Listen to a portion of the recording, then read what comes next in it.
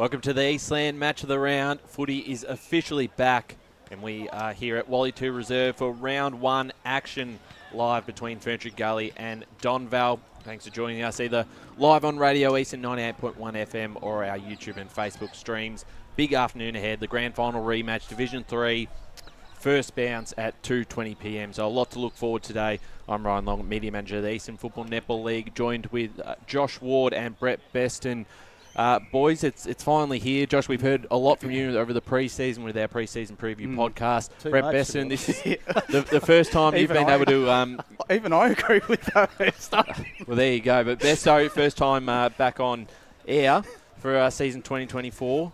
Looking forward to it? Looking forward to it, mate. It's been a long wait, 6 months. It's nice to have a bit of time off and obviously, recharge the batteries. But by the time you get into that sort of after Christmas period, sort of around that January, February, you're starting to get the bug again.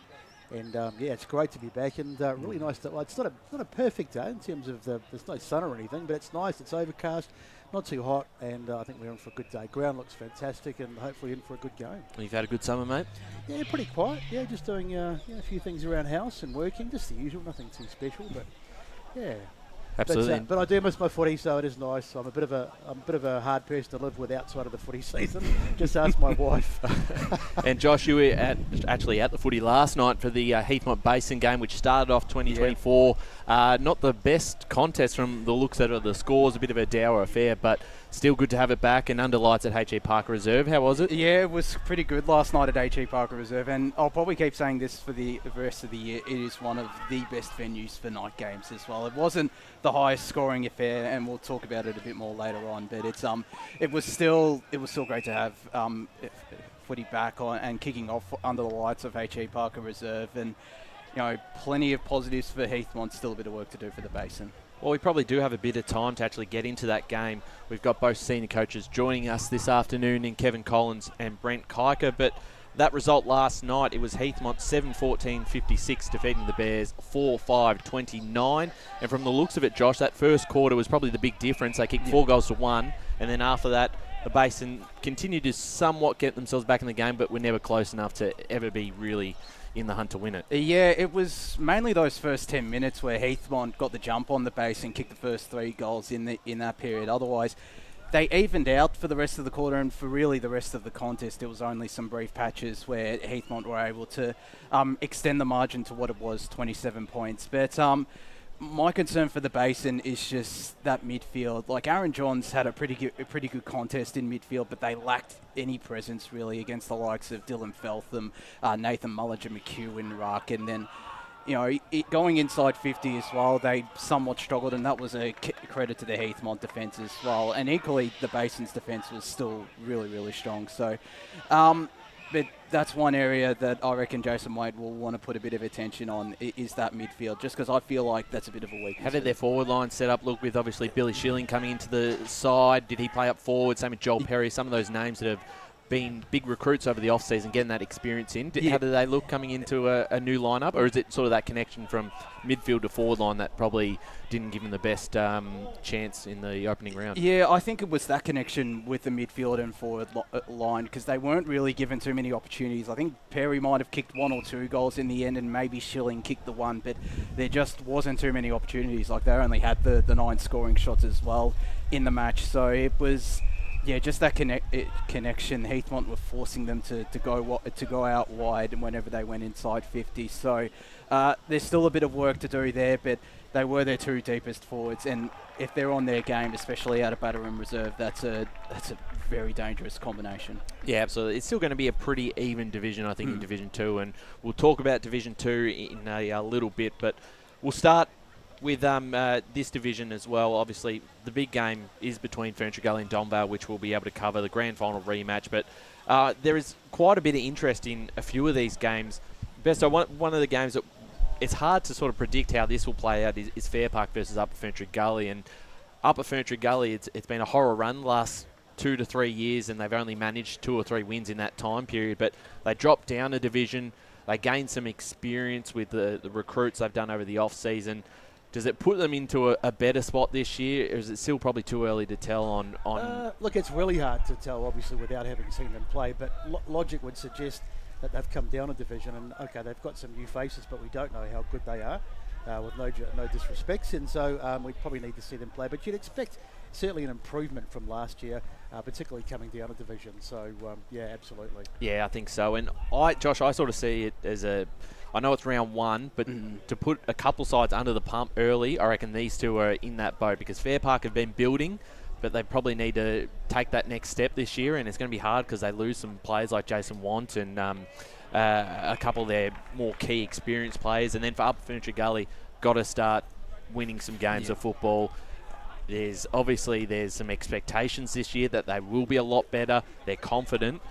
Great opportunity to start off with a win on the road. That might set them up. Yeah, I think so. They'll want to get that winning culture back. And, I think their only win last season might have come away from home against Knox in Division Round 2. two. Yeah, so, I mean, they were able to, obviously they didn't win a game after that. So, but yeah, they'll want to get off on the right foot. It'll be interesting to see how they navigate Fair Park Reserve, because it's a lot different to Kings Park. It's a lot more smaller and a bit more congested. So, I think they'll definitely give themselves a chance. We tipped Upper Ferntree Gully on the weekend forecast as well. I think we all did. So, and I'm still backing them in just because I look at the Fair Park lineup. There's a couple of key players missing. Obviously, you lose Jason White and James Crowell, but yeah, I'm backing the Kings in to get the job done, because I'm excited about what the experience, especially of a Russell Cowan, who's done it all in the Outer East for many years now. So I reckon they get the job done. Really important to get early wins on the board too, isn't it? Yeah. I mean, if you lose a couple early,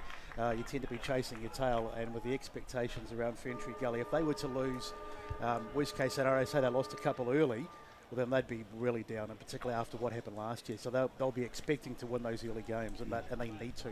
And I think when you look at Division 3 and particularly Division 2, they're quite even, and there's a lot of sides who missed finals last year who, coming into this year, have expectations of being back in the top 5. And the reality is there's going to be at least 2 or 3 sides that are going to be sitting at round 4 with a negative record and are going to be under the pump in trying to catch back up. And we saw that happen last year with a few sides. East Belwood got to a slow start and certainly struggled. A few others did. Some were able to, like a North Ringwood, were actually able to pull themselves out of it and make a top 5 appearance. But you've certainly got to be able to bank those points, as you said, Besto, in the opening weeks. Another interesting game is the Surrey Park versus Warrandyte round 1 clash out at Surrey Park Reserve, and it's a big day for Surrey Park. Obviously, the flag unfurling for not just the seniors but the 19s as well. Josh, I think you were actually there for part of the 19s game. It's a big achievement for the club to actually get 2 under-19s up and about this season as well. And their second under-19s won as well, and that only came about, I think, 2 or 3 weeks ago, the second under-19s. So, but yeah, just on the senior contests, look, I think that they definitely have that expectation there of getting the job done, especially at home. And we talked about, again, on the Friday podcast as well, just that midfield might be able to run over the top of Warrandyte. They've got a couple of new players in there, in Robbie Swan, Tane Vitaka, and then you've got Jake and Lockie Summers up in that forward line. But you look at the Warrandyte lineup as well, it's a fair few players from their reserves. Obviously, you've still got Dean Lindback, who comes into the side, and Zach Carroll's still running around as well, but they've lost some considerable talent. Chris Tout going up to Doncaster East. Kieran Malone has also left as well. So it just off the top of my head. So it's going to be tough times, I think, for Warrandyte. I don't think there's a lot of expectation outside of their own 4 walls, just because of those players mentioned that have gone. But obviously, they're going to bring some young guys through, so they may have maybe a year or 2 where they just kind of consolidate and try and build up again. But they could surprise, but I'm not expecting big things from them this year. Yeah, they've started. Obviously, it's time passes quite quickly. A couple of years ago, they were in that prelim in Division 3 seniors, and it sort of talks to the point that when you're in the window, you've got to certainly make the most of it. And 2 sides that we're going to see this afternoon are in that window. Donvale did win last year, of course, but stay in the division. Their goal ultimately is to go up, I'm sure, to get into Division 2, and they've got a good chance this year. Ferntree Gully are certainly building with a very young list as well. Moving on to the next game, Knox versus Sylvan. Bit of a hard one to to predict with Knox this season because they are coming down the division. Similar boat up at Ferntree Gully, but everyone I seem to be talking to, Besto, rates Knox very highly. Very young list, and obviously a very talented coach in Steve Buckle that has had success at other clubs and has come here with a young list. It's a different experience for him, but I think for the future, it's the perfect person to have in the role. Yeah, again, Bucks is a great bloke, and he's widely sort of tipped as a guy who can get the best out of a young list, so that'll be obviously his thing. But let's not write Sylvan off. I mean, that wonderful, because they won the granny last year, didn't they? 2 years ago. 2 years ago, yeah, it was, and that was a great day. So, they're sort of on the up as well. So played finals last year, which is they did. So great achievement. So look, but Knox, we'll just see how they go. They've been a funny club. I mean, it wasn't that long ago that they were in the top division, before we had the restructure, that they were in the top division, and then they sort of went down, and then they'd come back up. And in the recent years, they've just struggled a wee bit. So maybe now is their time to head back in an upward direction. How do you see it, Josh? You've been pretty high on Knox over the pre-season in terms of their pickups. Braden Barlow's a big name that comes across from East Burwood. They've been able to pick up a few other players as well, but I think it's that development of the younger group that we saw in the second half of the season really start to come of age a bit. They knocked off Ringwood and then knocked off East Burwood, I think, from memory, pushed some other sides. So certainly had a bit of a turnaround, and coming into this division, I think they're in good shape. Yeah, I think so. And the inclusions of Braden Barlow, who has experience higher up, and he's still pretty young as well. I think he's played around the 50 senior games for East Burwood the last couple of years. They've also brought back Mitch Greaves to the club after he spent a season at Altona, I believe. And you've got Gavin Pearce, who has experience at the top with Roval, and Jackson, I think it's Jackson Anderson or McDonald that comes back. So he has experience as well at the VFL and level and with Roval as well. So the development is going to go further with those players, and obviously Steve Buckle at the helm. So, and there's plenty of good talent. Sam Woodward, Harrison Greaves up forward as well. It'll be an interesting combination with him and Barlow up there. So there's definitely a lot of talent. And for Sylvan, they're a bit of an unknown because I think it was 12. I might be wrong, but I think it was like a heap of club debutants today. So they've just pretty much swept the floor and come out with an entirely new lineup. Obviously, they've still got Trent Martin, Lockie Lynch. I think Justin Coventry as well has been around the last couple of years. James Charge as well, but no Matthew Lowe, and I think no Michael Folkes. So for this game, that's where I see the issue. Where do Sylvan find those goals? Whereas with Knox, you've got Greaves and Barlow in that forward line. So it's why I'm backing the Falcons in. Harry Greaves has been fantastic for the club. With certainly last season was, I think, a Team of the Year member, at least in the squad. He was by far one of their best players of the season. And then the final game in Division 3, Oakley District versus Coldstream. Interesting one, Besto. We saw a bit of a role reversal. I think we all thought Coldstream would be a finals contender last year. They really dropped off. Yeah, they did. A bit of an injury crisis. And then Oakley surprised a few with how well they performed to even actually get to a prelim final. Yeah, exactly. And, they've obviously got quite a few new players at the club as well. And again, they're a side that are heading in an upward direction. So, I expect big things from them. I think they'll have a good year. I think anytime you've got Blake Pearson running the show, exactly. You're always a chance every week. And certainly for Coldstream, Josh, with Jared Bayliss coming into the side as not just the coach, but the playing coach as well, makes a difference. What's happened with Powtown, just quickly, because looking at the transfer list, half of the Powtown Football Club is at Coldstream, the rest are at Sylvan, and a few others have gone elsewhere. Are they non-existent anymore? I think they're still going around, but pretty much all their premiership players have just vanished and gone to the EFNL. There's a couple. Justin Van Unen has gone to he's gone to Kilsyth alongside. I think Sam Meadows has also joined him there. So it obviously is it's obviously great for those clubs to get those players in off the back of. Well, they were a strong side, weren't they? Yeah, back-to-back premierships in Division 2 in the Outer East. But Coldstream definitely got quite a few players as well. And I mean, Brooke Castry was part of that Powtown side as well, and as a former Sandford player and played a little bit with the Basin, I think maybe last year, and obviously Bayliss himself. So, I mean, maybe that'll help bring a winning culture back to Coldstream. So, I still think Oakley District, because there's plenty of talent on the list obviously know Zach Bazanich, and it's going to be interesting to see where all their goals come from. But I'm still backing Oakley District at home as well, and I think they won their two or three meetings with Coldstream last year. I think so. Yeah, they've got the track record against them, and I think they'll get the job done. Yeah, I'm with you on that one, but there's certainly going to be some surprises come 5 p.m. today. Round one always throws a few curveballs. It's an impossible. It's a tipster's nightmare, isn't it? Well, that's why when we do ladder predictions and that, really hard. We're setting ourselves up for failure. But that's it for Division 3. More so than usual. Yeah, absolutely. A couple of things to go over as well with our match of the rounds before we jump into a couple other divisions and hear from the two coaches. We do still have our Sportsco Eastland Player of the Day, which it will be awarded to someone from Ferntree Gully or Donvale for their best on-ground performance, as well as the Tobin Brothers Goal of the Day. So we thank those sponsors for continuing on with these awards. But we also are introducing the MEGT Australia Rookie of the Day. Now, this will be something that runs throughout the entire season. Players eligible for the award will be 21 years or under. And having a look at both sides, there's quite a few on Ferntree Gully. We've got 5 debutants actually playing for the Gully today.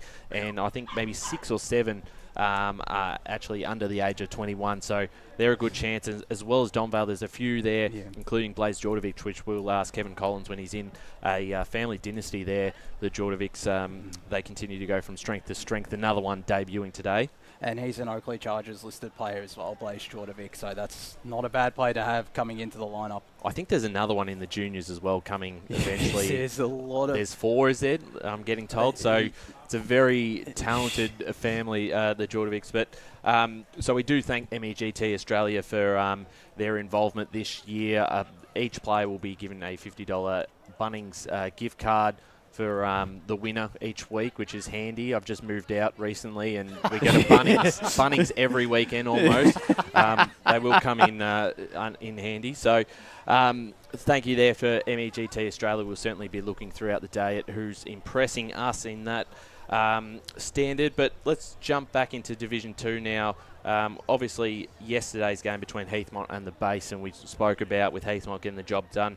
Another thing is we have just moved to Play HQ, so that score's not in the system as well. There's probably going to be a bit of a teething process in the first couple of weeks. So if you are looking at the website and not seeing the scores come through, that might be part of the reason that we have moved into Play HQ, and it's certainly going to take a bit more time than usual to for every club to get settled in. But we'll do our best across the afternoon to try and update on the scores around the grounds. Let's talk about some of these games today. I think one of the most fascinating ones is the East Burwood versus Croydon game. And Croydon, obviously, who bring across Rhett Jordan's the now playing senior coach, and he's been able to bring some talented names across to the side. And they play an East Burwood team who is certainly going to be raring to go this year. From who we've spoken to from an East Burwood's perspective, they're pretty keen on the way they're going to perform. With the guys they brought in, obviously a new coach as well. There's a lot of pressure on a couple of these sides that certainly it's really, really hard to see them not playing finals, someone like a Croydon, but there's 7 or 8 sides that are really going for that top 5 position. They want to get on the right foot with how even the division is, and I was speaking with Matt Clark the other day, and he mentioned in the InFocus article as well that just came out for Baronia that it's all going to come down to depth and teams having the right mentality at the right time, and that's I think Croydon will want to have that right mentality, especially to start the season, because that's where that's what let them down and it got them into the relegation zone. Their start to the season where they just, I think they only won once, and that was against Lilydale to start the season. The second half of the year they came good, but it was just too little too late. So it's a good test first up against a pretty talented East Burwood lineup who have brought players across from Baldwin, from Yarrawonga as well, in the Ovens and Murray League, and that's a pretty reasonably strong league as well. So I definitely give them a chance, and it's probably the closest out of all the Division 2 games that'll take place this weekend, because both sides have their scoring options, but I feel like they're a bit more defensive. So and that's where Croydon might get the job done. I'm still backing them in. Best say your thoughts. Obviously, Croydon, both sides actually pretty different on paper, and Red Jordan's such a fantastic player to come into that role as senior coach with his experience at Norwood and previously as a Croydon junior. Probably the big thing or big criticism over the last years of Croydon has been their scoring. They only scored over 100 once last year, and similar result the year before. But new coach, new game plan, new game style. I would expect that to change pretty drastically. You'd think so, but by the same token, of course, if you can get your defence sorted, and you're not scoring a lot, as long as you're not conceding a lot, you can win those close, low-scoring games. But obviously, as you say, new coach, new philosophy, and hopefully they can find some more avenues to goal, which they certainly will take them and set them in good steads. It certainly will. Mulgrave Waverley Blues is also a pretty interesting game out at Mulgrave Reserve as well. Besto, similar boat to Fair Park and Upper Ferntree Gully, because both would have finals aspirations after making finals last year. But again, it's going to be such a tight squeeze to get into those final 5 positions. So no Tom Langford this year. He's moved on from Waverley Blues, which is a big. Well, I believe he's at Croydon VFL now. I think Tom, and obviously he's had a successful stint at the club with the premiership in 2022, getting them up to Division 2. And it's easy to forget they actually finished second on the ladder last season. It was just their final series where it all seemed to fall apart, and there were 2 really big losses to both Templestowe, which we were at that game, and then Heathmont the following week, where it was, I think, 58-0 at quarter time, or something along the lines of that. So besides that, they had a really strong year. We know how strong they are up forward. And I think they've pretty much been able to keep retain the list. Josh Williamson's so key up forward. He's been leading goal kicker 2 years in a row. I still think, as you say, they've been able to keep most of their list. Just be interesting to see what sort of game style I like Waverley Blues. I think they'll be there when the whips are cracking, definitely, and I think they'll win today. The only other one as well, Kyle Vickers has joined from Doncaster, of course, but VFL listed. I'm not sure how many games they'll get out of him. I think he played 5 or 6 with Doncaster last year. Josh, I don't know if you've got the team list up, if he's playing this week. He's not playing. He isn't playing, okay. Well, but when you do actually get him into the lineup, that's a huge bonus, especially that forward line. I mean, he was so dangerous at Premier Division level. I think he can, win some games off his own boot in Division 2. He definitely can. It's exciting when you've got, I would say Omar Mohammed, but he played pretty much more in the midfield last year. But when you've got Cole Vickers and Josh Williamson and Tom Steele, you could argue, in that forward line as well, it is definitely a scary proposition for opposition defences when they've got those players available. But again, I don't think Vickers will be playing too much. Obviously, the VFL has a bye this week, so I'm not too sure if that's an indicator of if he'll pretty much focus on the VFL, which you can understand. He only recently came into the state league level, I think, last or in the middle of last year as well. So I'm hoping that. Hopefully for Waverley Blues, I'm sure they're hoping to get him as available as possible. But for today, I think they get the job done. It won't come down to their line. I think it'll be just their defence. I feel like Mulgrave's defence was a bit of a weakness last year. Waverley Blues, it was sort of a weakness, but still just a little bit stronger than Mulgrave's. But with these conditions at hand as well, it could potentially be a bit more of a defensive game, but it wouldn't surprise me if we get scores rolling in, and it's a pretty high scoring game. Yeah, and they had the wood over Mulgrave last year with 2 big wins, and they scored big in those games both times. Obviously, with Scott Savage coming into it, it might be a little bit different, but we're actually just joined now by the Donvale coach, Kevin Collins. Kevin, thanks for coming in this afternoon. It's a big game today with what is certainly 2 contenders for the flag this year, and obviously them well, played them 5 times last year, so I'm sure you're looking forward to it. It's good to get another pre-season out of the way and season on, and we're up here at Ferntree Gully. Ground's in really good nick, a little bit wind, and we're really looking forward to the contest, new season. They've got a lot of new players that are highly regarded, so it'll be interesting. It's just good to get on the pitch again. Absolutely, and obviously one of the big names that we've just seen is Blaze Jordovic in for his debut this week. Obviously, it's a bit of a family dynasty with father Mark and his brother Caleb still playing this afternoon. How excited is that for the family and for the club as well? Oh, it's fantastic for the family and the club. The Jordovic name is just synonymous. Geordie's out there umpiring, and he's coached all our juniors, been president of the club, and then to have Caleb play the way that he did last year, especially in the finals, was just outstanding. And then Blaze is playing his first game today. He's at Oakley Chargers, and he wasn't playing, so he had a really good game in our practice game, and so he's going to be playing with us today. So Blaze is just a good quality kid. He's captain of Whitefriars senior team, and he's good quality. How's your pre-season gone, Kev? Has it been a good pre-season? You've sort of you've trained and gotten through and done everything that you needed to. You feel like you're prepped properly? Yeah, I think we're really well prepared. We're lucky we've got a really good relationship with our cricket club, which has allowed us to have a really good surface to train on and full ground and stuff. And so we've been able to do some simulation stuff as far back as January. Wow. And so it's been good. So yeah, we're pretty comfortable with how we are. But again, we have to be tested in match conditions, our practice games. Any standouts from in terms of the training for anyone sort of stood out for you in the pre-season? Who has stood out? Yeah, probably. I'd probably say just Caleb Jordovic, who we were just talking about. He's been outstanding. I think most of them. Ethan Duncan is come back really strong, Mahela, they've all come back in really good nick, and I think it's sort of a maturity thing where they're really conscious of health now, and so they've come back for footy, but also they're in really good nick. No one's behind the 8 ball, so it's been good. Would you say you're in a better or a similar position to when you were entering 2023, heading into this season, Kev? Well, we've lost a couple of players. One, Jez Grocott, who's retired, and Mitch Brewer, who's gone back to Tassie. So we've basically still got the same list, and we've lost a couple other players through who didn't play in the development team, so they've gone on to other clubs. So in terms of personnel, we're relatively the same. Probably just that year older. We understand that we're going to be the hunted now, and so that's another challenge that we have to identify and live up to.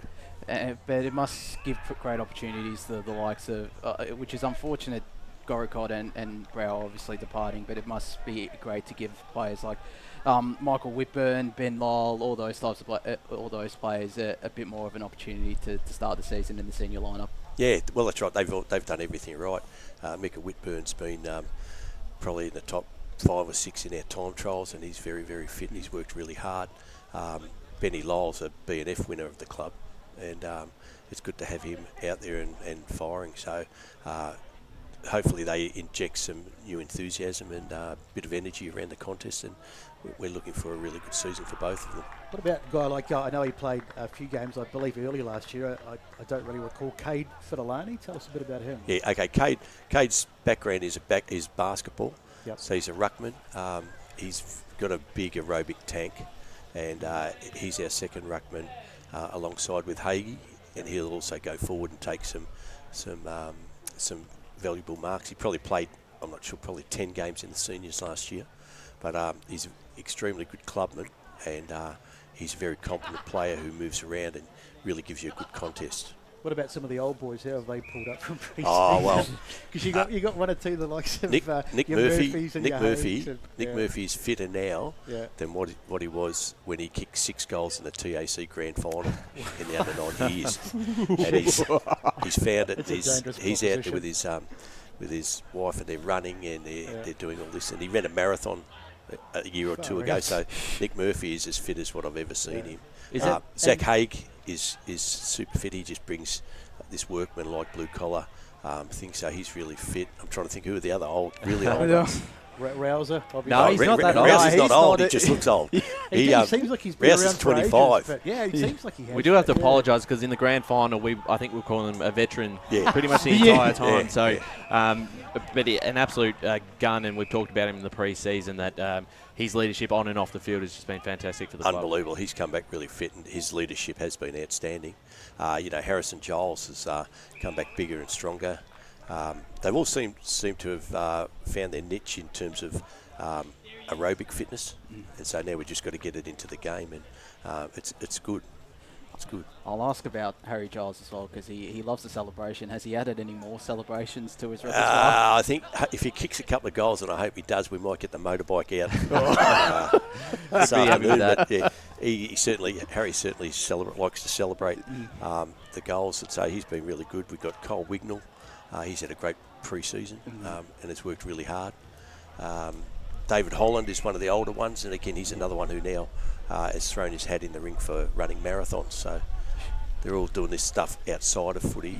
They've got into the triathlons, and it's a really healthy environment. And just on your opposition, obviously 5 times you played them last year, so you're very familiar, and some great contests in those 5 games. They are a little bit different as well. I think they've got 5 players that are debuting today, and a new ruckman rather than Danny from last year. Is there much you can sort of take from the times you met them last year that you know you've got to certainly look out for today, or is it pretty much a new game with a very different side? No.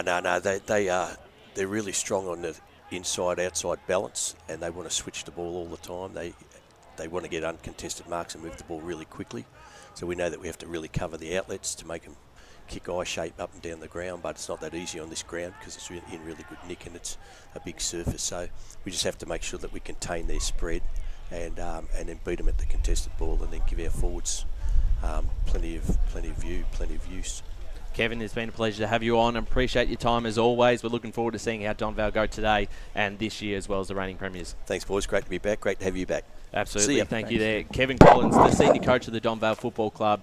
A fantastic job he's done with the premiership side, and they've come from a grand final in 2022 as well. So they were certainly building into 2023, and I think we all thought they were a good chance, but I think they surprised us by just how dominant they were last year, and Ferntree Gully gave them a good run in a few of those games, but their scoring power was incredible. Yeah, it really was, led by Nick Murphy in that forward line, Ethan Duncan as well, and he missed a few games. I think he kicked 30 goals for the season in the end.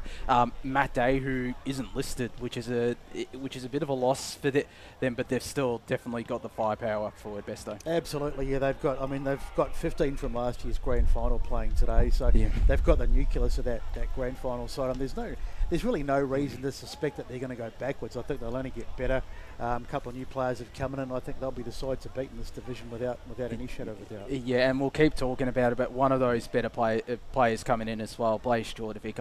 I'm really excited to see how he goes, because I think he's played 4 Oakley Chargers games as well. In his 9 under-19s games last year, kicked 17 goals. So I'm hoping he has similar attributes or not hoping, but I wonder if he does have similar attributes to his brother Caleb, because we all saw how clutch Caleb is. Absolutely. We're going to go to a quick ad break, and then when we're back, we're going to have Brent Kiker, the senior coach of the Ferntree Gully Football Club, on. Today at Eastland, Lucy's trying on jeans for a momentous occasion. Coffee with the ex. She needs jeans she can move in, because she's definitely moved on. Jeans that get a second look, but don't give any second chances. Jeans that say, why yes, I have spent the last 8 months in a post-breakup juice cleansing kickboxing personal training frenzy. And it looks as though she's just found the perfect pair. Bravo, Lucy. For all of life's little moments, there's Eastland. Eastland. Live real. Sprained your ankle bursting through the banner? For bumps, breaks or bleeds, be seen sooner, close to home, at Knox Private 24/7 Emergency Department. You'll generally experience shorter wait times. Knox Private 24/7 Emergency, 262 Mountain Highway, Wanturna. Do you feel good about your bank? Because there is a bank you can feel good about. They share their profits to fund big community projects, small community clubs, and vital emergency services. They've given $250 million to help Australian communities thrive. They have all the products and tech you expect from a big bank, with service you don't. It's Bendigo Bank. Feel good about who you bank with. Try Bendigo. Search bendigobank.com.au or search Bendigo Bank near me. Tobin Brothers Funerals wear their heart on their sleeve. Their clear and easy-to-use website and Memory Maker app make it easy for families to make an informed decision. Here's James McLeod, Managing Director of Tobin Brothers Funerals. There's no mystery about our pricing. It is clearly displayed on our website and our app. We have staff standing by 24 hours a day, every day of the year to assist you in your absolute time of need. Visit tobinbrothers.com.au. Tobin Brothers Funerals, celebrating lives. There are only 3 things that should be flushed down your toilet: pee, poo and paper. Some wet wipes and antibacterial wipes say that you can flush them, but you can't.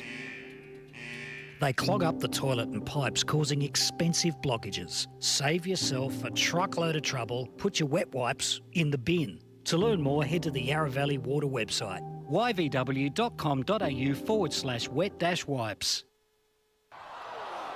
Hi, Dylan Dow from the Baroni Football Netball Club here. When I need to grab a quick coffee or a bite to eat, I'm popping into Eastland. Eastland's more than a shopping centre. They support a range of community organisations and have been a major partner of the EFNL since 2018. Cheers, Eastland.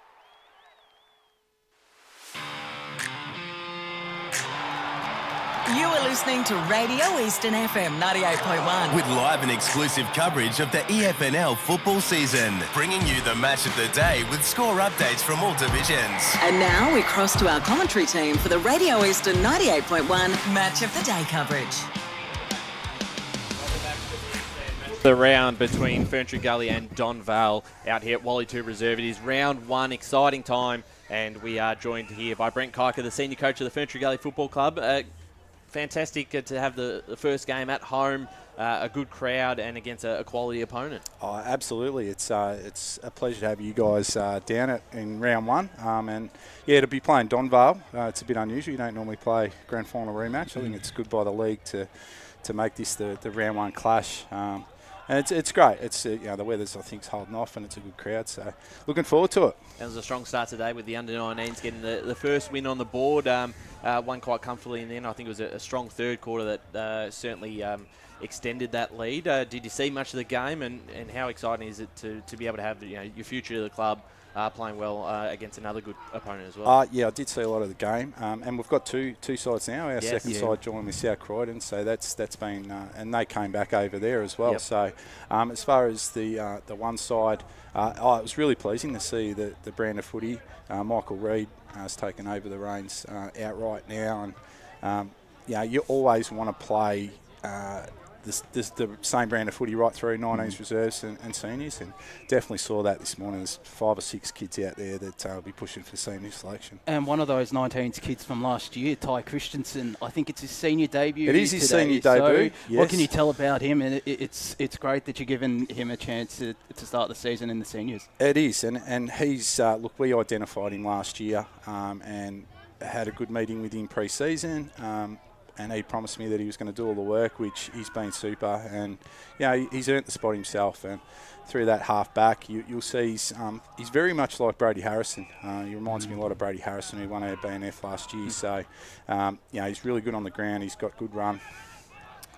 You've got about 10, I think, from the grand final last year. So roughly half the side has changed. And you've lost some players. I mean, you've got Daniel Deso's gone. I think Gray's gone. So tell us about some of the player movement and some of the new players that have come in. Yeah, it is. And I identified that there was 10 different as well. So, which is great because, the last thing you want to do is roll in. Donvale had our measure, especially late last year. And you don't want to roll in with the same 22 because you're looking for improvements. So there's a little bit of that's just been natural attrition. You'll find Danny Diesio might be coming out of retirement for the 8th time. So we're watching him. A couple of rumors. So keep an eye on that one. But look, so the guys coming in that are in the side today, and there's another 3 or 4 out in the reserves too. But we've got Cal Polar, which he's come over from Cranbourne. He's been super. He'll be starting mid. Really good ball user, which we identified. We had a lot of the footy, especially in that grand final, but just didn't capitalise. Our skills probably weren't up to scratch, so he's going to be electric in there. So he's a real find for us. We've got Tom Olsen too, so he's only 19. He's come from Cranbourne as well. He'll be half forward wing. We've got Shane. Shagger, as he nicknamed himself. He's the only guy that gives himself his own nickname. But he's been super. He's really quick. He's fit. And what we identified pre-season or in reflection was we became a bit dour last year, especially off half-back. So we wanted to get a bit more run in the side, transition-wise, and just a bit more speed on ball, which we've done that, I think, with the players we've brought in. And could that be with the likes of Brody Harrison and Jordan Church as well, who are both pretty quick players in their own right? Absolutely. Churchy's, he had a really good final series, as you agree. And another one is Jordan Patterson on the wing as well. He had a really good final series. So what we've got too is we've got 11 guys under 20, 22 or under still.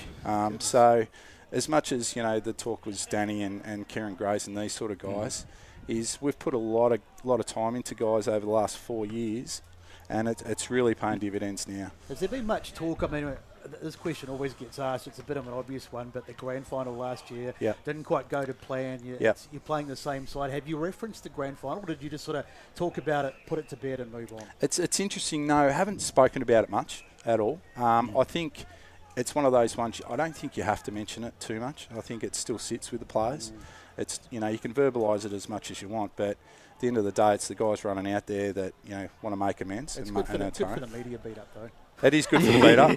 Yeah, no, I've been into them all week about the grand final. It's not a great deal. Look, they're the benchmark, and that's why we're really excited to be playing Donvale today, first round, because we'll know exactly where we're at right away. So there's no false economy today, that's for sure. Is that where you're going to get them with the run? They're quite tall. It's down both ends, and you're probably a little bit shorter.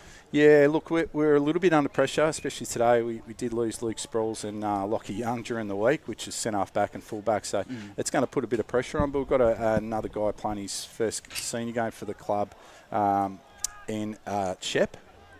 His name Shep. So, so we're looking forward to him at centre-half back. And just the other one, the new addition is another ruckman, Hayden. Yep. So he'll be starting ruck, and it enables us to play righty forward as a rotation. So, look, we think we can be. We think our leg speed's going to be key. It has been in the pre-season. So.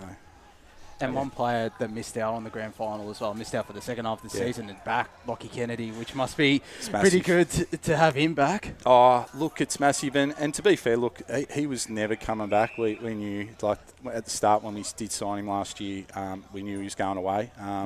So it was sort of, well, don't worry, we were a little bit desperate late. We're trying to lure him back with all these things. But, he's been super. I think you're going to see a really good season from Lockie. I think he's one of the stars of the competition. I think you'll see that today. Have you set yourself any goals in terms of where you like to finish? I mean, obviously the key is to win. You want to win the flag, but what are your expectations going into this season? Expectations is that we want to keep improving, obviously, and as I touched on before with the young guys, they're playing that. Most of them played that 50 or 60 games now. So just that natural improvement. They're a bit bigger in the body. So as far as, look, we expect to be playing finals. And we want to have a really good crack at it this year. There's no doubt about that. Look, I know we say it every year, and we had the conversation earlier, is it's very tough competition, I really like the way Surrey Park have gone about it over the last couple of years. I like the way they play. They're young, and Knox are in the same boat. Upper Gully, if you ask them, they're going really well. So I think that'll be a good match-up at some stage. So, and then the Oakleys and all the other sides. So, so expectations are that we've got to be on every week. You really do. There's no doubt about that. And before we let you go, did you give Blake Tennant the permission to have Friday off to go off to Adelaide, or did he do that on his own will? It's interesting because he had Thursday off as well. Oh, did he? Yeah, so I don't know what happened there.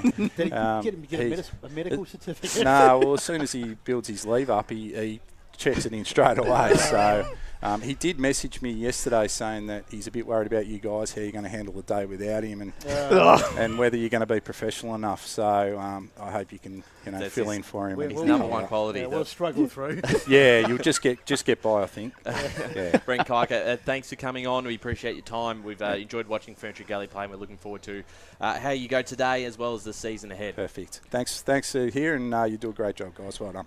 Much appreciated. You've just listened to the senior coach of the Ferntree Gully Football Club, Brent Kiker, who's done a great job with a young list who looking quite exciting coming into another season. And as we said, it's a very tight division. There's going to be a lot of sides who missed out on finals last year looking to jump into it.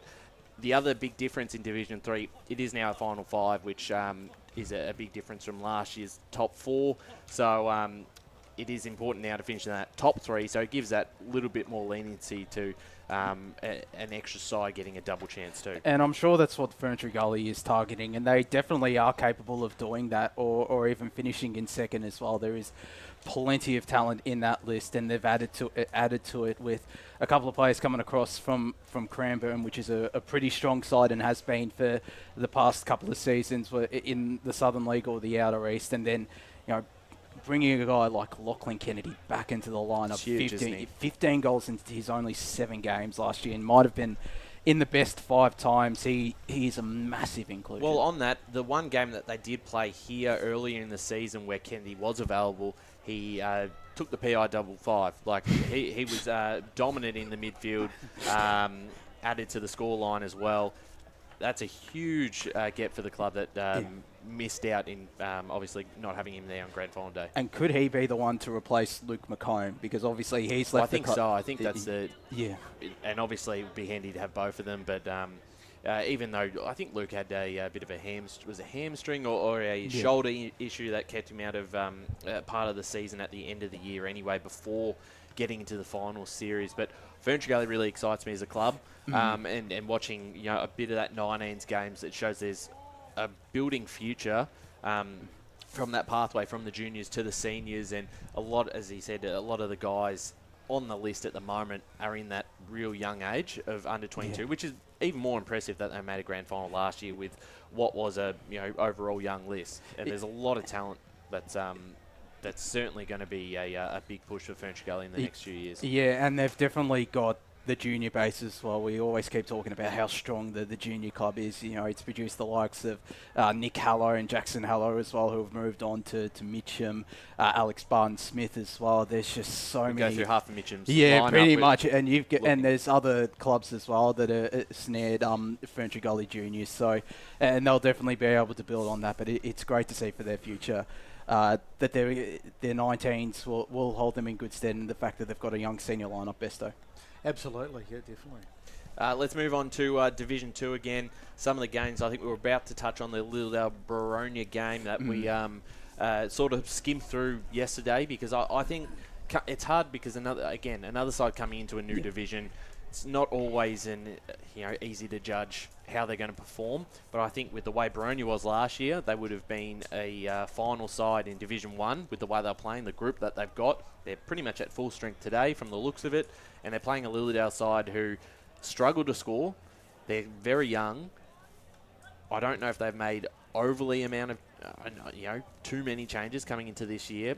I think they might struggle against what is the benchmark of Division 2. Yeah, I think they will. It'll be interesting to see how the Boronia players adapt to the uniqueness of the Lilydale Sports Oval, because I think when I spoke with Matt Clark on Thursday, he mentioned that there'd only been maybe 1 or 2, or not even that had played out at Lilydale Sports Oval. So it's definitely something a bit different for them. I still think they get the job done. There's just too much firepower in that forward line. 100%, and also in their midfield as well. Yeah. We have like some Begley and those guys. So and Mitch Mellis, they really have built a really strong side, and I think they're going to be good for quite a few years to come, and I think once again they'll be the side to beat this year, Boronia. And Liam Whelan on debut as well to that forward line, which is a pretty handy inclusion. Big inclusion there, and Damon Fairchild's 100th game, the winner of last year's Best on Ground medal in the Grand Final, played his role perfectly. Moving on, we talked about Mulgrave Waverley Blues. Templestowe Ringwood's the other game in Division 2 this afternoon. Interesting one with Ringwood bringing some players back in, Tim Jones, Harry George, Jaden Cairns. There's some familiar names that were part of that really successful Ringwood side. There's a lot of young players still on the list, and they're going to travel to Templestowe, where the Dockers are very hard to beat at home. They are. They are, but I still like Ringwood, and particularly with the players they brought back. I mean, they've been there or thereabouts for a number of seasons, haven't they? And they're always up there. Templestowe, a bit hot and cold. Lost a couple, so I think Ringwood for me, definitely. I think Templestowe, because their lineup, they've got Bailey Griffiths playing, and he's a former Samford Ruckman coming across from Wodonga. There's a couple of others as well. Yanni Kazakis making his debut. Andrew Fasanello, a former Blackburn and Bullen player. So, and you add that to the likes of Michael Fogarty, Bo Mitch, and Carl Giovannini as well. It's it's definitely a tough proposition for Ringwood, whose inclusions are pretty handy, especially George and Cairns, but there's still just a few too many young players, and I think that's where Templestowe gets them. It'll certainly be interesting. Before we do go to an ad break in a few minutes, let's talk about Division 1. Let's start with a big one. I think Mitcham versus South Belgrave. It's the 5 o'clock twilight game, so if you're at a ground and you want to go and see more footy tonight, head off to Walker Park for a big Grand Final rematch as well. Besto, we saw last year, and both of you guys were actually calling that game where obviously South Belgrave came in as the undefeated, unbeatable side, and Mitcham rolled them by 5 points, and it was a really well-coached game by Neil Winston. And how do you see it coming back next year? Both sides are reasonably similar. South Belgrave have picked up again. Mitcham are pretty similar. They've been able to pull a couple of players in Nat Barnes from Blackburn, Flynn Maguire from Vermont, Conlon from Doncaster. So they're a little bit different, but it's probably set for two sides that are going to be right there at the end of the season and potentially another grand final. Yeah, 100%. They'll be the two sides that it will be the sides to beat. Mitcham, they play Walker Park really well. Hard to beat out there. Really hard one to call. I mean, as I say, it's the first game of the season, so we don't have really any recent form to go on. But I think Mitcham might get home in this one in a time limit. Taylor Garner out. So yeah, when we looked at the teams yesterday in the podcast, we didn't have South Belgrave's line up there. Didn't get the amount of VFL players in that I thought they might.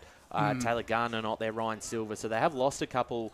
And obviously Mitcham, as we spoke about, Nick and Jackson Halo are out. They've missed a couple others. I think Josh May and Zach Elms off the top of my head in their back line. So it's going to be a little bit different. It's not the sides that...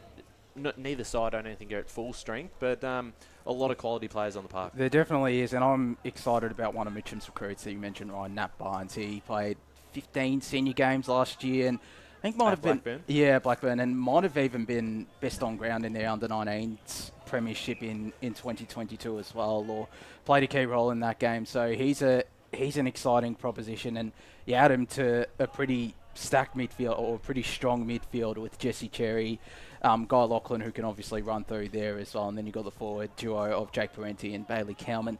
I did tip South Belgrave yesterday, but just looking at their lineup, I think you tipped Mitcham. I think I tipped South Belgrave. Okay. I think I did tip South Belgrave, but I'm going to change to Mitcham just because I only tipped them because I only tipped them because I assumed they'd get a lot of their VFL players because the VFL have a bye this weekend. But he'll also change his tip at 7 o'clock when he checks the final score. Josh thinks he's indecisive, but he can't make up his mind. But I think you're right. It's certainly going to be an interesting game, and I think my tip for the flag this year was Mitcham. Yeah. But then again, I think South Belgrave will probably be the more dominant side during the home and away season again. I just think Mitcham, when it comes to finals footy in the last few years, they always seem to be hitting their straps at the right time. Their brand is a good finals football brand.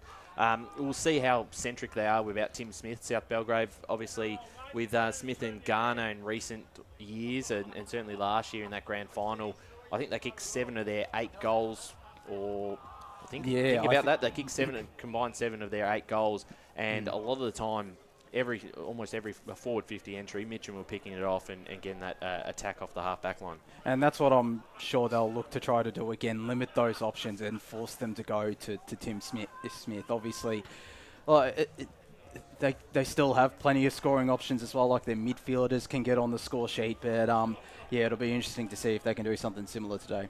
The other games happening, Bayswater, North Ringwood. Quick tip on this one, boys. Out at Bayswater Oval, a couple of sides who were improving last season. North Ringwood actually played in the finals.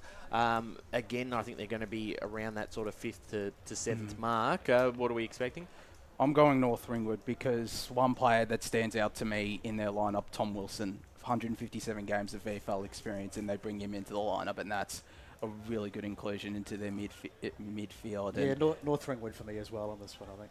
And then looking at Beaconsfield, Wanturna South. Beaconsfield, again, have been able to recruit really well over the off-season. Wanturna South, a new coach in Jason Heffernan, a very familiar face around Wanturna South as a former premiership captain of the club. Their list, I think they've picked up a couple. Sam Pascuzzi from Noble Park and Quinn Clark as well from Warrandyte. But other than that, they're pretty similar list to last year. For me, Beaconsfield at home, I think they're going to be the side that can really challenge your South Belgraves and Mitchams this year.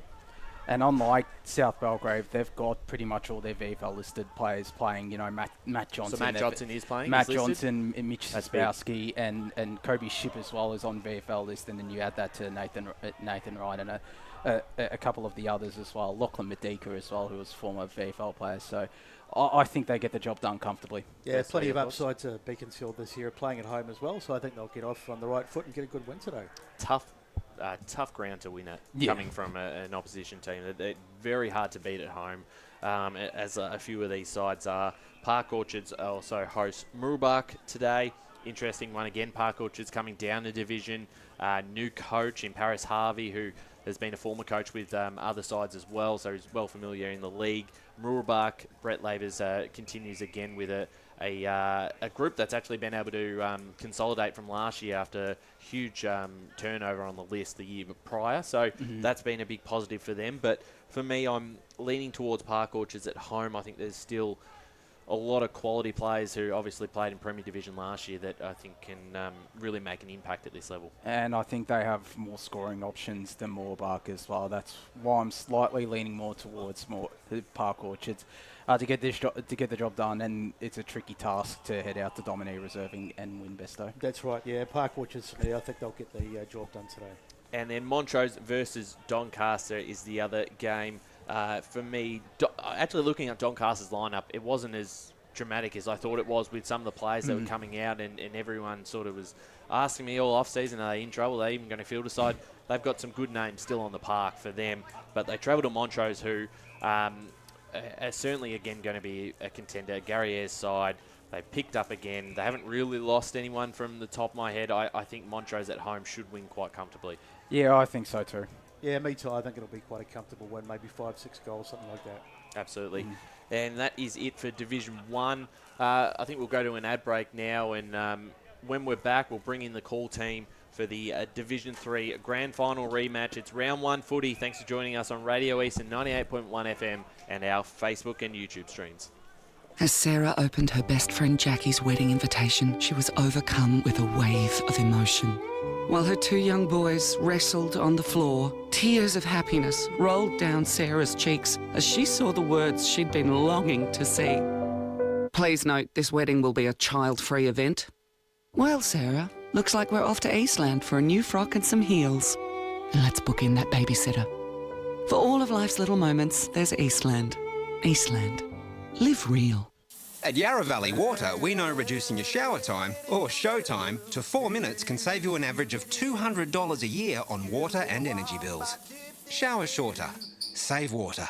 Authorised by the Victorian Government, 1 Treasury Place, Melbourne. Sprained your ankle, bursting through the banner? Broke a finger, high-fiving the ruckman? Or did you run into the goal post again? For bumps, breaks or bleeds, be seen sooner, close to home at Knox Private 24/7 Emergency Department. The preferred provider of emergency care to the Eastern Football Netball League, you'll generally experience shorter wait times. You don't need private health, but there is an out-of-pocket fee. Be seen sooner, close to home at Knox Private 24/7 Emergency Department, 262 Mountain Highway, Wanturna. Do you feel good about your bank? Because there is a bank you can feel good about. They share their profits to fund big community projects, small community clubs, and vital emergency services. They've given $250 million to help Australian communities thrive. They have all the products and tech you expect from a big bank, with service you don't. It's Bendigo Bank. Feel good about who you bank with. Try Bendigo. Search bendigobank.com.au or search Bendigo Bank near me. The first time I met the team at Tobin Brothers Funerals, I felt like I'd known them for years. They're so caring, honest and passionate. James McLeod, Managing Director of Tobin Brothers Funerals, sums it up best when he says, Every day our people get out of bed to assist client families in their absolute time of need. Our people love what they do, and you will not find a more highly trained group of people than those at Tobin Brothers. Visit tobinbrothers.com.au. Tobin Brothers Funerals, celebrating lives. Hi, I'm Ben Desson from Montrose Football Netball Club, and when I need a new kit for a night out, I head over to Eastland. But Eastland is more than a shopping centre. They support a range of community organisations and have been major partners of the Eastern Football Netball League since 2018. Thanks, Eastland. You are listening to Radio Eastern FM 98.1. With live and exclusive coverage of the EFNL football season, bringing you the match of the day with score updates from all divisions. And now we cross to our commentary team for the Radio Eastern 98.1 Match of the Day coverage. Well, a very good afternoon to you. Welcome to Ferntree Gully Reserve for the big one this afternoon. Footy is officially back, and we're very excited to be out here to bring you this one, the big rematch from the Grand Final of last year between Ferntree Gully and Donvale. My name's Brett Beston. I'll be calling the game this afternoon alongside my co-commentator, Jared Veland. Jared, welcome to you. You must be excited to be back in the caller's chair again. Looking forward to footy again. Absolutely. G'day, Brett, and to all the listeners out there. I'm very excited for this game. Grand Final Rematch, of course. Ferntree Gully, a year older, a year wiser. Hopefully they can... Aren't we all? Hopefully they can make a bit of a better fist of it than they did in the Grand Final last year. We'll see. Indeed. Special comments this afternoon will be Josh Ward and Ryan Long, our media manager. And Ryan, I think, will be keeping an eye on the scores as well. Afternoon, boys, what are you expecting? Absolutely. It's a big afternoon with round one for all Division 1 to 4 games. We have got player queue-ups, as we said in the pre-game. There might be a couple of bit of teething issues as we get through the first couple of rounds in getting scores up and about. So we'll do our best to sort of keep you updated. But fantastic to be out here. Wally Tew Reserve. We get looked after very well up here. It's a great spot to call from for you two. The ground's in good shape. It's a big ground. I like coming out here. Looking forward to a good contest too between two very quality sides. So I think we're in for a good afternoon, boys. Got Paul Uconi down the end, and Paul does a fantastic job. He's been sharpening his pencil. Stats this year, mate. Welcome back. Looking forward to a big season. Thanks, Besto, and it's great to be back at the footy, and it should be, hopefully it'll be a good game today. Couple of likely lads down on the boundary too. Let's hope the rain stays away from their perspective. We've got a newbie. And should we call him an oldie? Well, certainly. He's given me a filthy look. Ben Warren-Smith, mate, it is great to have you back. Welcome back to the team. And alongside him this afternoon, making his debut on the boundary, it's great to have Blake Martin with us. Hi guys, very excited to be here. Very keen for round one. I reckon Gully are going to get one over on them. Grand Final Rematch, really excited. BWS, what are your thoughts? Well, I'll tell you what, Blake, it's been a long time since I've been back on the team and on the ground as well, and good to see you haven't lost your spark there, Besto. But look, this is a great play down here at the moment. The breeze is going right across the ground, so I think the ball's going to come across towards the commentary side for most of the day. It's pushing right across. Look, it's going to be a grudge match, let's face it. It's a Grand Final Rematch. You don't get these too often. I think it plays in the Gully's favour that it's at their home deck today, because it's going to take a lot of stopping over the Donvale side, who we know are pretty much unchanged from that Grand Final victory last year, and they come in pretty strong. So let's hope that the Gully can get off to a good start. Let's hope it's a good game, and let's hope the weather stays out while we're down here too, boys. Is it raining down there at all? There's been a few speckles here and there, but no, she's all right at the moment. Bit of drizzle. I think the rain is forecast to come in later in the afternoon, so hopefully. We usually get it, don't we, in the last quarter. It's kind of a tradition when we get... Well, that's when you'll go down to the boundary. At that point in time. Actually, the window was open before, and I got a couple of specks, but that's all it is. It's not significant. I think we'll get through. Looking overhead, not that I'm a meteorologist, but I think it'll be fine. I'm very happy to hear that the wind was blowing across towards us. Helps us out if the players down here. Well, it's a nice change. Every time we go to a Tormore Reserve, it's 99% of the time it's on that far wing and it's hard to call. So I think you guys will be in a good position here. But great to see the 19s as well for Ferntree Gully get up. That's a fantastic sign for their future with the youth that's coming through. And they've also got a 19s mixed side with South Croydon. They've been able to merge and make a second side as well. So plenty of players coming into this list. And you look at the lineup at the moment, the senior team, there's 7 players who are 21 or younger, and then there's probably another 3 or 4 that are 22 or younger. So it's a very young lineup, but a lot of those players played the grand final last year still. So that probably tells you that, they're set up for the future very well. Yeah, there's a lot of upside to them, isn't there? I mean, okay, they got beaten well and truly in the grand final last year. But as you say, there's a number of those players. There's 10 from the grand final last year. Brent's brought in some newbies as well. So I think the club's in really good stead. I mean, they'll just continue to develop from last year. The new guys that have come in will add a bit to them. And although they've lost a bit of experience with the likes of Gray and Combe and what's his name? DSO. Yeah, Oh, well, That's the one. And Brett Kiker did say in the pre-game, Josh, that don't count it out a return this year. And he's retired before and he's come back. He's out here. We saw him out there. 8 times or something. He's going to pull a Paolini. Well, it has been training the last couple of weeks. Yeah, you did mention that. So, and what an inclusion that would be. You know, it'll be interesting to see how. I'm not too sure how to pronounce this name. So sorry in advance, Hayden Veslus-Tyler. Veslees, apparently. Veslees. So, and Braden Wright as well, obviously in ruck. It'll be interesting to see how they replace it and go up against Zach Hayden, Cade Fidalani as well in ruck. Well, having Hayden come in, that certainly gives Braden Wright an opportunity up forward. And we saw what they tried to do in that grand final last year with Danny certainly playing 90% of the time in the ruck, and he had over 30 touches and was really dominant in the midfield. And then Braden was able to play more forward, actually kicked a goal in that grand final and looked threatening at times. So a big opportunity for him. I think he probably plays his best footy as a forward. And watching him from a younger age, he was certainly more of the ruck of most sides. So coming into this lineup as a forward certainly gives him a good opportunity, and they do need it because they don't have a whole lot of height at the moment, Jared, compared to Donvale, who at both ends of the ground. You look at guys like Nick Murphy, who's been around a long time. Zach Haig, when he pushes forward, is quite tall. Nathan Mill down back. They've got a lot of those real key position players that I think will, for their sake, be real hard to stop. And we can't forget Ethan Duncan. Duncan he's as not well. particularly tall, but he can play tall. He's got a very good set of hands. He's very good at his overhead marking and a huge danger. He flies under the radar a bit, doesn't he? Because you know, we all focus on Murphy and Co, but 32 goals last year. And he really is a very fine player. So they missed a lot of games too. 32 goals from 10 games. Yeah, very effort. I'm a bit concerned though with Brent Kiker saying that Nick Murphy's, and like he's already a dangerous player, but he reckons he's superb, Nick, and he's trained superbly. So I don't know if he can get much better, but it's going to be dangerous. And whoever gets the matchup on him today is going to have a very big job. They're going to have their work cut out because it was, I think, 55 goals last year for Nick Murphy, and it's pretty scary. Kev Collins saying that. You know, he's come back fitter and stronger, and that's what he said about most of the lineup because they've got this. They're doing stuff outside of the training track, running marathons, and getting a bit fitter. So it's great stuff. Yeah, isn't it? Really putting in the hard yards. And then you've got a guy like someone we haven't really talked about much is Max Otten. Who's become a bit of a journeyman. He's sort of jumped around from club to club, but what a great thing it is to have him back and playing well down the back. I mean, he'll give them some real solidarity, won't he? Yeah, absolutely.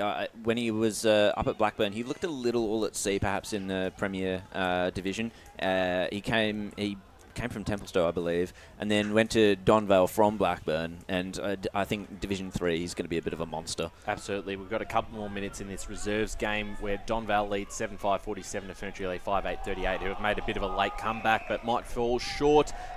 Looking at one thing that we had last year, the big segment, was the Oracle.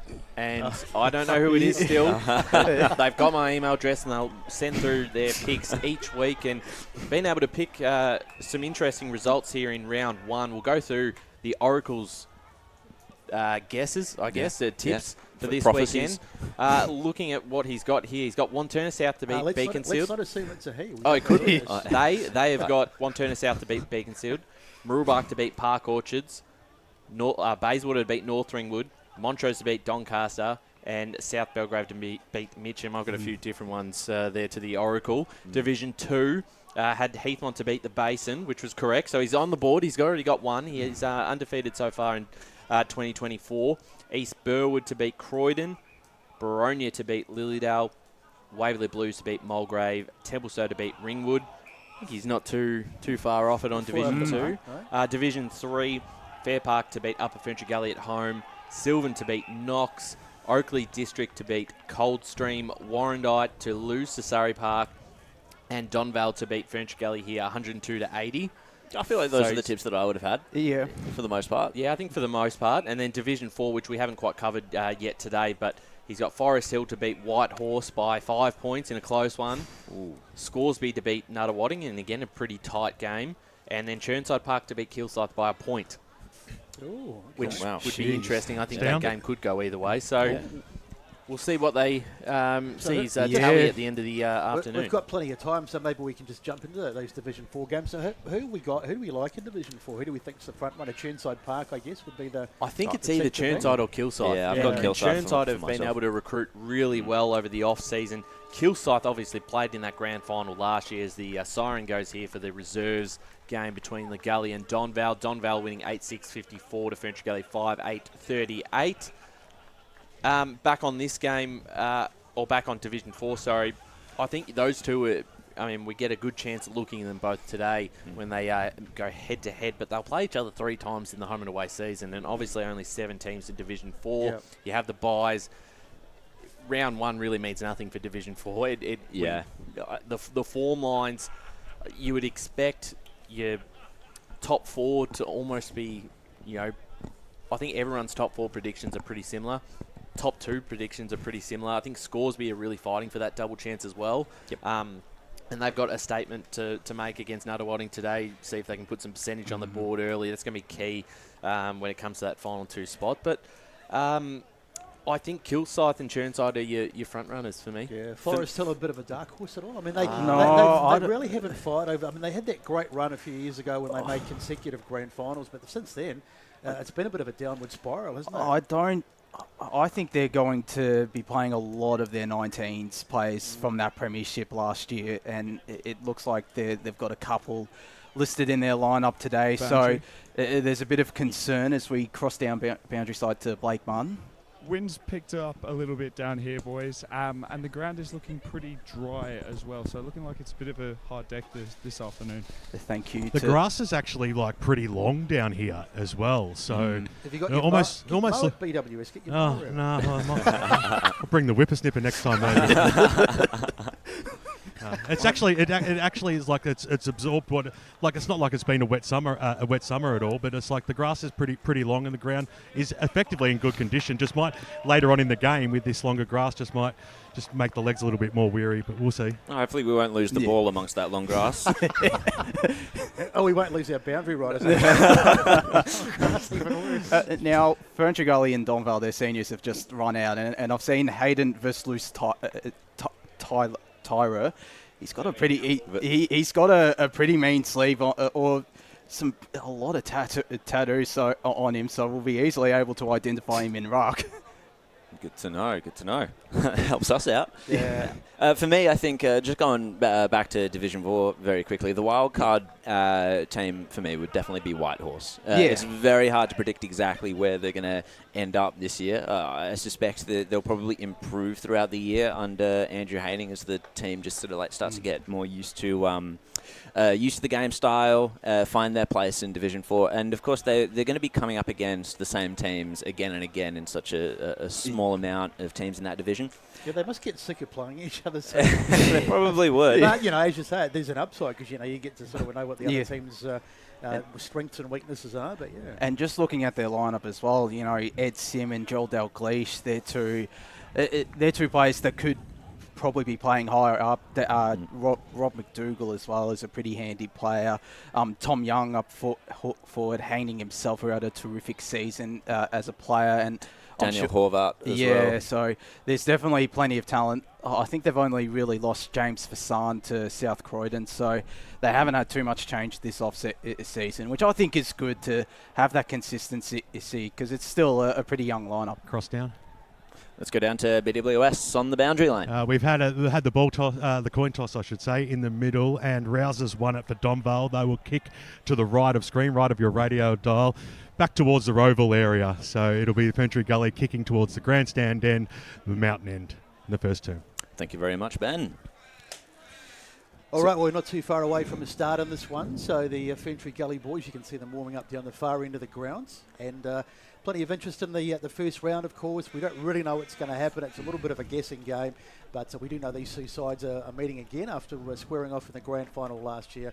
And we know it's going to be pretty... Do you think both sides... Who do you expect to get the fastest start in this one, do you think? There's a lot of youth around Ferntree Gully. I think that they might come out with a bit of zeal, I suppose. I'm not sure how long that could last against such a professional lineup as Donvale, but I imagine we'd see quite a bit of exuberance from the Eagles. Did we get our tips? No, we probably haven't done our tips. Well, let's go around the panel. Jared, which way are you going? Ooh, I'm going for Donvale. Are we saying how much by? Yeah, we want a margin. I'm going to go with 34. Yeah, I think that's fair. I think 4 to 5 goals in favour of Donvale, but get off to a good start from a Ferntree Gully perspective, and you never know.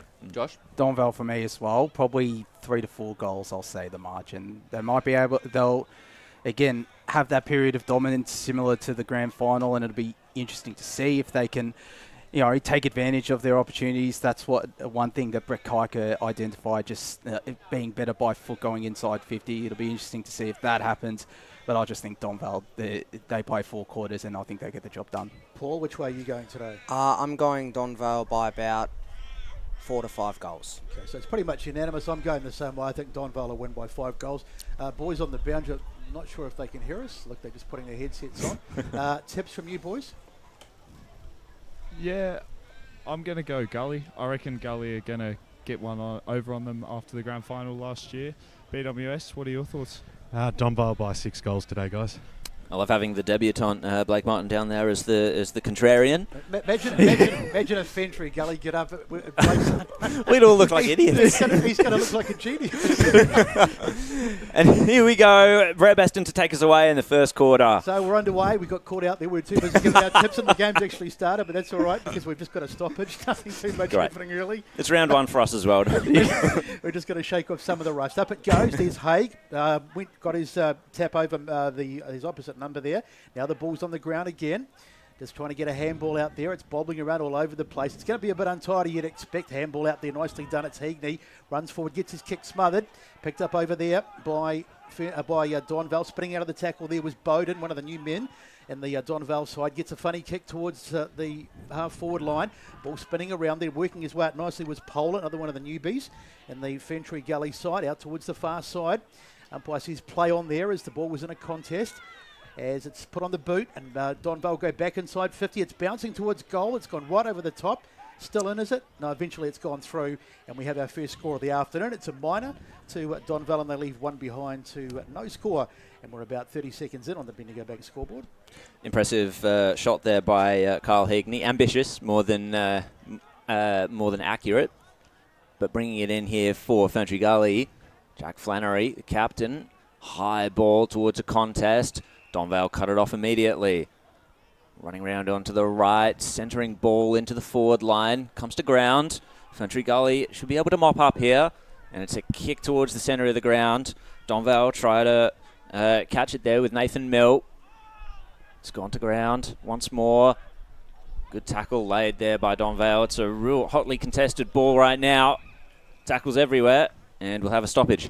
One thing I've noticed, Jack Flannery starting in defence, yeah, which is a bit of a surprise. I couldn't believe my eyes when I saw that. I was 42 goals last year, and he started at the back.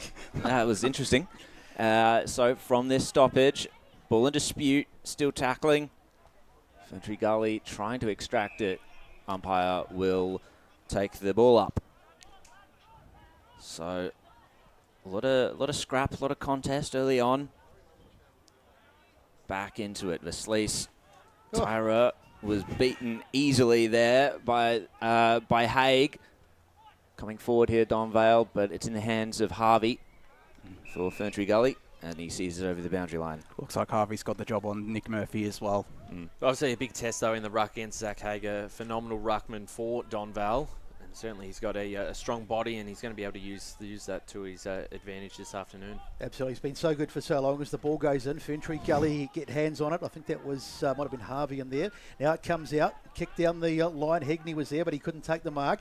Ball spills loose, taken there by, or almost taken by Liardi. Very untidy. They're spinning out of the tackle there. Cries of holding the ball, nothing doing. Ball goes forward. Ferntree Gully get it out again. In the hands there of Woolley for a moment. Now they get it forward. Nicely done there by Vasilis Tyler. On the grounds, Ferntree Gully. They've lost possession again. Out towards the far side. Bowden, one of the newbies. And the Donvale side takes possession, but he's taken over the boundary line. And we'll have a throw in around about just over on centre wing. So nothing much doing on the scoreboard, just the one behind in this early stages, but I'm sure the players will work their way into it. Get rid of the rust as the ball goes in. Gets right over the back. Hay didn't get it that time. Mostly picked up by McCormack. Puts it on the boot. Scrubbing old kick inside. It's been cut off over there nicely by Crocker, but he loses it. A lot of turnovers in the early stages. Sling tackle there. On the ground was, I think it was Jordovic, the new man, Blaise Jordovic, who was slung to the ground, and the umpire says we'll have a ball up. So, dangerous spot here for Ferntree Gully to have to defend. Donvale threaten. Good tackle laid there by Giles. And it's going to be another stoppage. Harrison Giles did very well in the grand final. I seem to remember a couple of very exciting goals. Let's see what he can produce today. As Ferntree Gully, they're going to go back to the outer side. Whoa. Huge fly there. Not quite successful by Patterson. Ball in dispute. Donvale tackled. It's in the hands of Jordovic. This is Blaise. High ball towards the top of the goal square, and it's just going to tumble over for the one behind. Donvale 2 points to Ferntree Gully 0. The two senior debutants, Ty Christensen, Blaise Jordovic, looking very lively for both their respective sides. Good signs for Brett Kiker and for Kevin Collins. Certainly was. Well, Kevin Collins talked up Jordovic before the game starts, and we can see why, because he looks like he's a reasonable prospect. Now, here they bring it out in the hands of Harvey in the back pocket. He goes down the line, trying to hit a target, gets right over the top, though. Chasing back there, trying to pick it up was Cameron. Now, it's eventually over the boundary. No, in fact, it's been tied up over there, and the umpire says we'll have a ball up. So no goals to speak of yet, just a couple of behinds on the board, and the going the way of Donvale. Up it goes, nicely one out of the ruck there. Ball comes down to Kiker, and Kiker loses possession though, and the ball goes forward, bouncing around over there. Who can get their hands on it first? They haven't had too much territory so far, Ferntree Gully, but they've got a chance here as the ball is on the ground. Hegney's had quite a bit of it in the early stages of the game. Liardi picks it up, but he gets the ball knocked out of his hands. It was Otten over there, Max Otten, of course, so much experience. He's the journeyman, or one of the journeymen of this competition, and he gets wrapped up. In fact, he wraps up his opposite on the ground, and the umpire says we'll have a ball up. So welcome to the coverage. If you've just tuned in, we are live across Facebook and YouTube, and of course Radio Eastern 98.1. Great to have the Radio Eastern team back this year. As the ball goes up, Haig takes it out of the ruck. Liardi now, the cries of holding the ball. What's the umpire say? He's paid it, so it's going to Ferntree Gully. Free kick. And it's going to be in the number, the old number of Kieran Gray. It's Callum Polar. Going for goal here to open the scoring for Ferntree Gully. Couple of senior games the last couple of years for Cranbourne, and he was one that Brett Kiker highlighted in pre-game as one to keep an eye on. And all eyes are on him currently as he marches in. We've gone 6.5 minutes without a goal. Let's see if Polar can do it. Yes, he can. And Ferntree Gully draw first blood.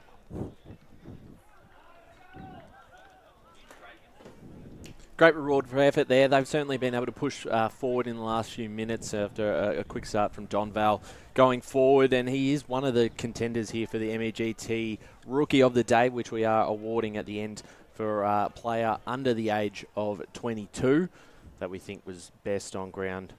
So Ferntree Gully, that's a great start because they have been beaten largely in the territory in the early stages, but they've gone forward, they've had limited territory, and they've pinched a goal, and really against the run of play, you'd have to say. But they're in front. One straight plays two behinds on the Bendigo Bank scoreboard. Umpire to throw it up. Great conditions out here at Ferntree Gully. The ground looks absolutely superb. Nicely coming over the top there. It's won by Ferntree Gully with the head out. Going the way of Versailles Tyler into the contest. And the umpire says, well, ball it up. Versailles Tyler, I'm going to have trouble with that all day. Just could call himself Smith, perhaps. It would make it a lot easier. As the ball goes up. There's Rouser in there. He's going to be a key man today, but he couldn't get his hands on that one as the ball comes out. Trying to get over there and pick it up over there. I think it was number 19 is Cameron.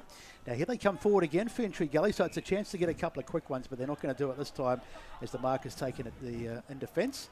And Donvale will bring it out. That's a dangerous kick though, Ooh. And it's gone straight into the hands of Church. Boundary. As we get out of the boundary with Blake Martin.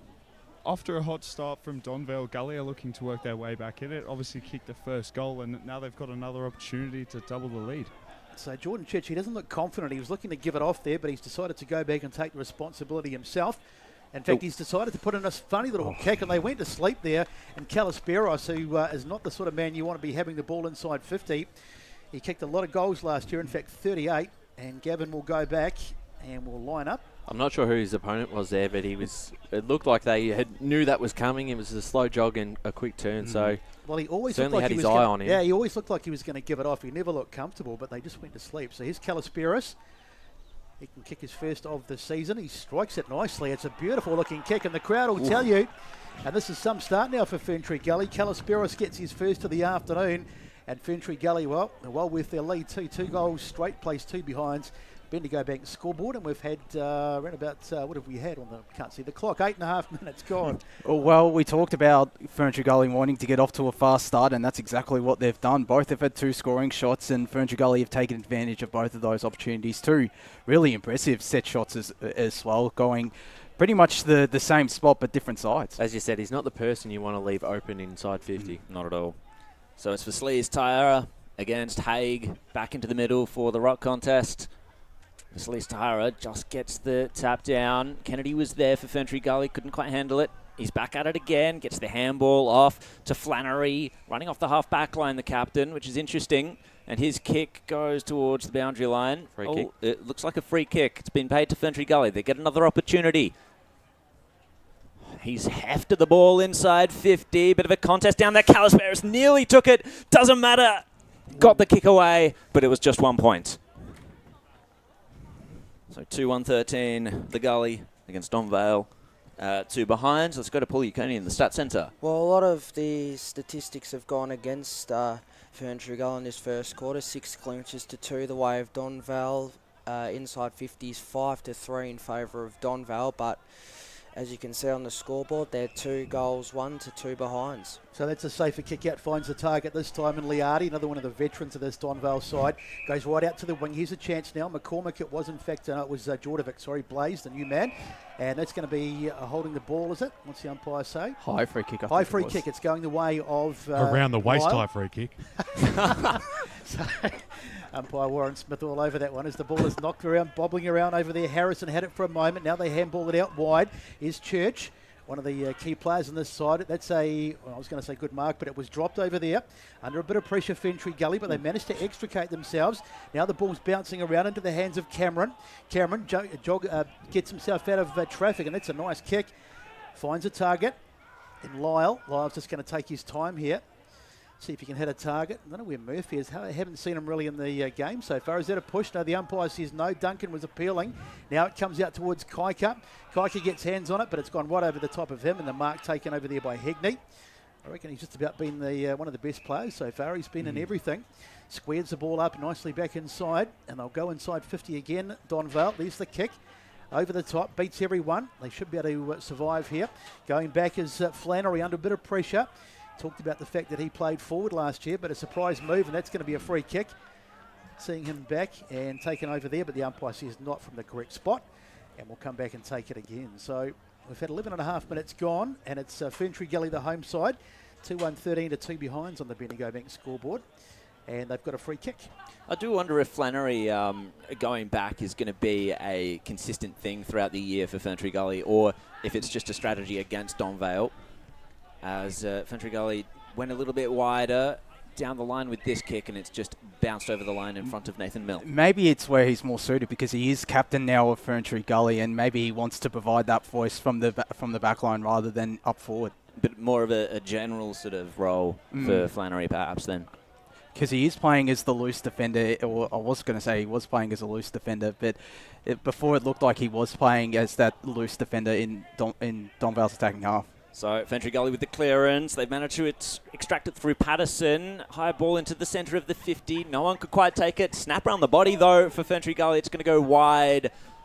And that was unfortunate there for Cal Polar. Nearly got his second on the board, but couldn't quite manage it. Not much talk from the 2 Donvale defenders there, spoiling each other and standing his ground there, Polar. Read the ball well, but missed opportunity. So Donvale once again to bring it back in. There's the kick. That's another very dangerous kick. That could have turned very nasty, but they've managed to survive. And they'll come off half back. Good tackle. The kick inside, and it's been turned over. Mark taken there by number 22 is Kennedy, one of the key players today. And this Ferntree Gully side, he's a class act. Now he goes out wide, and having said that, he turns it over straight away. Thank you very much. Taken there by Ablett. My first Moz of the season. Got to get him in our league. So Ablett, not too sure what to do, but eventually gives it away. And the kick down the line. Let's see who can get their hands on this one. Flying high there, and the ball has just been punched out of bounds. A couple of cars in a bit of danger there, but it's all good. And that was Flannery again with the punch. So Flannery's... Got to wonder why the 2 cards are sitting there. Is that a promotional thing, a sponsor? Yeah, what? Sponsorship? The only promotion it would be for a car insurance company. Umpire throws it and it goes right over the back. It was Fidelani who couldn't get his hands on it there. It's been dropped over there by Bowden. Umpire says play on. Back into the contest again. Little ball out there. Heagney runs past it. Taken in there by one of the Ferntree Gully players. Who was it under there? It is Harvey. Cross down. And the umpire says we'll go with the ball up and go back down to the boundary with Ben Warren-Smith. Yeah, just early changes for both sides, guys. They've done about a dozen each so far, so just like keeping the legs fresh early in this season. Seward took the legs out of Fidelani there, not penalised, but there was a holding the ball decision there going the way of Ferntree Gully. They're putting the pressure on the Gully, and it's Purdon with the ball now. He looks starved for options for a second, but Christensen presents himself. Plays on. That's a horrible kick, and it's gone just straight to Haig, who gets it off now. This is Heagney. Takes a bounce. This looks dangerous here. Donvale. Duncan's the target. Couldn't quite take the mark. It's Burgoyne at ground level. Just shoveled the handball away, and there's been a free kick. Was it a throw? Let's see what the umpire says. I think that might have been the call. It's going to be Duncan to take the kick. Throw. It was indeed a throw. Thank you, Ben. Has he bulked up a bit, Duncan? He looks bigger than last year. Yeah. Maybe that's the effect of the shaved head, though, perhaps. Just looks a bit bit more bold. Anyway, in he comes, Ethan Duncan, to get Donvale's first. With not long left in the quarter, and he sprayed it to the left. Just the minor score. Was lucky to score, in fact. And I didn't think we'd be saying this at this point of the game, but it's the Gully, 2-2-14 to Donvale, 3 points. We've gone 15 and a half minutes in the first quarter. And so Ferntree Gully to bring it back in off the boot of Flannery. Nice little kick, finds Crocker. And Crocker decides to go out wide, so just chipping it across the back line as they try and find an exit point from defence. Taking a bit of time. Now they eventually going to put it long, I think, out towards the swing, towards Braden Wright. But it gets right over the back. Beautiful mark taken there by Patterson. That was great work. Wright actually did the good work in the front. And now it's in the hands of Donvale, and it's going to be out on the full. So they really are coming under enormous pressure. They started off well, Donvale, but ever since then it's been all Ferntree Gully. And they really are looking the goods at the moment in the hands of Patterson. It's going to take the free kick. Sends it to about half forward, in fact a bit deeper than that. Inside 50, up they fly, ball bouncing around, trying to get hands on it over there was Whitbourne, and eventually it's been put through for a minor score. So Ferntree Gully with all the territory, and they lead on the scoreboard, 2-3-15 to 3 behinds. Around the grounds, Montrose lead Doncaster 2-4-16 to 2-2-14. Closer than expected there. So it's Otten with the kick, and it went straight through the hands of Bowden. And Ferntree Gully will press again. Patterson's got a chance. Hands it off to Callisperis. He's dangerous on that left. Not this time, though. It's sprayed off to the left. And just the 1 point for Ferntree Gully. You don't want to be critical, but Max Otten's kick-ins have been abysmal. I think Cross down. As we get into the boundary with Ben Warren-Smith. Hope it's not a 1 point margin, because that was clearly out of bounds on the full, that kick. I'm not sure about that from my position, but I'll defer to you. You are closer. And anyway, it's come back in. Ferntree Gully, they're pressing. Seward with the kick, but it's wayward. Out over on the full. So they'll bring the ball back in again, Donvale. This has been an area that they've battled a wee bit. Max Otten, he just hasn't quite been that accurate with his kick-ins. He finds his target on that occasion. Now he goes out wide towards the centre wing position. Is that Haig over there? No, it's not. It's number 17 in Mill. So Nathan Mill looking around. They're not exactly playing the game at pace, Donvale. They just sort of taking their time, playing quite methodically. They go down the line. Ball gets right over the back. There's Rouser. Rouser gets onto it. He hasn't seen too much of it early, but he gets a kick in and finds Murphy. And that might be his first touch, I think, almost of the game, as he wheels around onto the left and goes bang! And that is, hit the post. Getting ready for the big It's the post. But that's what the man can do. He's dangerous, and it's another behind. The fourth of the day for Donvale, and they're still goalless, and they trail 2-4-16 to 4 behind Bendigo Bank scoreboard, and we've had 18 and a half gone first term. Braden Wright's the target from the kick in. He goes up, but was surrounded by Donvale players. Coming out of it, not getting the kick away was Bowden, and it looks like it's going to be holding the ball. So Ferntree Gully, they continue to outwork Donvale in the clinches. Bit of indecision though. He goes wide to Patterson. Jordan Patterson, 12 goals last year. Good wingman. And a little chip over the top now to Shane Woolley. One of the new folk here at Ferntree Gully. And he's going to wind up, go down the line. Right, once again the target. He's got 2 to beat. Shoved in the back by Otten very clearly. And Otten has just given away the 25-metre penalty, not listening to the umpire. That was such a clear push too. I reckon he'd want these first 20 minutes back, Max I was Otten. going to say, he's not having the greatest start to the game. No. So Braden Wright will be the one to take the kick. Very short 25. Yeah, I think he's a little stiff there, right? He's still in range. Should be. He's going to kick it from the paint of the arc. He's wound up, sends it goalward, but it's just fallen short. And over the boundary line, over the goal line, as no one could take the mark there in that situation. May have cost him there a few more metres. Yeah. I think he just tried a little bit to overkick it. He might have been right on his limit. So, not too surprisingly, the Donvale sort of changed their kick around, which is hardly surprising. It's gone to McCormack now. Don't want to get on Max Otten's case, but he's had a bit of a stinker early as the ball goes to ground over there. I hope he doesn't watch the replay back. He might come after me. Now the ball's handball out there from Goldsmith, to Goldsmith at least as they go forward. Puts the kick down. We love you, Max. We really do. As the ball goes inside 50, ball dropped over there by Murphy. Tried to get his hands on it. Goes in there and gets it, but he's been knocked off the ball. That's hard to do because he's a big body man. Now it's in the hands of Zelik. Zelik, little handball down, but he's turned it over. And here they come again. These Kaika. Little handball back inside. They look really good coming off halfback. Ferntree Gully. He's a little kick down forward looking to try and find Noonan. And he's going to get a free kick as well. So this will be an opportunity to go inside 50 again. Another goal here. And this will be a disaster for Donvale. I don't think the quarter time siren can come quick enough for them. They really need to regroup here. And that's an excellent mark taken over there. Taken by Jordovic of the Caleb variety. Calaspiris. Calaspiris it is, sorry. It is too with the long sleeves. Can't miss him. So Calaspiris goes inboard, tries to find the target. Ball bouncing around. Still bouncing around. Little slick little handball in there into the hands of Wally. Now the ball into the hands of Ostrom who gets it forward. It's a mark taken. And this is going to be an almost certain goal. Not quite sure what happened there. It sort of happened quite quickly, but it's going to work out nicely for them. A little bit of an accidental one, I think. That was a pretty good effort from Shane Woolley as well to avoid a couple of tacklers there.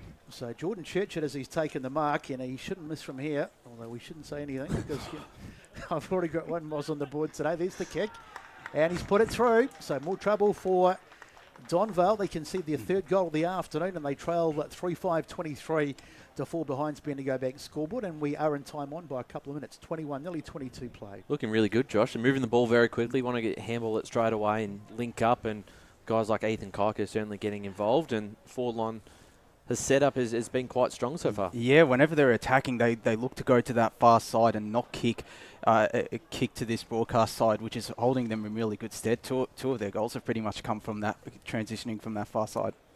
Back into the centre. It's not long left. Wright couldn't quite get the tap down, but Ferntree Gully will get the clearance anyway through Kaiko over to Seaward. It's gone towards the arc. Seaward was bumped off it by Liardi, so Donvale regain possession. Rouser from the back line kicks it. Good mark taken up the middle there by Haig. High ball towards the forward line. Ethan Duncan just dropped the mark. Nearly ran back onto it, got the kick away, but it was affected by the tackle and bounced all the way into the car park over the boundary line. Oh no, one behind in fact. And I have to say as well, Ferntree Gully's defence has held up really, really well. They've not made any opportunity easy for the Donvale forwards. Yeah, Paul, what's the inside 50 stats actually? The inside 50 stats are 11-8 the way of Donvale. Yeah, I thought so. So kick out wide. It's Rouser.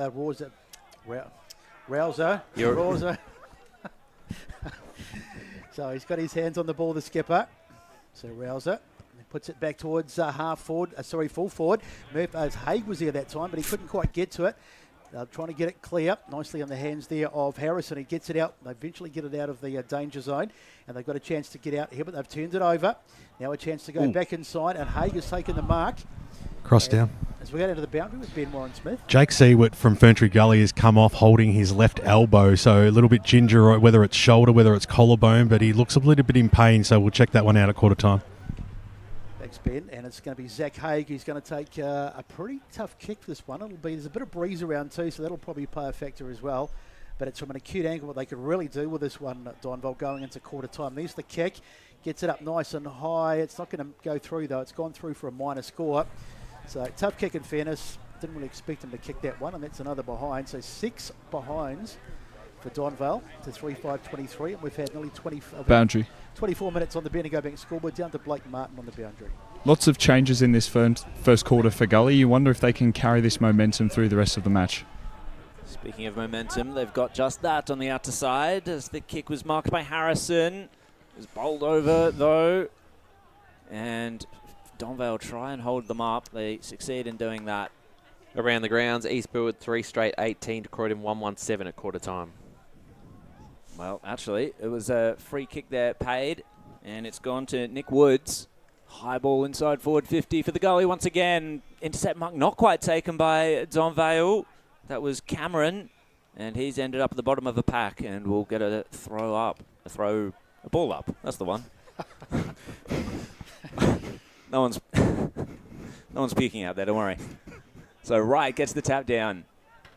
And roving it there, Ferntree Gully. Cameron laid the tackle. And another stoppage. We'll go with that. And let's go to Pullen Stat Centre. The free kicks in this first quarter are 6-1 the way of Ferntree Gully. And I think that might be down to their pressure as well. Like that's holding the ball calls and whatnot.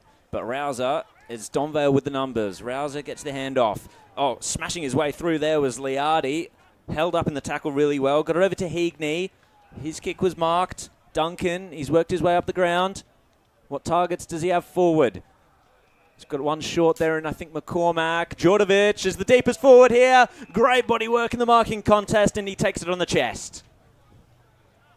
Well, it was well done. I think it was Heagney that actually pushed forward and was able to get that second kick, and the one that hit up Djordjevic in a very strong position here that should put Donvale's first on the board.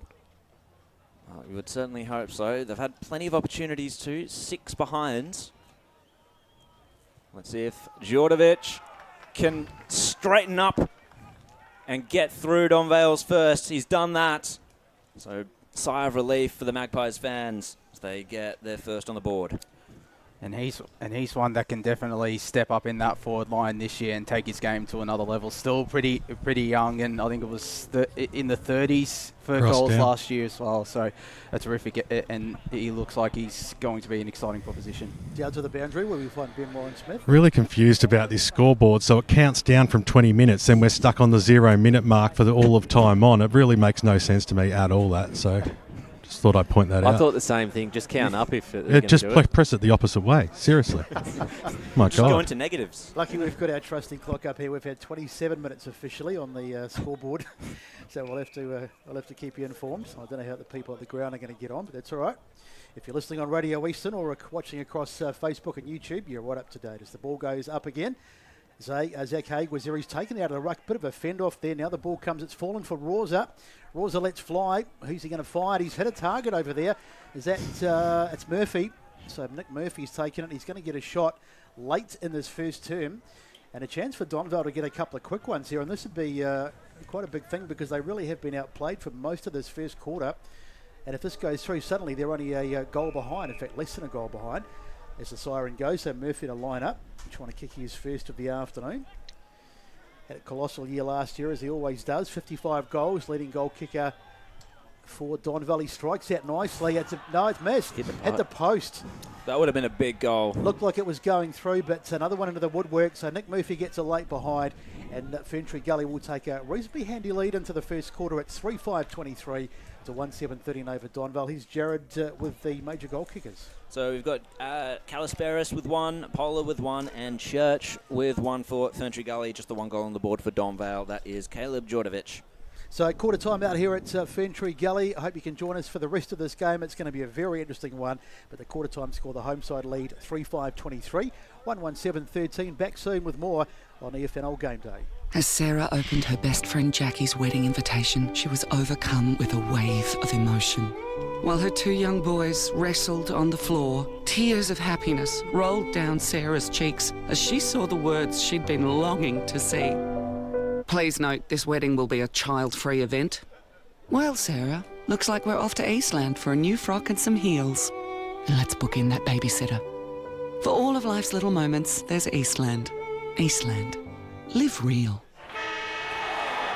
Sprained your ankle, bursting through the banner? Broke a finger, high-fiving the ruckman? Or did you run into the goal post again? For bumps, breaks or bleeds, be seen sooner, close to home at Knox Private 24/7 Emergency Department. The preferred provider of emergency care to the Eastern Football Netball League, you'll generally experience shorter wait times. You don't need private health, but there is an out-of-pocket fee. Be seen sooner, close to home at Knox Private 24/7 Emergency Department, 262 Mountain Highway, Wanturna. Do you feel good about your bank? Because there is a bank you can feel good about. They share their profits to fund big community projects, small community clubs, and vital emergency services. They've given $250 million to help Australian communities thrive. They have all the products and tech you expect from a big bank, with service you don't. It's Bendigo Bank. Feel good about who you bank with. Try Bendigo. Search bendigobank.com.au or search Bendigo Bank near me. Tobin Brothers Funerals wear their heart on their sleeve. Their clear and easy-to-use website and Memory Maker app make it easy for families to make an informed decision. Here's James McLeod, Managing Director of Tobin Brothers Funerals. We pride ourselves on being the most transparent funeral company. All pricing on goods and services are available on our website. It's all there for you to see and make very informed decisions when planning a loved one's funeral. Visit tobinbrothers.com.au. Tobin Brothers Funerals, celebrating lives. At Yarra Valley Water, we know reducing your shower time, or show time, to 4 minutes can save you an average of $200 a year on water and energy bills. Shower shorter. Save water. Authorised by the Victorian Government, 1 Treasury Place, Melbourne. Sprained your ankle, bursting through the banner? For bumps, breaks or bleeds, be seen sooner, close to home at Knox Private 24/7 Emergency Department. You'll generally experience shorter wait times. Knox Private 24/7 Emergency, 262 Mountain Highway, Wanturna. You are listening to Radio Eastern FM 98.1. With live and exclusive coverage of the EFNL football season, bringing you the match of the day with score updates from all divisions. And now we cross to our commentary team for the Radio Eastern 98.1 Match of the Day coverage. Welcome back to Ferntree Gully as we just get through the first quarter break, and it's been a pretty interesting first term. Of course, first goal of the first quarter of the season, so a little bit of rust shaken off, but Donvale with the big start. But since then, it's been all Ferntree Gully, and they've come back with a vengeance, and they lead by 10 points at the quarter time break. Around the panel, boys, just to get some thoughts on the first term. Jared, have you seen it? Yeah, look, as we said at the start, we thought Ferntree Gully would come out with some exuberance, and they did just that. I reckon a little bit of Donvale's professionalism started to show through at the end of that quarter. They started to give themselves a few more chances. I noticed Rouser was starting to get his hands on the ball, and that's very important for Donvale, of course. Yeah, certainly Zach Haig in the midfield. In the ruck, of course, he was able to use his body quite a bit, and getting it to Rouser, and then obviously Murphy up forward started to get a little bit more involvement. In those last few minutes, Josh, I think you've got some scores around the grounds at Fair Park Reserve between Fair Park and Upper Ferntree Gully, quarter time. Yeah, Fair Park lead 4-3-27 to Upper Ferntree Gully 2-5-17, so a bit of inaccurate kicking there. From Upper Gully, there's also some other Division 3 scores. Oakley District is 1-7-13 to Coldstream 1-3-9, and Sylvan 1-5-11 to Sylvan, one behind. So no one's got their kicking boots on. And shaking off the rust. Well, neither has Montrose. 3 goals, 6-24 at quarter time to Doncaster 3-2-20, and we are still waiting some of those other results, but hopefully they'll start to come in. whether that be through Play HQ or social media.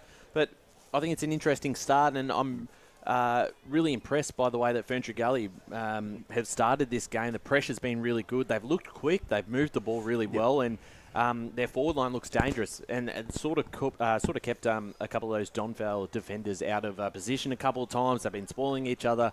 Some turnovers from the back half. So that really comes back down to, I think, Ferntree Gully's pressure. And on the pressure, I think it might be a bit of a worry that Seaward is... we came off injured. I see him now. He's not got a training jacket on just yet, but he's going to be starting on the bench by the looks of it. He's a tough nut, and I would be surprised if a lot of pressure came from him. Let's go to BWS with Kevin Collins. At the Ferntree Gully huddle. No, let's go to the other side. At the Ferntree Gully huddle at quarter time. And I'm here with Brent Kiker. Brent, you must be really happy with the run of the side. Seeing that first quarter, it looks like you guys have the leg speed of the two teams. That's look, that was a point of difference for us from last year, so it was really good. We thought if we can put pressure on them, they'd like to run forward. They do. That's the way they play. So, we can beat them at the coalface and get that run. It takes a long way to in the game. Yeah, so really good start. Really pleased. And you've got the breeze this quarter, and although it's blowing a bit across the ground, you do have it. It's all about probably keeping that pressure up and pushing forward as much as possible. Absolutely. Once we get it up forward, we've got a mosquito fleet there, and I thought the tackling pressure was fantastic from especially those small forwards. Yeah, it's a good start. Let's hope it continues. Absolutely. Thank you, Ben. Down on the boundary, BWS, and speaking of Brent Kiker, he's relatively happy, and he'd have to be after that first term. Having said that, though, we saw just a couple of signs towards the back end of that term, right at the very end, that Donvale were getting back. They kicked one, and they probably should have had two. Cross down again. Thanks. As we go back to Ben Warren-Smith. Yeah, just an update on the young fella, Jake Seward. He's out for the rest of the game. I'm not sure exactly what the injury is. It could be collarbone, but he's out. All right, back in the middle, here's Jared Beeland to start us off for the second quarter. High fly by Vaslis Tyra. He got the tap down. Free kick going the way of Ferntree Gully out of the middle. It's going to Kennedy. Lockie Kennedy onto the right. Sends it a little wide, but mostly deep. And there's a free kick going the way of Ferntree Gully again. It's going to go to Kalisperis. He's too far out to score, I would say. So he's going to have to find a target. Who's down there? Braden Wright always looms large. Looks like he's going back. It does look like he's going back. Putting faith in his boot here is Kalisperis, and why not? Already got one goal for the day. And that is a straight kick, straight as an arrow, right through. He had the distance too. Boundary. And let's go down to the boundary line with Blake Martin. Yeah, just caught up with the huddle with Kevin Collins, and the main things he was talking to Donvale about was their free kicks, 7 free kicks they gave away in the first quarter, and a lack of physicality as well as defensive pressure too. So, thank you very much, Blake. Terrific goal by Gavin Kalisperis. I reckon that'd be an early contender for the Tobin brothers goal of the day. Probably not too many contenders so far, but that would be the clubhouse leader, you'd have to say. He's been Ferntree Gully's most dangerous forward by a fair bit. 2 goals, 2 so far this contest. So he certainly has, and Ferntree Gully extend that lead that they had at half-time. They're out now by 16 points. And if it gets much bigger even at this early stage, with the way they're playing, they might be hard to get over as the ball comes into the middle, knocked away there. It's Rouser who gets the kick forward, trying to find a target, but there's plenty of defenders back there, bouncing around. Who's going to get hands on it? Taken in there by Max Otten, it is. Rips it away there is McCormack. It's all a bit untidy. Scrubby little kick out towards the wing. How's it going to sit? Sits for Zellick. Zellick takes it, gets a handball back inside. So they've got a bit of a chance here now to get something going as they charge off down the wing with Hegney. Hegney shrugs under a high tackle. Probably been one of Donvale's best. He gets a kick inside 50. Mark not taken. Ball on the ground, and they might be happy with a stoppage here, but they managed to get it out. Ferntree Gully. Bit of a dangerous kick, but the mark is taken. Good work, and they'll be able to work it out here of defence. Vaslis Tyra sends it towards the boundary line, and there was a fly from Kalisperis, but the punch was good. It came from Harry Ablett. Boundary. Yeah. Let's go to the boundary line with Blake Martin. Woods has just come off for Gully, and it looks like he might have a sore shoulder there, just the right-hand side. Yeah, he's got that strapped, so something to keep an eye on there. Thank you, Blake. Back into play we go. Vaslis Tyra up against Haig, of course. Haig just takes it out of the ruck, but great body position there. Sends it towards the pocket for Donvale. It's going to go over the line, but that's a good stoppage there for the Magpies. They've got it deep into a dangerous position as we await for the ball to come in. Of course, it's Ferntree Gully, 4-5-29, Donvale 1-7-13. Bit of a double fister there from Murphy. Sends it towards the centre of the forward line. Tackle laid on Braden Bowden. We'll get another ball up. Around the grounds quickly, quarter time, Kilsyth lead 139 to Churnside Park 117. I spotted Nick Woods coming into the rooms as well, so that's a worry there for the Gully. That's 2 injured potentially. Boundary. Let's go to the boundary line again with Blake Martin. Just a spot of rain coming through on the ground here. Just wondering if that's going to mean the scoring slows up a little bit. Potentially. It might favour the bigger bodies of Donvale as well. If there's any way for them to get back into it, the rain might help. So the handball was given up straight there to McCormick. Rouser onto the right, and he's missed. That's 1-8 for Donvale. Peppering away. Well, one thing that's always a feature in these early games is the fitness of both sides and what sort of pre-seasons they've had.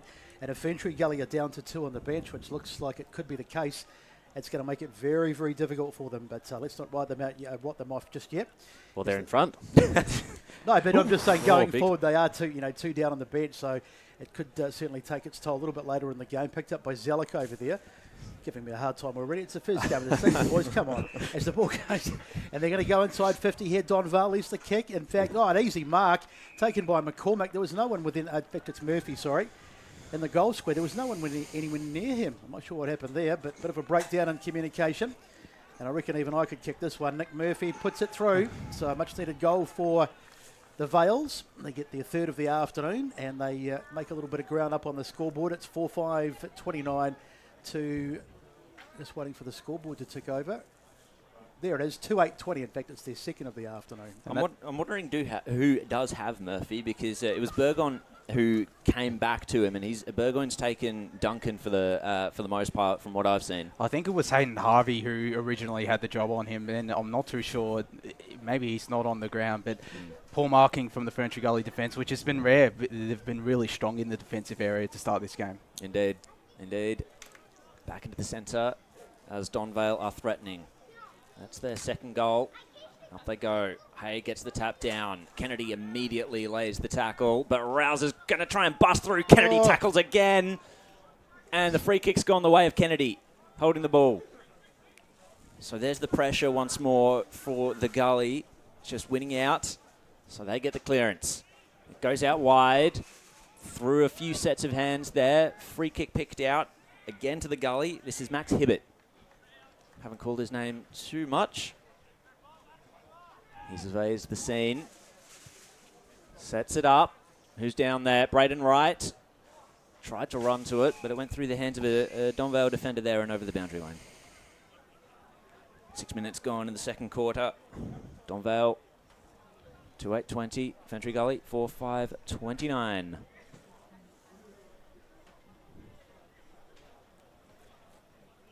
Players circling the pack as it comes in. Wright taps it down. Oh, he's going to just win his own ball there. Gets tackled. Tries to hand it out. Couldn't quite do it. Liardi, safe handball back towards Otten. What's this kick going to be like? Well, it was good, but it went through the hands there of Djordjevic. That's Blaze. Gets the handball back to Otten. Scrubby kick into the centre of the ground. It just completely flummoxed 3 players. Ferntree Gully will win it back, though. Tackle laid on Sam Crocker. And we'll have a ball up in the centre of the ground. Let's go to Paul Uconi in the stat centre. 5 tackles to 1 in this second quarter in favour of Ferntree Gully. That's not surprising. The pressure is continuous there for them. So that was Polar to try to get the kick away. It came to Kaika. Snap around the body. Hitting it on the run. There is Noonan, I believe. He's going to have to go back to go forward. Mark taken. This is Purdon. So that wasn't Noonan. That was Hibbert again. So Purdon, he looks a little exasperated with his options. Poor kick. It went straight over the hands of, that was Noonan. Now Caleb Djordjevic sends it forward. Shoving the back there from Ethan Duncan. Not paid. He's taken the mark. And he's going to go back. Well, no, he's not. He's going to hand it off to Caleb Djordjevic from the arc towards the goal square. 2-on-1 for Donvale, for Ferntree Gully even. And it's just gone over the line. Good defence there by the Gully. So close but no cigar as the Ferntree Gully side look to get the ball back into play in the hands of Flannery. I still can't get over the fact that he's playing in defence, but anyway. Here he goes. Just looking around for options. And here they come. Needs the kick out towards the wing. There's plenty of... good mark. Really good mark taken over there by Kennedy. Showed a lot of class this afternoon. He really is one of their best players, and you can see why. Finds Polar, one of the new players in the Ferntree Gully side, wearing the old number of Kieran Gray, so big shoes to fill, but he's played all right. Gets it out down the line, finds Noonan, another one of the newbies on this side. Just around the grounds, Home Park Reserve, Beaconsfield at 3-2 to leading One Turner South 3 straight at quarter time. So certainly hitting their targets. Here's another good kick, and it's into the hands of Purdon. Just taking their time, but there's no rush, and they go down the line again. Another uncontested mark taken by Wally. Might be something that Donvale have to think about here. There's a lot of loose men around. Or maybe they're playing a zone as the ball goes down the line, taken there by Herbert. So looks like there might be. As Herbert puts it on the boot, goes inside 50. It's a sort of about a 3-on-2 over there as the ball goes towards the boundary, and they'll just be happy to see it out. Donvale. McCormack it was. He just saw it. Sorry, it was Holland. He just saw it over the boundary line around about the half-back line. So 29 plays 21. 9 minutes gone on the Bendigo Bank scoreboard, and Ferntree Gully still on the lead. So back into play. Haig just checks it out. Rouser is going to send Donvale forward. One-on-one situation there. Good work by Flannery to make the contest. And it comes to ground level. Boundary. Let's go down to the boundary line with Blake Martin. Rain's starting to get a little bit heavier down here now. BWS and myself are just looking for an umbrella. Thank you very much, Blake. So Kennedy scrapping for it at ground level as he's done so much. Did he drag it in? The umpire says yes. Free kick Donvale. So it's gone the way of, is that Mihail Zalek? I think it might be. Former Doncaster man sends it to the top of the goal square. And it was all Ferntree Gully there. Easy mark taken by Jordan Church. And he's going to look to send it wide on the outside there. One-on-one situation. Good work by Ostrom. And falling over the line was the Donvale player there. I think it might have been Goldsmith. Around the grounds in Division 4, some quarter-time scores. Whitehorse lead Forest Hill, 3 straight to 3 behinds. And Scoresby lead Nuttawatting 5-5-35 to 4 behinds the Lions. So, just getting ready for a restart. Boys on the boundary, I think they need to harden up down there. I can't see too much rain. Few spots never killed anyone. Come on, boys, harden up. As the ball goes down. Do you want to stand down here with us? That's all good. Someone's got to stay up here. I would come down, but, I can't. So as the ball goes into the contest on the ground, they try and soccer it forward off the boot of Hibbert. Now it's Donvale who get their hands back on it. They look to go back inside 50. Bouncing around all over the place here. No real clean possession. It's a crappy ball to be won, but it's nicely picked up over there by Harrison. Did really well. Got a handball out. Can't find Braden Wright, though. Bill spills on the ground again. There's Haig trying to shepherd his man off the ball. Can't work out that we're playing footy or soccer at the moment. It's just bouncing around all over the place. Now Ferntree Gully to get it out of half-back. Dangerous handball. Nicely worked out there by Herbert. Out towards the far side of the ground. Picked up by Crocker. And he's monstered in a tackle. It'll be a ball up. There was no prior opportunity. Or has he paid it? No, he hasn't, has he? Surely not. Good tackle by Ben Lyle there it was. So it'll be a ball up again. Just on centre wing, almost in front of us, actually, in the broadcast position. Braden Wright got a nice tap down there. That was well done. Kaika sends it up the line, trying to find a target. Holland did well, just managed to get a bit of a spoil on. Bowden goes inboard. Dangerous kick, but beautifully marked over there by Goldsmith. That was really well done, and Goldsmith's going to run off half-back and put a kick forward to around about half forward, in fact a bit further, and nicely marked over there and cut off by Burgoyne it is, and rebounding will be Ferntree Gully. Burgoyne's looking pretty handy, hasn't let Ethan Duncan get too much of a run at it. It's that kick for the Gully just trails harmlessly over the boundary line. Around the grounds, first update out of Bayswater Oval, North Ringwood 2-5 to Bayswater 1 straight 6, and Montrose extend their lead to 29.78 to 3-3 over Doncaster. Back into play. Thank you for joining us on the Eastland match of the round. Kennedy just marches out of the pack there. His kick was partially smothered, and it's just going to be some hand-to-hand combat as the umpire will come in to break that up. It was David Holland at the bottom of the pack there. And let's go to Paul in the stat centre. Inside 50s in his second term are 7-3 the way of Donvale. But here comes Ferntree Gully once again. Thank you, Paul. Hibbert takes a diving mark. Haven't quite gotten inside the arc yet. The clearance work from both Kennedy and Ethan Kike has Cross been down. superb so far as we go boundary side to Ben Warren Smith. Nick Woods is about to come onto the ground, guys. He has his left shoulder strapped. He went down into the rooms with the right shoulder strapped. He's come out with the left one done. He's got the double. Gosh. So Calisper has kicked a goal from a similar position to Hibbert here. Can he replicate that? It's gone to the top of the goal square. Punch over the top for Donvale. That was good work there by Harry Ablett. And we'll see Donvale kick it in. So that's on the Bendigo Bank scoreboard. That'll be 4-6-30 Ferntree Gully to 2-9-21 the Donvales. I'm starting to run a bit low on numbers, Ferntree Gully. Brett Kike might have to put his boots on soon. As Max Otten brings the ball back in. Nice short kick too. Finds a target. Cameron. It's been solid, Adam Cameron, so far.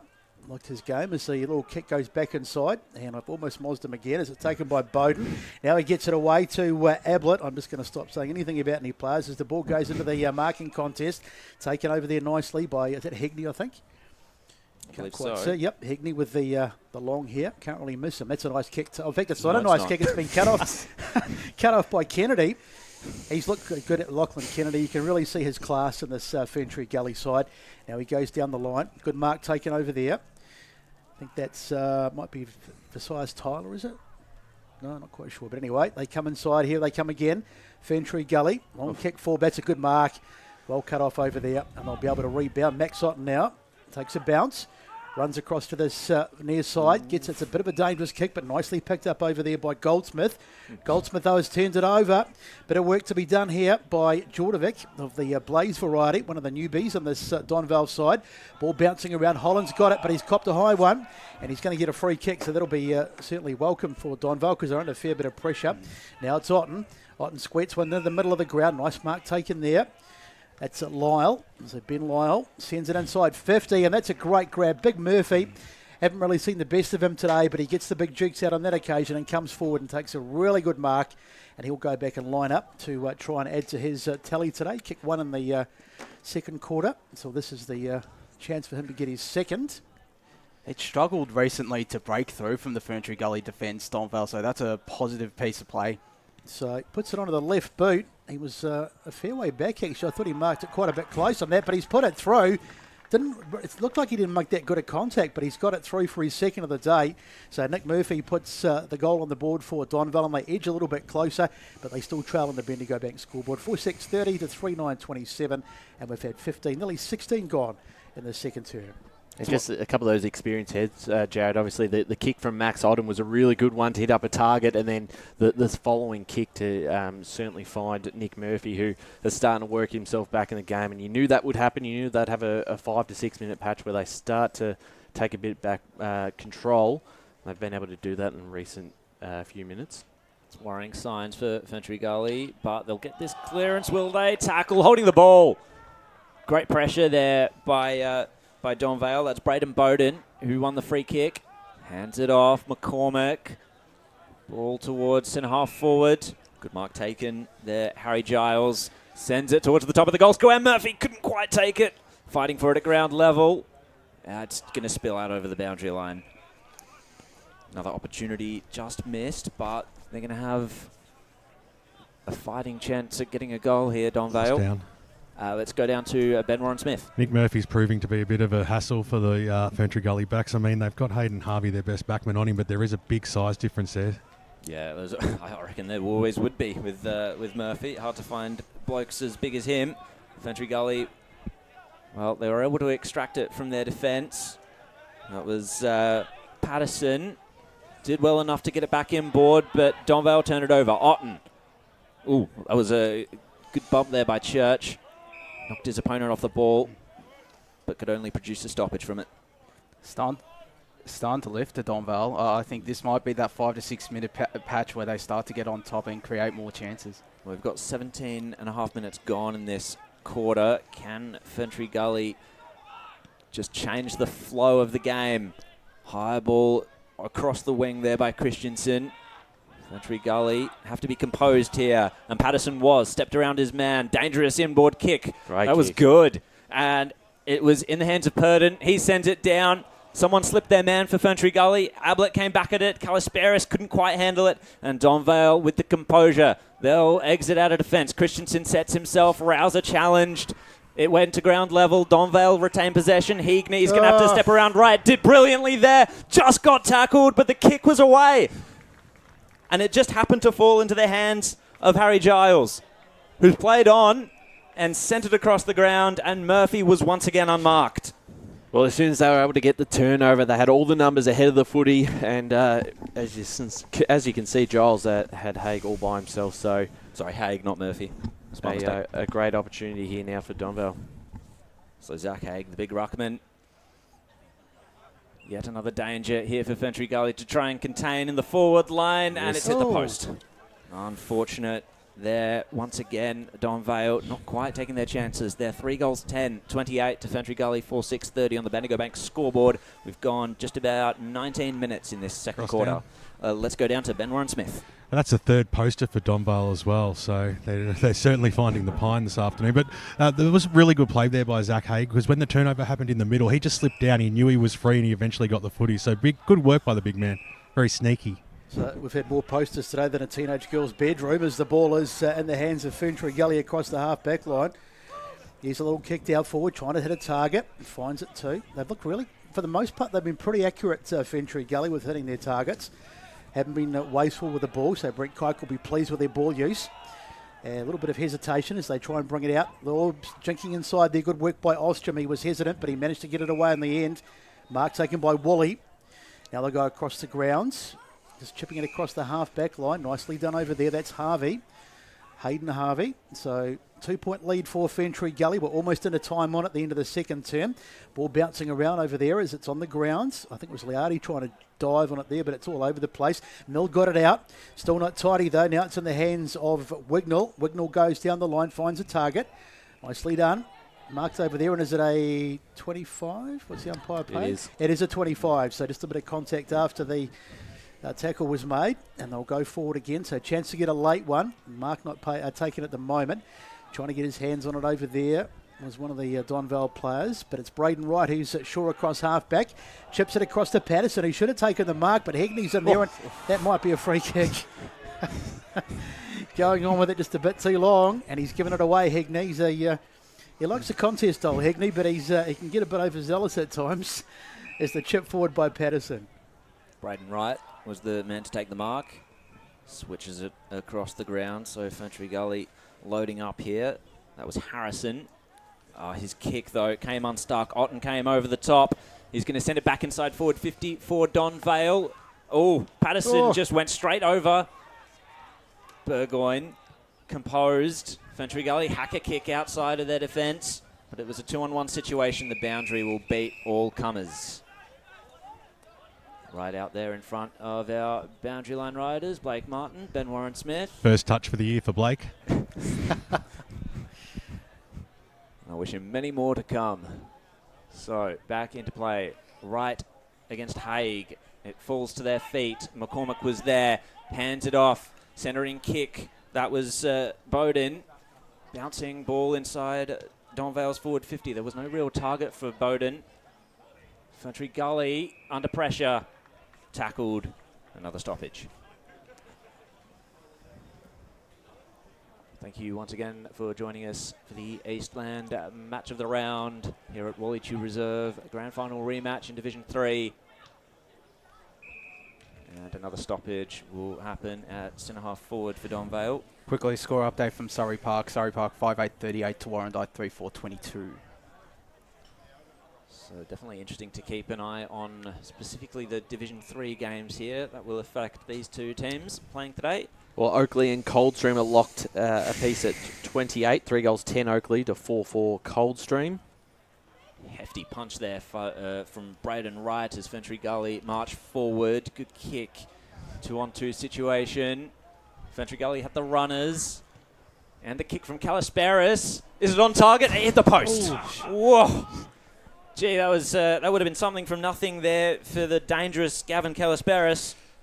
But instead, it was just another behind. Ferntree Gully 4-7-31. Donvale 3-10-28 on the Bendigo Bank scoreboard. We're in time on. So a bit of a lead off there as Whitbourne brings it out. They've got the ball off half-back nicely, little handball off there. Chance for them to maybe pinch a late one out towards the boundary. Ball on the grounds. Can they keep it in over there? And it's picked up nicely over there by Flannery. Did really well. Couldn't quite keep possession though. And it's bouncing around, trying to get over there and get hands on it. Well, I think that was Brown, but it's a tackle on the ground. And the umpire says we'll have a ball up. So into time on. We've had 23 minutes in this first term. And it's a 3-point lead for Ferntree Gully. So anyone's game. As the umpire throws it aloft. Up they go. Braden Wright just belts it forward. Going back there was Bowden under a fair bit of pressure, but he did well. Got out of a tight situation, but he's given it away. And Flannery comes forward and takes the mark. He's been good for Ferntree Gully. Flannery just says, cool, settle it down, boys. Probably aware of how much time there is to go. Now he's telling everyone to get forward, and he puts it onto the boot and goes long. Trying to hit a target up forward. Up they go. Goes right over the back. Braden Wright gets a little handball off. Kaika was there. Went past him, though. Tries to get it, but he's muscled off the ball. Diving on it there was, or trying to dive on it was Kennedy. And the umpire says we'll have another ball up. So getting a bit untidy at the back end of this second term. 24 minutes gone. Thanks for joining us on Radio Eastern, and of course also on Facebook and YouTube if you're watching our streams. Great to have you along for the first game of the brand new season as Donvale bring it out off half-back right out towards this wing. Bouncing, awkward bounce too. Is trying to get a hands on it over there was Goldsmith. He's in there, but Kennedy managed to work him off the ball, and that'll be a free kick going the way of Ferntree Gully. I think it might be Patterson. And his kick found Kaika there on the boundary line. Working their way methodically forward. Once again, the Gully. Braden Wright is down the line, the obvious target. Couldn't quite take the mark, got hands to it, but the spoil came from Nathan Mill, who I remember him as a wingman a couple of years ago. He's reinvented himself as a very handy defender for the Magpies. He's had a solid outing as well today, Nathan Mill. Definitely. Around the grounds, Knox 3-7-25 lead to Sylvan 1-8. Oakley back in front by 5 points in that clash against Coldstream. Time ticking down here in the second quarter as the stoppages are becoming more frequent. As the players tire out there as the rain continues to fall. Donvale will get this clearance, but it's been scooped up. Well, not scooped up. He went off the ground there in the end, Patterson. Ferntree Gully will go forward once more. Kalasperis was in a contest there, couldn't take the mark, and goes polar. Ball extracted, tackle laid on Holland, but he got the handball away to McCormick. Donvale to go forward again. They have the numbers. This is dangerous. Rouser, tackled by Kennedy, shrugged it, turned around, takes a bounce. He's going to keep going, Rouser. Dinky little kick there. It wasn't perfect, but it was scooped up. He has time, he has space, he has the boot to ball, and he has missed. Out on the full. Out on the full, goodness me. They do certainly look dangerous as soon as they turn that footy around the half-back line. Yep. The way they link up, and I know it was a close tackle there, but you've got to take your chances when Rouser's got the footy. But some of their shots as well, they've pulled the trigger from places that are very hard to kick from. Yeah, fair comment as the siren goes, and that is the end of the first half. And I'll tell you what, we're still none the wiser as who's going to win this one. It's a tight contest, and it's really up for grabs. So half-time, it is 4-7-31 Ferntree Gully over Donvale 3-10-28. Just before we go to our break, here's Jared with the goal kickers. So we've got two for Gavin Kalasperis, one in each quarter. Callum Polar got one in the first quarter, as did Jordan Church. That was the goals for Ferntree Gully. For Donvale, Caleb Djordjevic got one in the first quarter, and Nick Murphy got two in the second. Thanks, Jared. The Eastland match of the round is where we are at Ferntree Gully. We're going to take a quick break and come back and wrap things up in what's been a pretty interesting first half out here, and then we'll bring you all the action for the second half right after this. As Sarah opened her best friend Jackie's wedding invitation, she was overcome with a wave of emotion. While her two young boys wrestled on the floor, tears of happiness rolled down Sarah's cheeks as she saw the words she'd been longing to see. Please note, this wedding will be a child-free event. Well, Sarah, looks like we're off to Eastland for a new frock and some heels. And let's book in that babysitter. For all of life's little moments, there's Eastland. Eastland. Live real.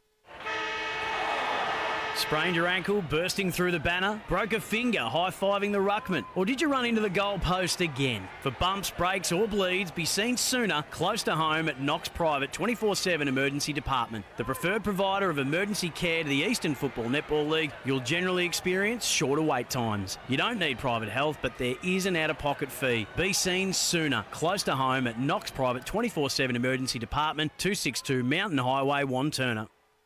Do you feel good about your bank? Because there is a bank you can feel good about. They share their profits to fund big community projects, small community clubs, and vital emergency services. They've given $250 million to help Australian communities thrive. They have all the products and tech you expect from a big bank, with service you don't. It's Bendigo Bank. Feel good about who you bank with. Try Bendigo. Search bendigobank.com.au or search Bendigo Bank near me. Tobin Brothers Funerals wear their heart on their sleeve. Their clear and easy to use website and Memory Maker app make it easy for families to make an informed decision. Here's James McLeod, Managing Director of Tobin Brothers Funerals. We pride ourselves on being the most transparent funeral company. All pricing on goods and services are available on our website. It's all there for you to see and make very informed decisions when planning a loved one's funeral. Visit tobinbrothers.com.au. Tobin Brothers Funerals, celebrating lives. Do you want to study at the #1 sports science school worldwide? Study sport at Deakin and benefit from the most advanced sports facilities available, from running tracks to biomechanics labs, and decked out gyms to a climate chamber. Deakin have what you need to graduate ahead of the pack. Discover endless opportunities in sports science by visiting deakin.edu.au/sport. Deakin, proud sponsors of the EFNL.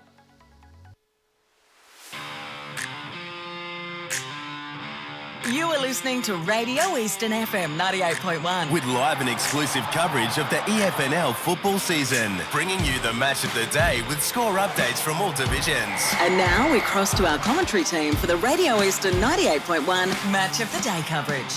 Welcome back to Wally Tew Reserve Eastland Match of the Round live for the Division 3 Grand Final Rematch. Ferntree Gully leading Donvale 4-7-31 to 3-10-28, just beating the major goal kickers Gavin Calaspiris with 2 for Ferntree Gully and Nick Murphy with 2 for Donvale. Josh Ward here alongside Jared Beanland and Ben Warren-Smith. BWS, I'll go to you first. You're down on ground level. What do you make of the contest from down there? Well, what I take out of that first half is that Donvale have the superior skill and the ability when the ball gets, when there's a turnover and that pressure's applied, they have the ability to move the ball faster and cleaner inside 50 and going forward. What also, though, they've got to work against is the leg speed and the run of Ferntree Gully, who are a player down because we know that Seaworld is not coming back onto the ground, and it was good. It was good that we saw Nick come back on the ground later on in that term, so they'll be running on with 3. I think probably Donvale will be disappointed they didn't get their noses in front in that term. What's funny as well is the breeze down there. It's playing funny buggers as well. It's really swirly. It often actually stops as well. So you think for a second there's going to be nothing. Then I feel like it actually it changed a little bit and went to Donvale's favour. But at the end of the day, it is pushing across to this side of the ground, right where the grandstand is on the wing. I don't know. This second half, I think the rain's going to come a bit harder. So I think it's going to actually be quite the arm wrestle right through down to the wire as well. And that is just important in this third term to whoever can get that early start. What you need to do is actually make the score count. We've seen so many posters. 3 for Donvale, 1 or 2 for Ferntree Gully. So there's been some really close misses as well. So it's anyone's game at the moment. We thought Donvale, being the reigning premier, the dominant side of last season, were going to come out and probably potentially run away with this game against a very young Ferntree Gully side. But, you can't knock a side like Ferntree Gully who are young and fresh and keen. And that's what they are. They're playing in front of their home ground today. And they're going to take a lot of beating. They've just got to probably hold off at least the first 10 minutes and put some scoreboard pressure on in this third term. Because if Donvale get a sniff or a whiff and they can kick a couple of quick goals, then it could get quite dangerous. And we've seen in that Division 3 Grand Final, Jared, that they can go on a quick run just like that. I think it was the 15-20 minute mark in the third quarter where they were able to,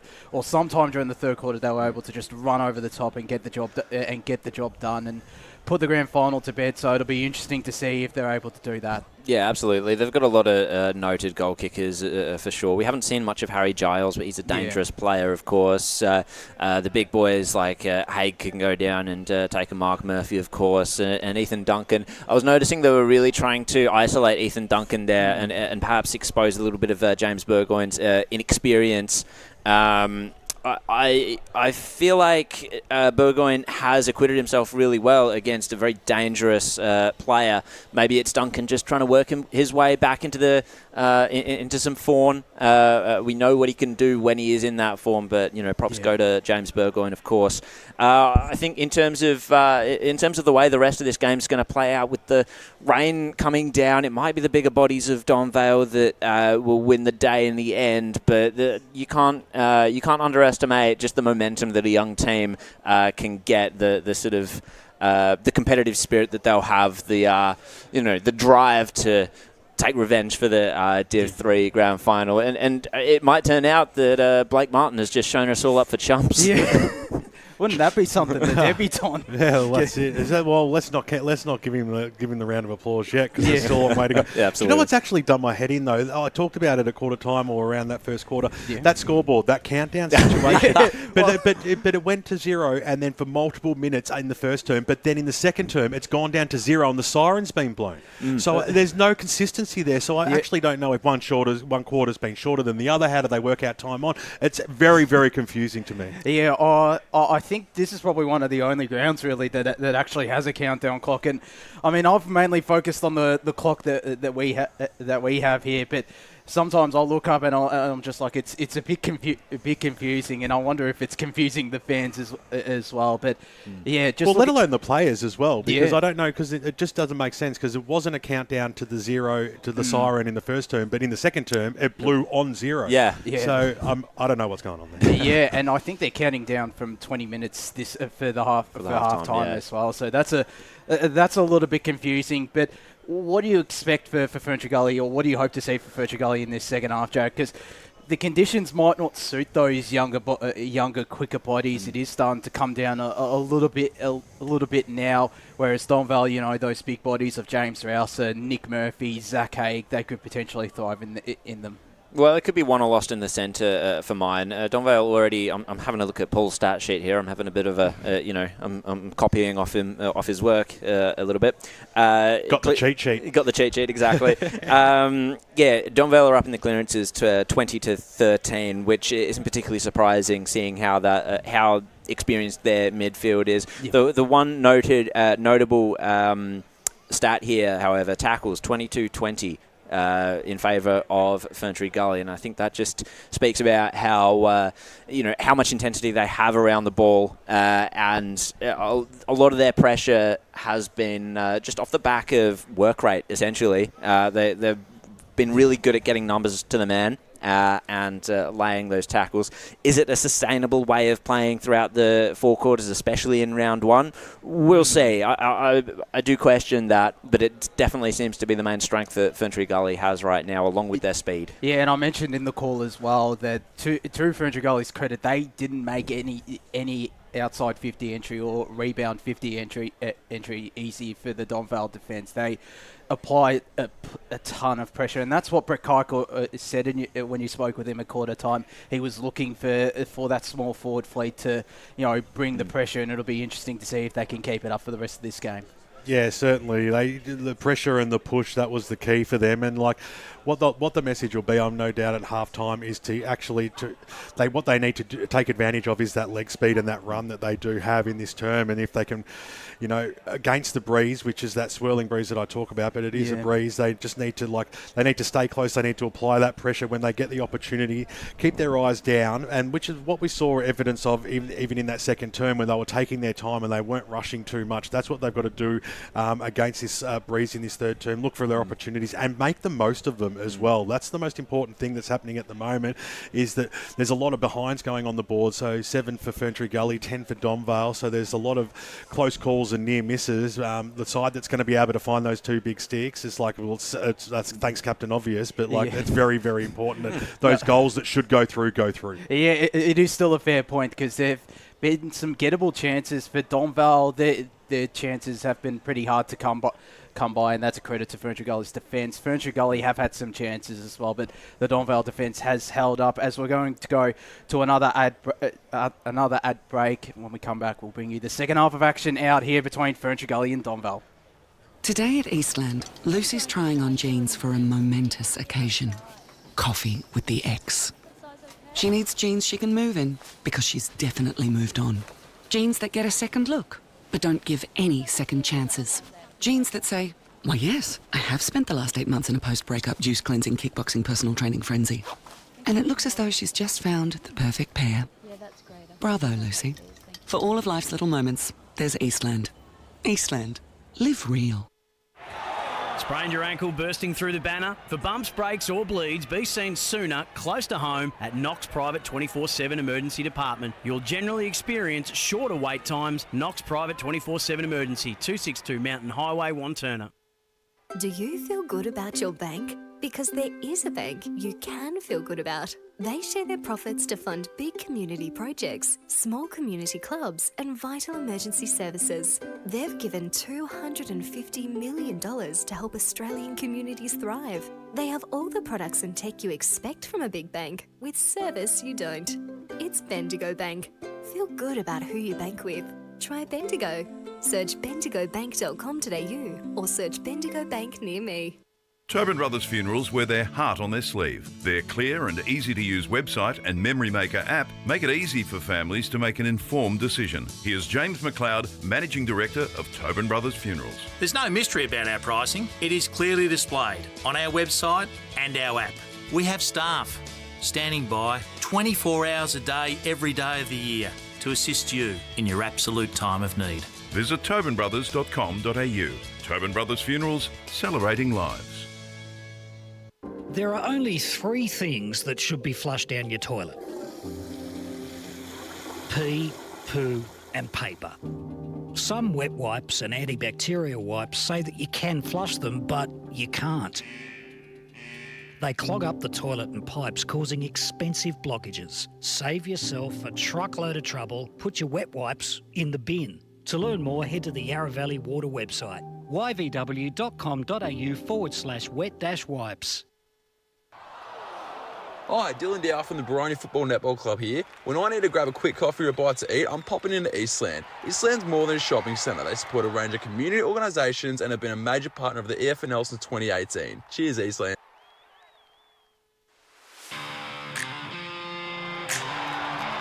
You are listening to Radio Eastern FM 98.1. With live and exclusive coverage of the EFNL football season, bringing you the match of the day with score updates from all divisions. And now we cross to our commentary team for the Radio Eastern 98.1 Match of the Day coverage.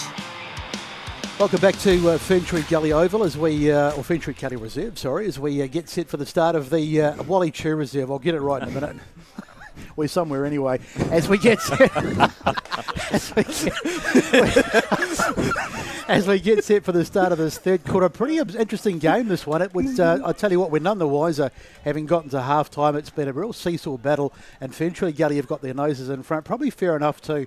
They lead 4-7, 31 to 3-10, 28. Not a high scoring game, but nonetheless a pretty interesting one. So we'll just have a quick chatter before the players get ready or get into position. Just what we think is going to happen in this second half. And Jared, which way do you think it's going to go from here? Oh, it's very hard to say.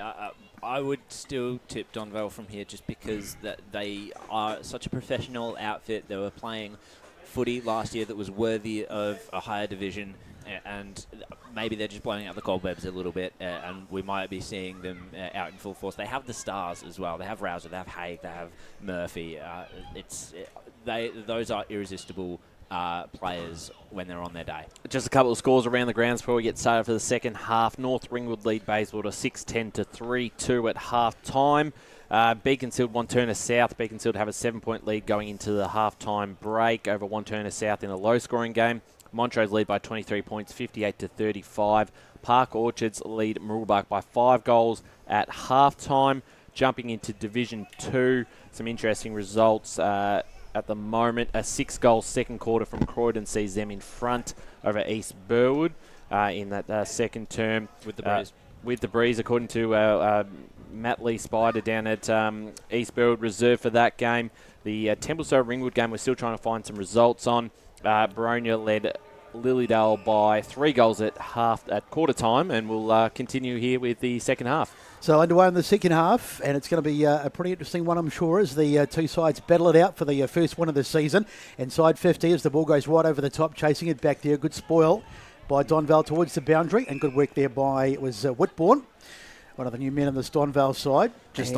Sorry, Josh. Sorry, I was about to say, just on that Baronia-Lilydale game, Baronia is 7-8-50 to Lilydale 6-3-39 at half-time. A little bit closer than we thought, as the umpire throws it in. Haig trying to work his way to the front spot, knocks it down. Good work. Taken over there and they're out. So there's Rouser going down the line. Good mark taken there. This is good. Taken by Giles. Giles, though, goes astray, but he goes back and gets his own footy. Gets it back inside to Wignall. Wignall goes out inside 50 almost. In fact, it goes out wide. Kennedy picks it up over there, but he's under a fair bit of pressure. Ball comes out, and that'll be holding the ball. Is there an advantage paid? The umpire did blow his whistle, but he's let it go, and the mark is taken. There's Big Murphy.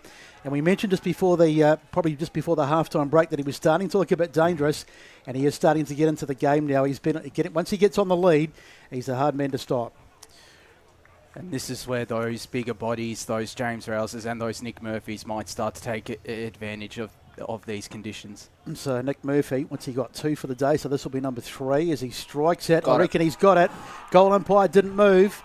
So good start for Donvale in this second half, and they take the lead early, 4-10-34 to 4-7-31 on the Bendigo Bank scoreboard. 3 for Nick Murphy today. Yeah, absolutely. He kicked bags of 5 times last year, Nick Murphy. Can you do it again?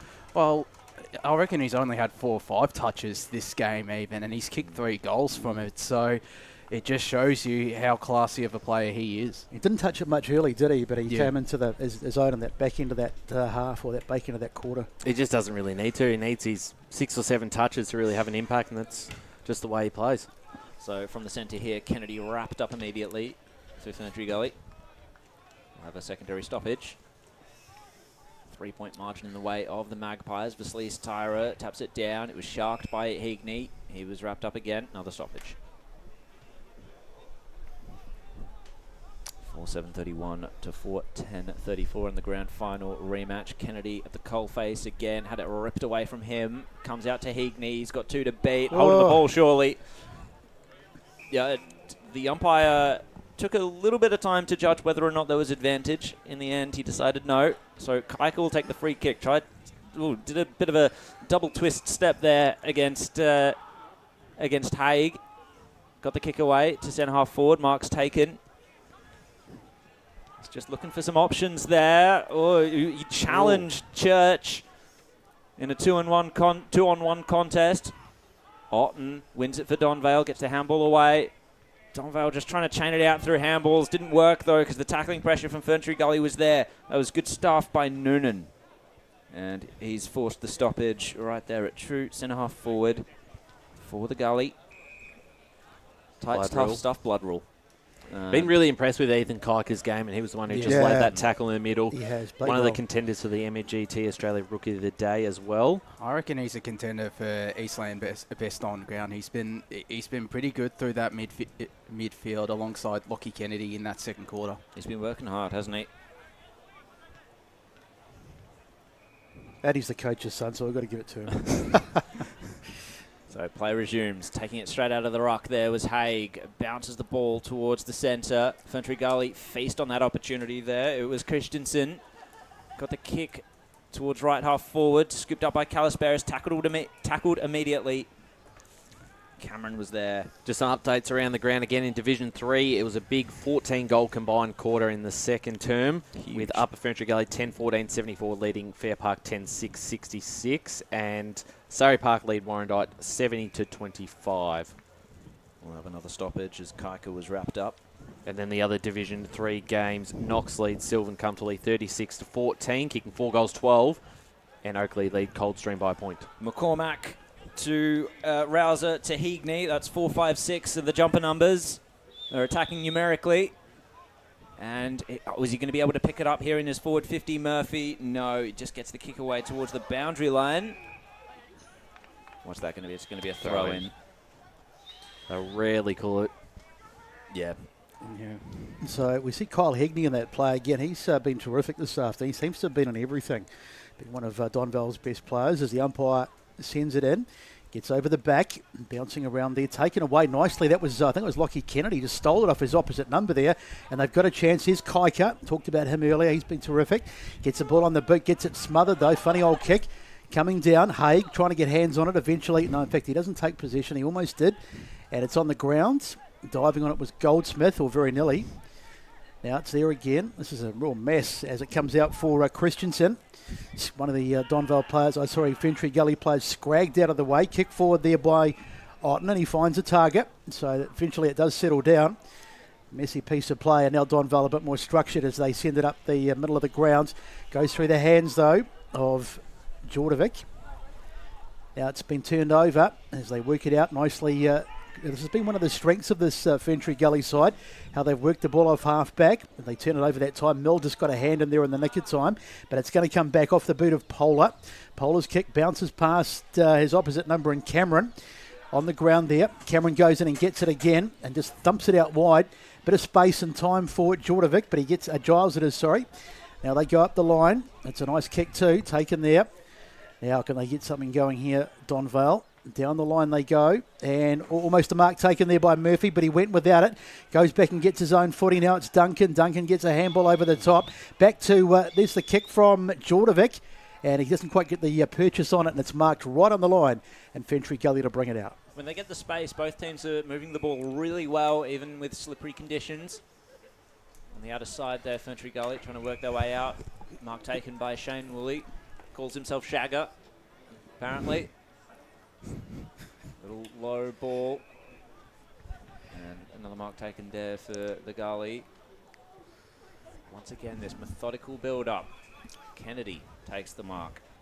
You'd expect him to be able to pick out a target. Who has he got? They really have slowed it up. Donvale covering all the exits.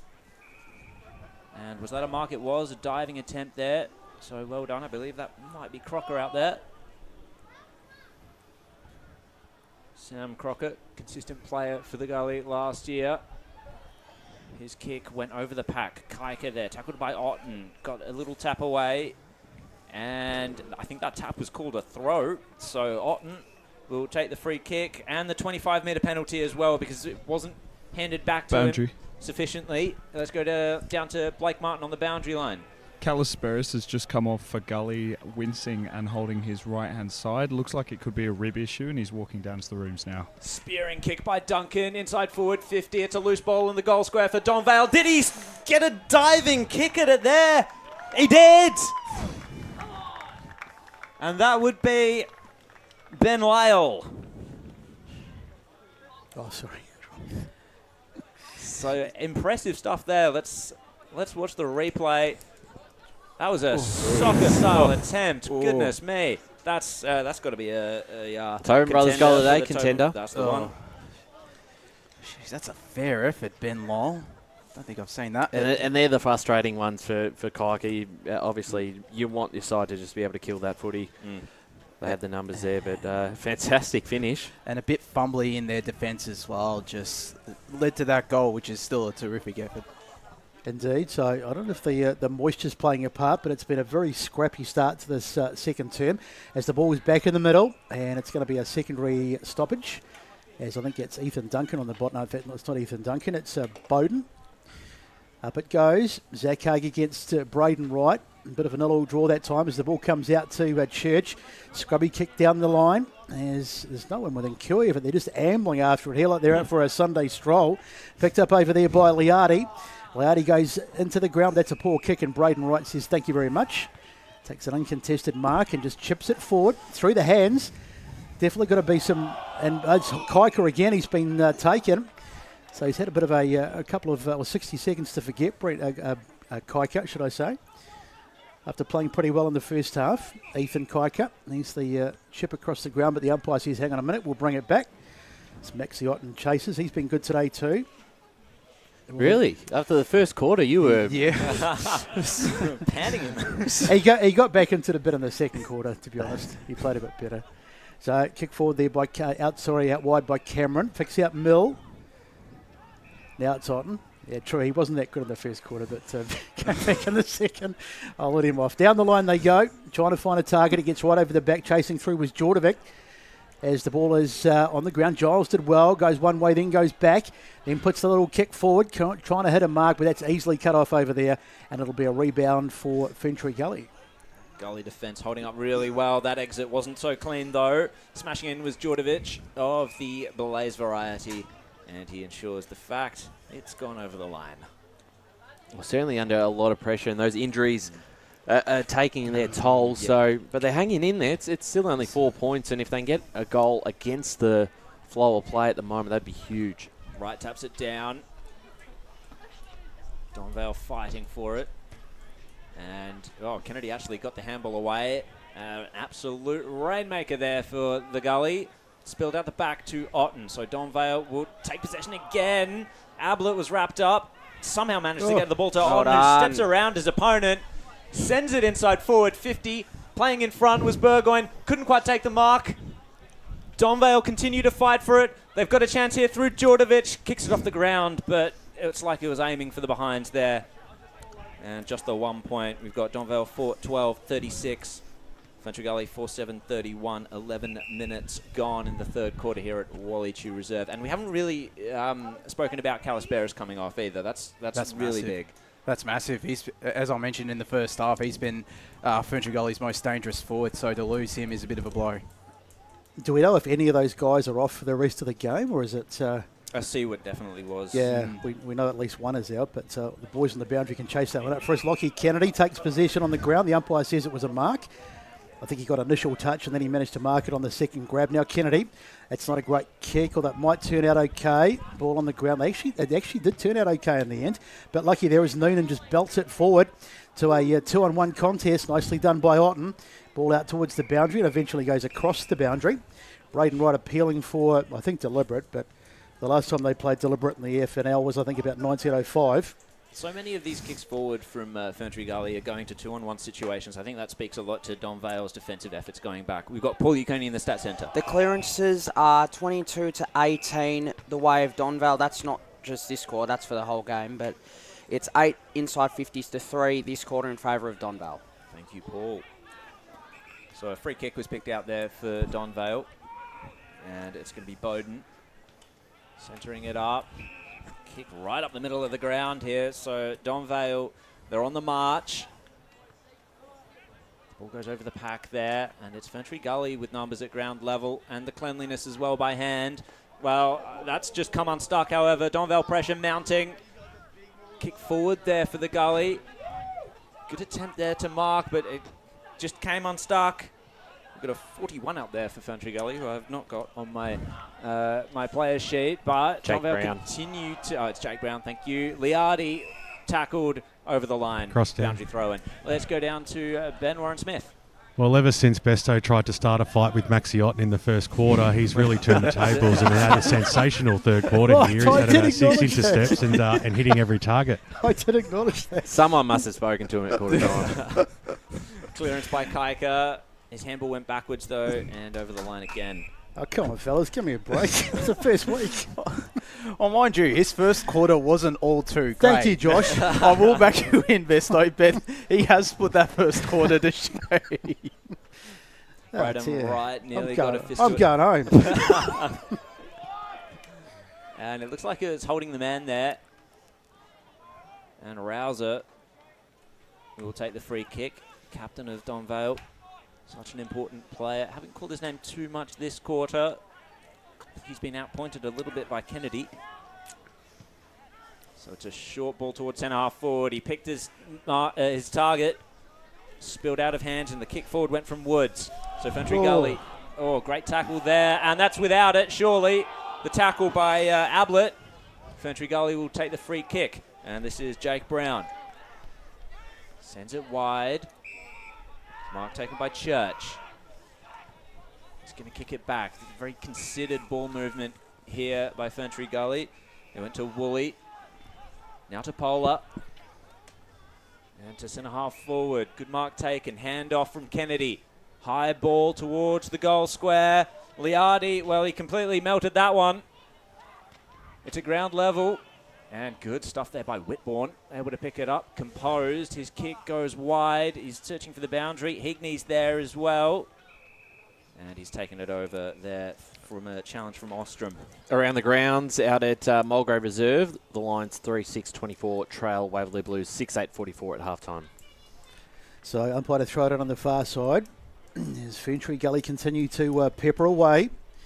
Is Braden Wright. He's got into the game quite nicely in this term. He gets a little tap down, but it's been won by Donvale. They get it forward.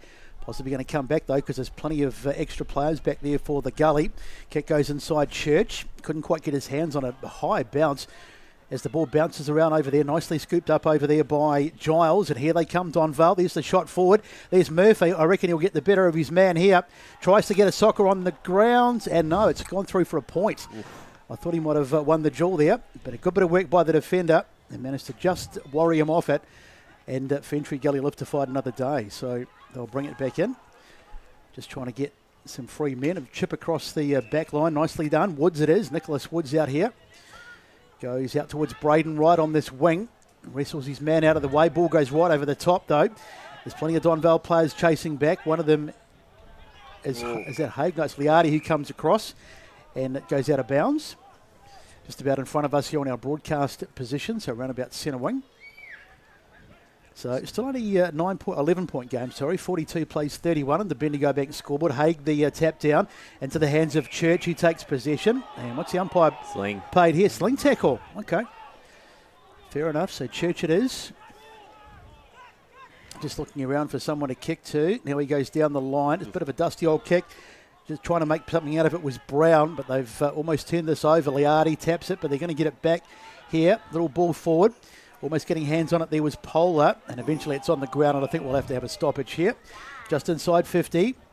So we've had, this quarter's gone quickly. We're almost 17 minutes in, and the margin just 11 points in favour of Donvale on the Bendigo Bank scoreboard as the umpire sends the ball aloft. Nicely won there out of the stoppage by Vasilius Tyra. He's played all right today. He's been up against Haig, so he hasn't had the easiest job in the world, but he's played pretty well. Indeed, he's been winning a lot of the ruck contests, which is not something you can always say against Haig. Donvale march forward once again.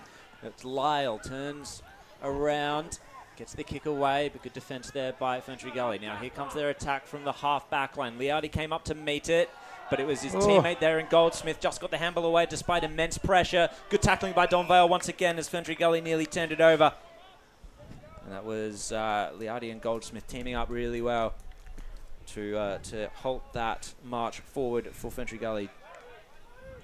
They really need to start getting the scores on the board, the Gully, otherwise it might slip away from them. Donvale aren't making it easy for them, though. They've upped their pressure. For certain. Now it's Braden Wright. Edged out of it there in the ruck contest. That was well worked by Fitalani. And let's go to the stat centre with Paul Uconi. 10 tackles to 4 in favour of Donvale in this third quarter. They really have upped the pressure then, haven't they? They have. Fitalani, once again, good use of the body in that ruck contest. Goldsmith just wends his way through. Couldn't quite get a clean handball away, but was held on to. And the umpires picked that one out. So Tom Goldsmith from the centre of the ground here for Donvale. As we're a minute and a half away from time on. That was a really scrubby kick. It just went straight into the hands of Kennedy. Challenged immediately, though. Wasn't quick enough. Had to turn tackler. Burrowing his way through there was Djordjevic. Braden Wright bowled over. Goodness me, this is very scrappy, but Ferntree Gully was able to work it out. Smothered kick. Bounced into the hands of Fitalani. Sends it to a one-on-one contest.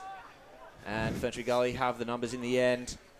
Well worked there through some handballs. Desperate stuff there by Rouser. Boundary. Sorry, Wignall. And Braden Wright's in a bit of trouble there as we're going to have a stoppage. Let's go down to... Oh, no, it's not a stoppage. It's a free kick going the way of Blaise Djordjevic. And we'll go down to Blake Martin on the boundary line. Ty Christensen's just come off for Gully holding his ribs, and also... That Harvey? Braden Wright just in front of us here, just getting a bit of work. It might be a bit of cramp down there, but he looks like he's having a siesta. So Donvale's attack there fizzled out completely as an intercept mark was well taken by Nick Woods. Ferntree Gully will come forward again. Liardi working hard to get back to that loose ball. Turns onto the right, kicks it back to the wing, kicks it over the head of Djordjevic. And another throw in there. Gee, Braden Wright. I'll tell you what, I'm no doctor, but I think he might have a bit more than cramp. He looks in a bad way. Might just have to stop the play here. Yeah. And I think that's what they've done. It looked like he was clutching his knee maybe before. Yeah, he does not look a well boy. No. Slowly working his way up. While this is happening, the ball has been thrown in. Rouser gets the clearance, hands it off to Zalek. High ball inside forward 50 for Donvale. It's gone over the back of Murphy. Haig was there, but a strong mark taken by the Gully defence. Is that Harvey, I believe? And he will take it out of defence to Polar. Certainly got to give them their credit. They've held up really well in this quarter. Under a lot of pressure. Wide to Church. He's been pretty good in the ruck. At least he's made a contest out of it. So some surreptitious comments here from Ray Beard. He's not even on the commentary today. So they sent it out wide up. They flow mark is taken there by Crocker. Crocker out on this far side. Good mark from him. So Crocker it is. Lucky there were no expletives on that. As he goes down the line, mark is nicely taken. That's Kennedy. He's been really good today, Kennedy. You just see his class. He sort of pops in and out of the game, but everything he does is just done so well.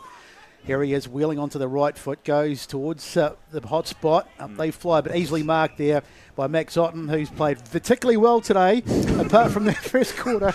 Lol.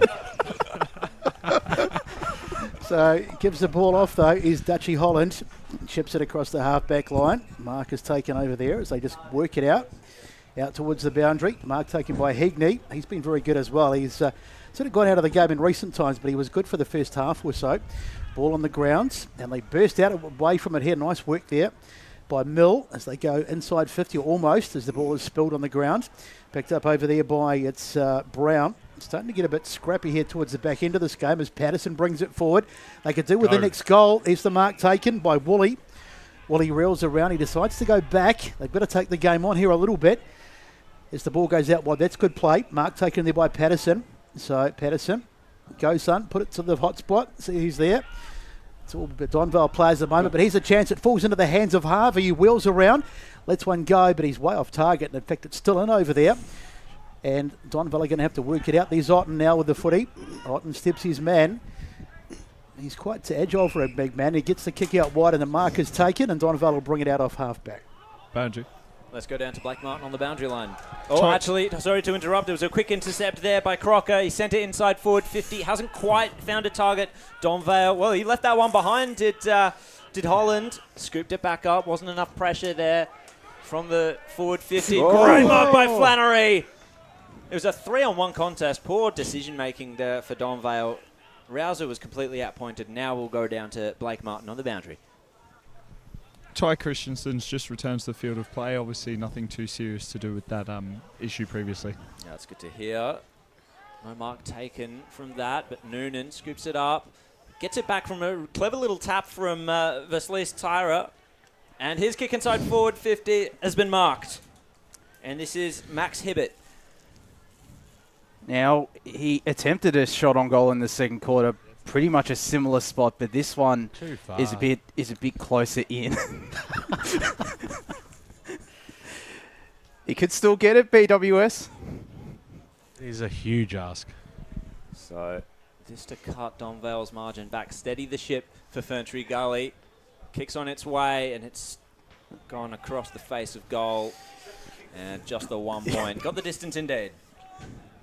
So it's going to be a, what's that, make it a 10-point game. So still only a couple of kicks in it. And getting late in this third term. Here's Max Otten to bring it back in onto the left boot. Trusty left boot out wide. It's a good mark taken over there, so they do well. Nicely marked over there by Djordjevic. That's Caleb. Of course, brother also on this side today. Blaze on debut. Played pretty well as well. Here's Higney again. Goes down the line. The ball doesn't find a target. Picked up over there by Zellick. He's in a bit of trouble, but he manages to extricate himself nicely. Gets a ball back to that man Higney again. And it's all completely untidy. And thankfully the three-quarter time siren goes. And that is the end of 3 terms. So 1 quarter left out here at Ferntree Gully, Wally Tew Reserve.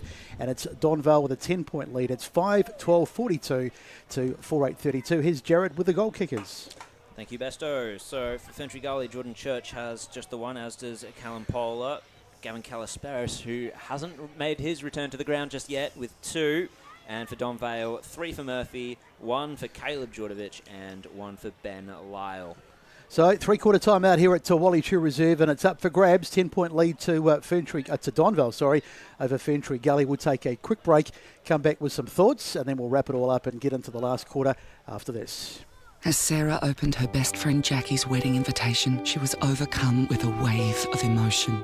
While her 2 young boys wrestled on the floor, tears of happiness rolled down Sarah's cheeks as she saw the words she'd been longing to see. Please note, this wedding will be a child-free event. Well, Sarah, looks like we're off to Eastland for a new frock and some heels. And let's book in that babysitter. For all of life's little moments, there's Eastland. Eastland. Live real. At Yarra Valley Water, we know reducing your shower time, or show time, to 4 minutes can save you an average of $200 a year on water and energy bills. Shower shorter. Save water. Authorised by the Victorian Government, 1 Treasury Place, Melbourne. Sprained your ankle, bursting through the banner? Broke a finger, high-fiving the ruckman? Or did you run into the goal post again? For bumps, breaks or bleeds, be seen sooner, close to home at Knox Private 24/7 Emergency Department. The preferred provider of emergency care to the Eastern Football Netball League, you'll generally experience shorter wait times. You don't need private health, but there is an out-of-pocket fee. Be seen sooner, close to home at Knox Private 24/7 Emergency Department, 262 Mountain Highway, Wanturna. Do you feel good about your bank? Because there is a bank you can feel good about. They share their profits to fund big community projects, small community clubs, and vital emergency services. They've given $250 million to help Australian communities thrive. They have all the products and tech you expect from a big bank, with service you don't. It's Bendigo Bank. Feel good about who you bank with. Try Bendigo. Search bendigobank.com.au or search Bendigo Bank near me. The first time I met the team at Tobin Brothers Funerals, I felt like I'd known them for years. They're so caring, honest and passionate. James McLeod, Managing Director of Tobin Brothers Funerals, sums it up best when he says, Every day our people get out of bed to assist client families in their absolute time of need. Our people love what they do, and you will not find a more highly trained group of people than those at Tobin Brothers. Visit tobinbrothers.com.au. Tobin Brothers Funerals, celebrating lives. Hi, I'm Ben Desson from Montrose Football Netball Club, and when I need a new kit for a night out, I head over to Eastland. But Eastland is more than a shopping centre.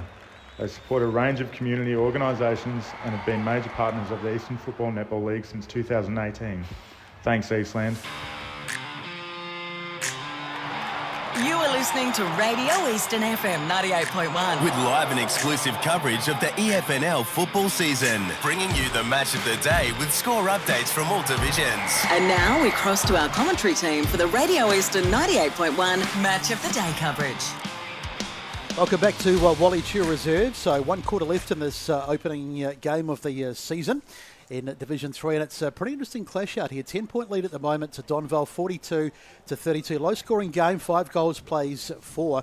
And really, I think it's pretty obvious to say that probably Ferntree Gully will need at least the first couple of this term, because if they were to concede a couple early, bearing that they haven't been able to find the big poles too often, it might be a bridge too far. But still, boys, they're right in this game. Yeah, absolutely. It's been a great contest between the two sides, and Ferntree Gully a couple of players down on the bench, so it's certainly going to make it tough in this last quarter. We thought that Donvale probably controlled that third term with their forward 50 entries, but it's really neither side has taken the most of their opportunities. So if Ferntree Gully can kick the first one, you're back to less than a goal in it, and obviously it's game on. But one goes the other way, it's going to make it quite difficult in a low-scoring game. But for me, Jared, I think Donvale will hold on here, considering they've got a full bench compared to Ferntree Gully. But it's still wide open. We'll go to Paul in a second. I just want to ask, do you throw Flannery forward, given that you don't have Carlos Barris anymore?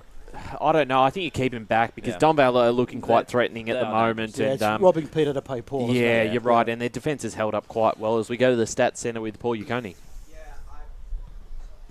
Yeah, I just wanted to point out about the inside 50s that it is really important for Ferntree Gully to get a good start because they haven't had too many inside 50s in this game, only 23 inside 50s to 41 of Donvale. But I think what's keeping them in this game is the intercept marks, 11 to 5, the way of Ferntree Gully. So whenever they get the chances, they need to take advantage of them. Absolutely. I'm certainly right. Josh, have we got some scores around the grounds? I think we had a updated score from Upper Ferntree Gully, which we had an incorrect one on the Play HQ app. We did. So at three-quarter time, it's Fair Park a 1-point lead, 9-5-59 to 8-10-58. So Ooh. a bit of inaccuracy costing Upper Ferntree Gully. Of course, we mentioned it was 66 to 74 at half time. As we go down boundary side to Blake Munn, who I believe has the Donvale coach Kevin Collins. Joined by Brent Kirker. Kevin Collins. Happier with your team's performance in that third quarter? Yeah, it was a bit of an improvement on the first half. I thought that we got first to the ball in that quarter and we put a bit of pressure on and we managed to wrestle our way back into the game. So it was an improvement, but there's still a long way to go. Injuries plaguing both sides. How are you seeing this fourth quarter playing out given the injuries suffered? Yeah, it'll be just probably a case of attrition actually because I think we've got one down and I think they've got two down. So it's just probably first game and it'll just be just a hard slog in that last quarter. Just got the legs.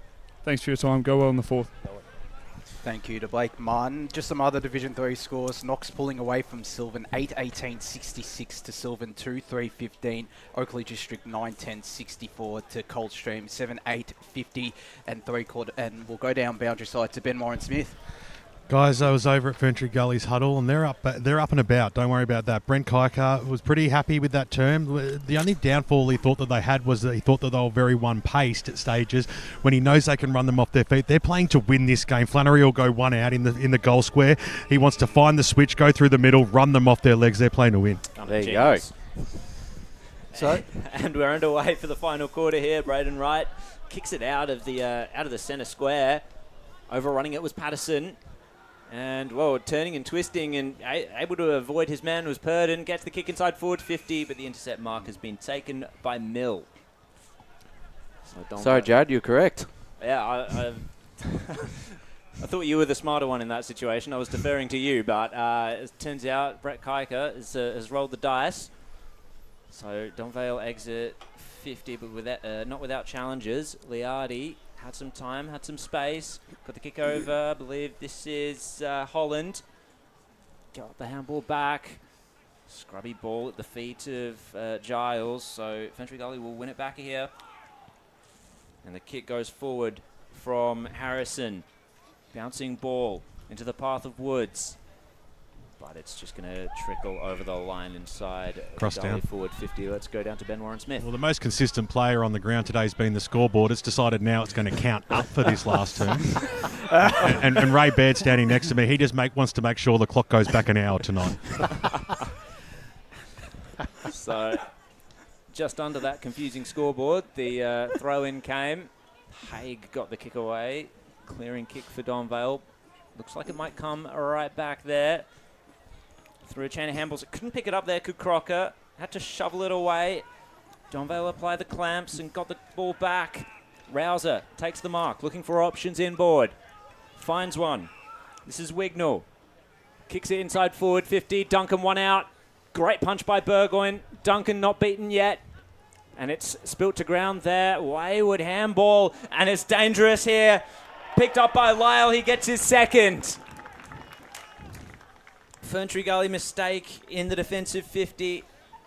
We're looking at the replay now, and it was Burgoyne completely missed his target with the handball. Brody Harrison watched it sail past him, and Ben Lyle scooped it up and took the 6 points. So there's that first goal for Donvale that we thought was all important. They're 6-12-48 to 8-32 on the Bendigo Bank scoreboard.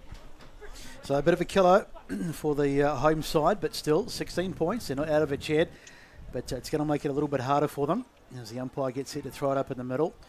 Real coach killer that when you've got inside your own attacking a defensive 50 at least and you make a mistake. Now Haig wins it out of the ruck, gets it forward. They don't want to concede again here. Going back and trying to get hands on it was Christensen. He still got it, but eventually it goes free. Another Ferntree Gully player diving on it, and I think we'll have a stoppage. Umpire says yes, we will. It was Harrison on the bottom of that. So Ferntree Gully, where are the goals going to come from? Braden Wright, who was looked like he was almost out of the game earlier when he went off the field, but he's back out there, so it may well have just been a spot of cramp because he looks okay. Umpire to throw he it loves up. the theatrics. Well, he came off the ground. He looked like he'd been shot, but he's looking a little brighter at the moment. Bit of magic water, so it's out of bounds on the far side of the ground. Quick score update from East Burwood Reserve. East Burwood 4-3-27 trail Croydon 8-4-52 at 3/4 time. And so umpire to throw it in. Here's Haig. It's right against Haig. Goes right over the top this time. Diving on it, in fact almost diving on it was one of the Donvale players. But it's Ferntree Gully that have got it on the bottom of there. And I think it's Harvey down there, and he's got a free kick as well. Might have copped a high one.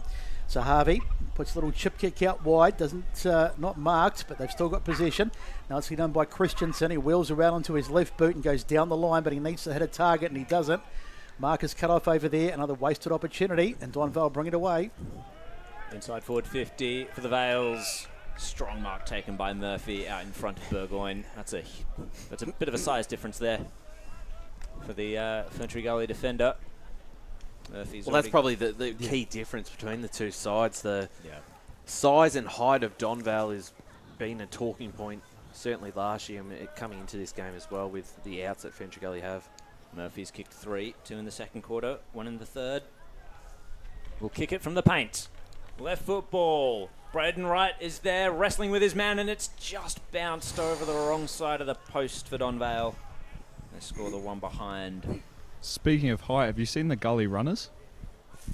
No. Oh. Yeah, he's a young lad. So, Waterboy indeed. Thank you, Lee. So, kicking it inside, back into play there for the Gully. Mark taken by Shane Woolley. He's going to look for the target along the boundary line. Foregoes Braden Wright. Max Otten was there and he copped a shove. Woods wasn't happy with that. Advantage paid. Liardi kicks it straight back. Rouser was the target. Good body work by him. Couldn't take the mark. Zalak is there on the outside. This is Djordjevic. Centres the ball to his, I believe, brother Caleb. But he was beaten to it.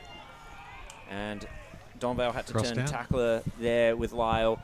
It's going to be a stoppage. Let's go down to Ben Warren-Smith. Just on those young water boys, they're actually the sons of Daniel Diesso, former player down here. So the young lads just getting a feel for the pitch before they put on the jumper in later years, no doubt. That's a family affair down there. Top of the goal square kick for Donvale. Spilled out of the chest of Murphy. Picks it back up. Had to shrug a tackle that was consumed by the tacklers of Ferntree Gully. They'll take it away. Mark taken on the wing. Woods turns and goes. Kicks it straight to a loose man there. It went straight past Whitbourne into the hands there of Hibbard, who's hit the post. Gee Hands on the head there in frustration because that was a golden opportunity. Jeez, that would have been the one. Yep. It would have. I reckon it would have been the Tobin Brothers goal of the day. I know Lyles was good, but that would have been in such an important moment there for Ferntree Gully. So, it could have been a big moment. That goal then would have really livened the game up. Still, back to 16 points as Max Otten takes it and just drives it down the ground. Ball gets right over the back. Nice mark taken there by Rouser. Rouser, a little short chip out wide. Out to Haig, who gets it on the first bounce. Floats one over the top. Still there. It's McCormack, little short ball off. Here they come. Through the middle of the ground come Donvale. The kick out wide, but it's not a good one. And it's been marked over there by Hayden Harvey. And he's going to bring it out. So needs to be short by boot here. Needs to find a target. Goes long. There's a few Donvale players there, and they're probably going to force a turnover here. On the ground, picked up there nicely by McCormack it was. He got it down the line. But a good mark taken over there by Murphy. He's a long way from home, but he's come out and taken a good mark. And he's going to go back and have a crack. And the delivery to Murphy has been pretty strong as well. Yeah. So I reckon he could kick it from almost anywhere. You sort of look at the distance and you think he's a long way out, but if anyone's going to get it from because where is he? He's right out wide, so be a lengthy kick. Just loves to take his time too. But he likes to build up the 30, doesn't he? So here he comes, Nick Murphy. This will really be the icing on the cake if he can nudge this through. Doesn't give it a lot, but he easily gets the distance, and that is a goal. Nick Murphy, that's a contender for the Tobin brothers goal of the day. Made it look so easy, just get no kick at all, no effort at all, and it sails through easily. So another goal for Donvale, and that makes it extremely difficult now. It's out by 22 points to score, 7-13-55 to 49-33. Bendigo back scoreboard down to Blake Martin on the boundary. Church has just come off for Gully, just clutching the right calf a little bit. I'll keep you guys posted on that. Great goal there from Nick Murphy as well. On the right side for a left footer and just casually swing by it. And could have done better, the Ferntree Gully defence, because I had a feeling that that Murphy would have just gone inside and snapped it through. Back into the centre, Braden Wright won the tap and the free kick. So they're really going to have to put the foot on the gas now. 22-point deficit. And 25. Whoa, that's a 25-metre penalty there against Harrison Giles. Clumsy, and well, Wright was clumsy as well. He just fell over the ball, got back up, got his kick away, and that is a blazing shot away at goal. It's just been punched back into play. Hibbard passes it to Flannery, swings onto his right, top of the goal square, one-on-one contest, spills out the back, it's in the pocket. Djordjevic is going to have to be composed, and he was. That was an excellent little kick there to relieve the pressure. Well done, Blaze, Djordjevic. And Donvale will just slow things down a little bit. Make things a little less hectic. Down the line kick. Rouser was actually able to take the mark there. A couple of grabs at the cherry. Bites at the cherry even. Spearing ball. Onto centre wing. Mark taken by Wignall. He's going to kick it to centre half forward. And it's 4 Donvale players there just about alone. Ferntree Gully closed in, but Goldsmith won the ball. His handball went through the hands of Holland. He had time and space to make up for it. Goldsmith got it back towards centre half forward. Ferntree Gully are going to have to apply the pressure here because it's all Donvale. Snap round the body, kick inside forward 50, but the intercept mark was taken. Oh, he played on straight into a tackle. This is dangerous for Sluice. Tyra is going to have to be good there. He tapped it to his opposite ruckman in Haig. High ball to the top of the goal square, but it was all Ferntree Gully. So it's Ferntree Gully to bring it out. They were a bit lucky to get out of that. Kennedy, he's gone out of the game. Sorry, it's Crocker. My bad. Crocker out wide, trying to find a target, and he does. Cross down. In the hands of Harrison as we go boundary side with Ben Warren Smith. I think let's call Hayden Versley's Tyra HBT. Good idea. Yeah. Yes, let's never say his name again. I think we've all butchered it today as the ball goes into the contest, and I think it's McCormack who gets shoved to the ground. He's going to get a free kick as well. So umpire said it was either overzealous or high, one of the two. No, in fact, he's given away the free holding kick. The ball, he threw holding it. the ball, Yep. sorry. I thought it was a dangerous tackle. So free kick goes the way of Ferntree Gully. Out wide it goes, up they fly again, ball on the grounds, and diving on it there. Is that Maxi? I think it is under there. The umpire says we'll have a ball up. So we've had 11 minutes gone, so time is ticking away. The clock is not the best friend of Ferntree Gully. They need 4 goals to get in front, and it's going to be a big ask, but stranger things have happened. Another ball up, says the umpire. Up it goes. Haig beaten to the tap this time in the end. He didn't really contest much as the ball in the hands of Wignall. Fires it out wide, bouncing towards the boundary line. Good work over there by Djordjevic of the Caleb variety. Now they go down the line. Over the top, all good mark taken there by McCormack. He just shoved his man, worked his man under the ball and takes a good mark, and he will go back and have a crack. So, first game of the season. Nice to get some early points on the board, and at this stage it looks like it's going to be Donvale with the 4 points, but Ferntree Gully may still have something to say. Now it's McCormack. He lines up. Hasn't got a goal today, Jake. He's a chance to get one here. Doesn't really give it much. He just nudges it forward, and he's off target, so puts it through for a minor score, and one more to the Donvale score at 7-14-56, playing 4-9-33. Bendigo back scoreboard after 12 minutes of the last term. So game would have been threatening to lose its sting if McCormack was accurate there. Instead, we have a kick in from Burgoyne. Diving mark taken on the outer side by the Sleaze Tyra. Has a man running past him, ignores. Kicks it down the line. They're going to have to build something quickly here, the Gully. And it's not going to happen from this contest because Donvale have won it back in the hands of Giles. Hands it off to Wignall. High ball, top of the goal square. Murphy's there. Taps it down. No, not quite. Oh, it was a mark taken. That was well done by Burgoyne. He played in front. And, the ball just slipped out of the hands there of Woolley. Donvale, Rouser runs to the centre of the 50. Unchallenged, snaps the goal. And now you would say it's going to be much more of an uphill battle for the Gully.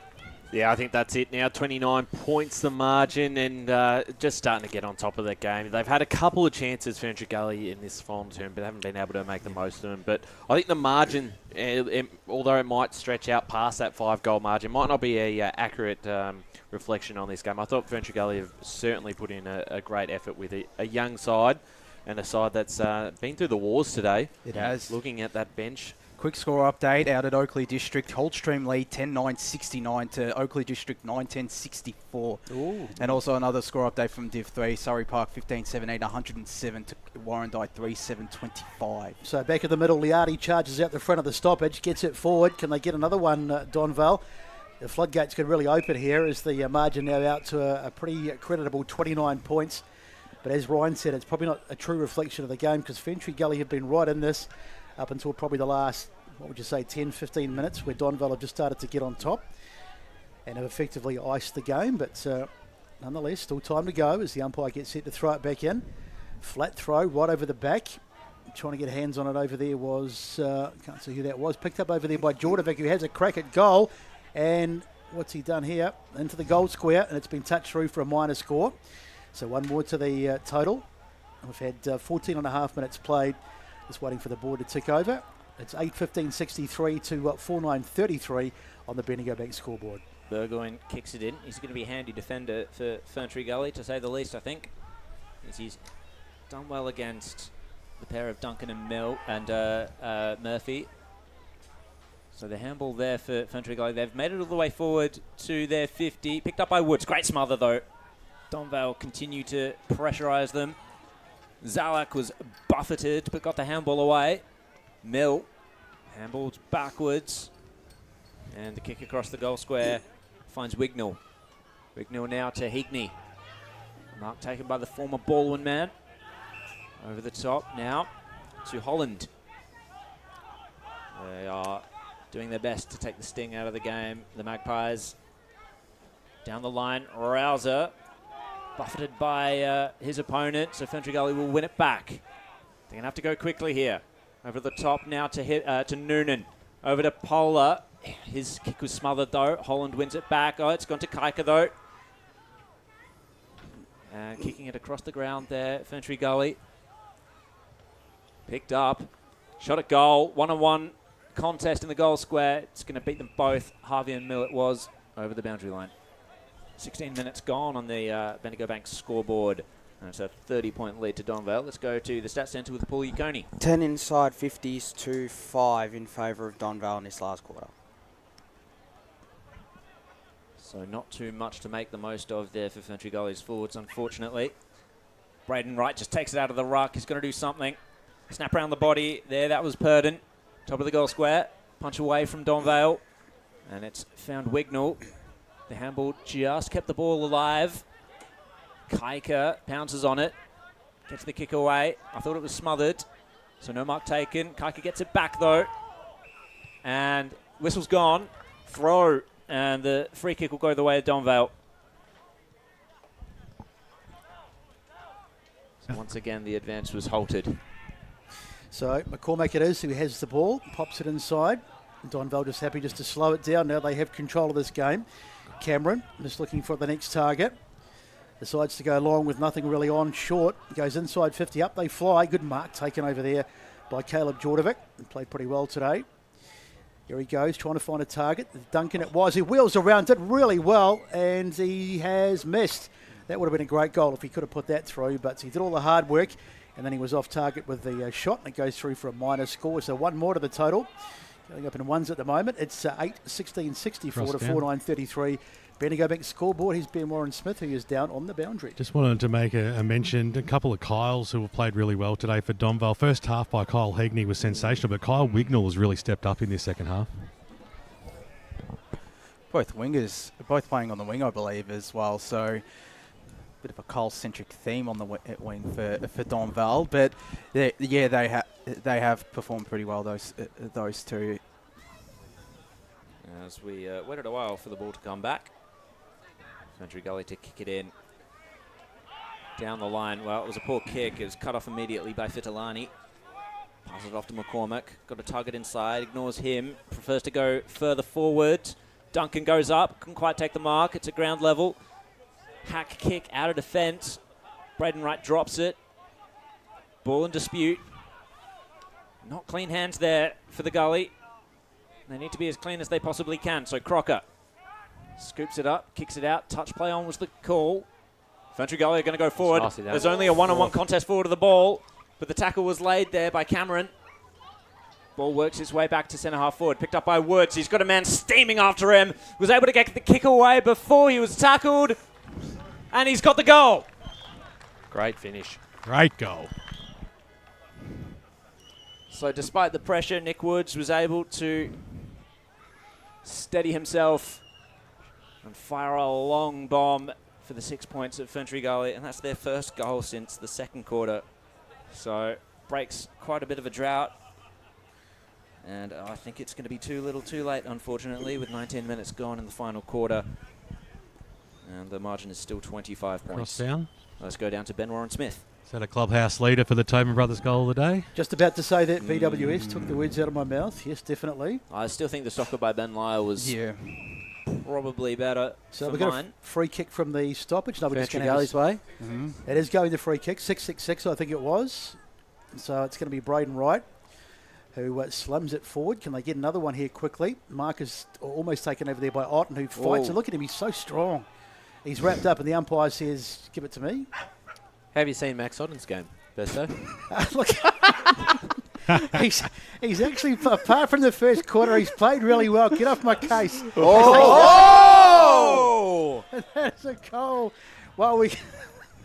Callum Polar. It was Callum Polar. Well, you're giving me all a hard time about Max Otten. Callum Polar's probably kicked the goal of the day. Oh, dear, oh, dear. Oh, yeah. Thought it was Jaden Purden. No, it is Callum Polar. That I think I reckon that is the Tobin Brothers goal of the day, house leader at the moment, because that is a terrific read. So Callum Polar with the goal of the day. Nice. The Tobin Brothers goal of the day, probably. He's certainly up there. So back in the middle. I'm not coming back next week. I get too much of a heart. You're on fire.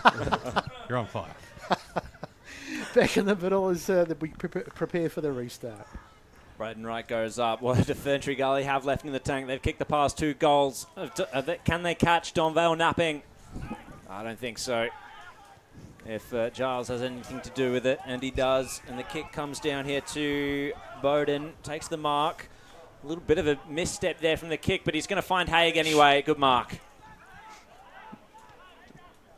So this to put a stop to the uprising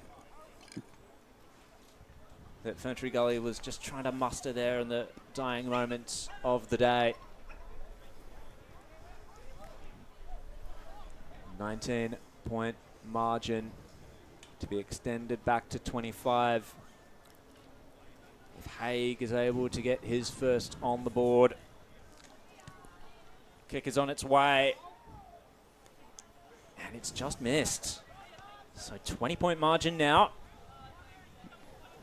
Ferntree Gully have it all ahead of them.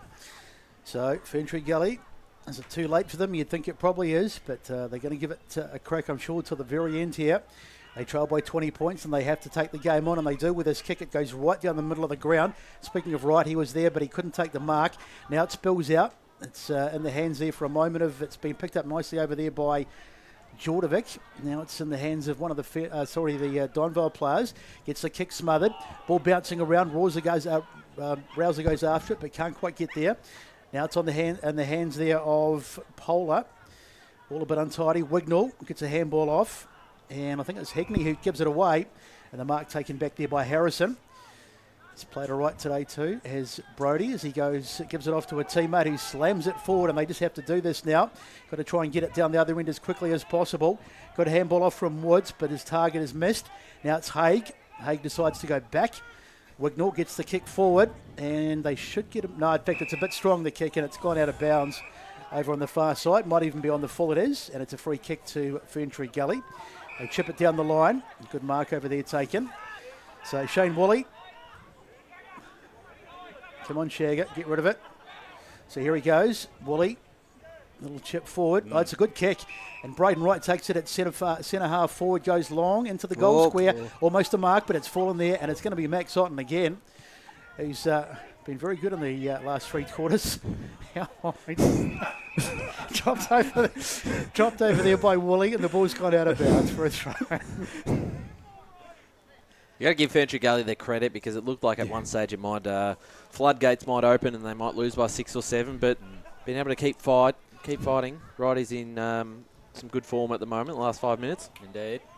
So Ferntree Gully lay a group tackle there on McCormick. Well, they don't deserve to get blown away, do they? Because they have played really well for most of this game. So, and McCormick looks like he's in a bit of trouble there. Nah, he's gotten up. He's good. Please, you're not my doctor.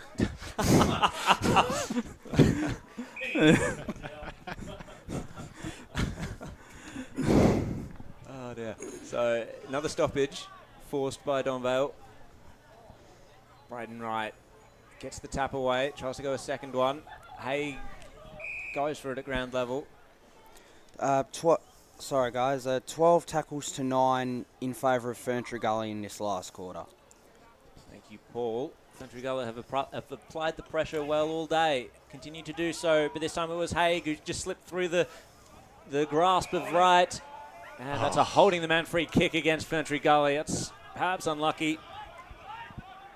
And it's going to be Braden Bowden to load up inside forward 50. Who's the target? It was Duncan. Spoiled away from him. Ball hits ground level. Ferntree Gully dig their heels in, as they have done throughout these past few minutes. The ball goes nowhere. 20-point margin still. We're well into time on. You'd say Donvale have got this sewn up just about. Ferntree Gully continue to fight on despite that. They get the kick outside forward 50. Intercept mark immediately taken by Kyle Wignall though. Plays on quickly. And he had Murphy just on his own there at left half forward. A couple of results around the grounds. Coldstream lead by 13 points over Oakley District in a bit of a last quarter comeback. They trailed by 14 points at 3-quarter time. And Knox have thumped Sylvan 75-21. That game's still going, but that's a big win for the Knox Football Club. Pretty excited about what Knox can do in this division. As Murphy lines up, he'll kick it from the paint again on the left. Oh, it's going to sail home. There it is. Final nail in the coffin. And Murphy gives it to his opponent there in Tom Ostrom. Pick on someone your own size, mate.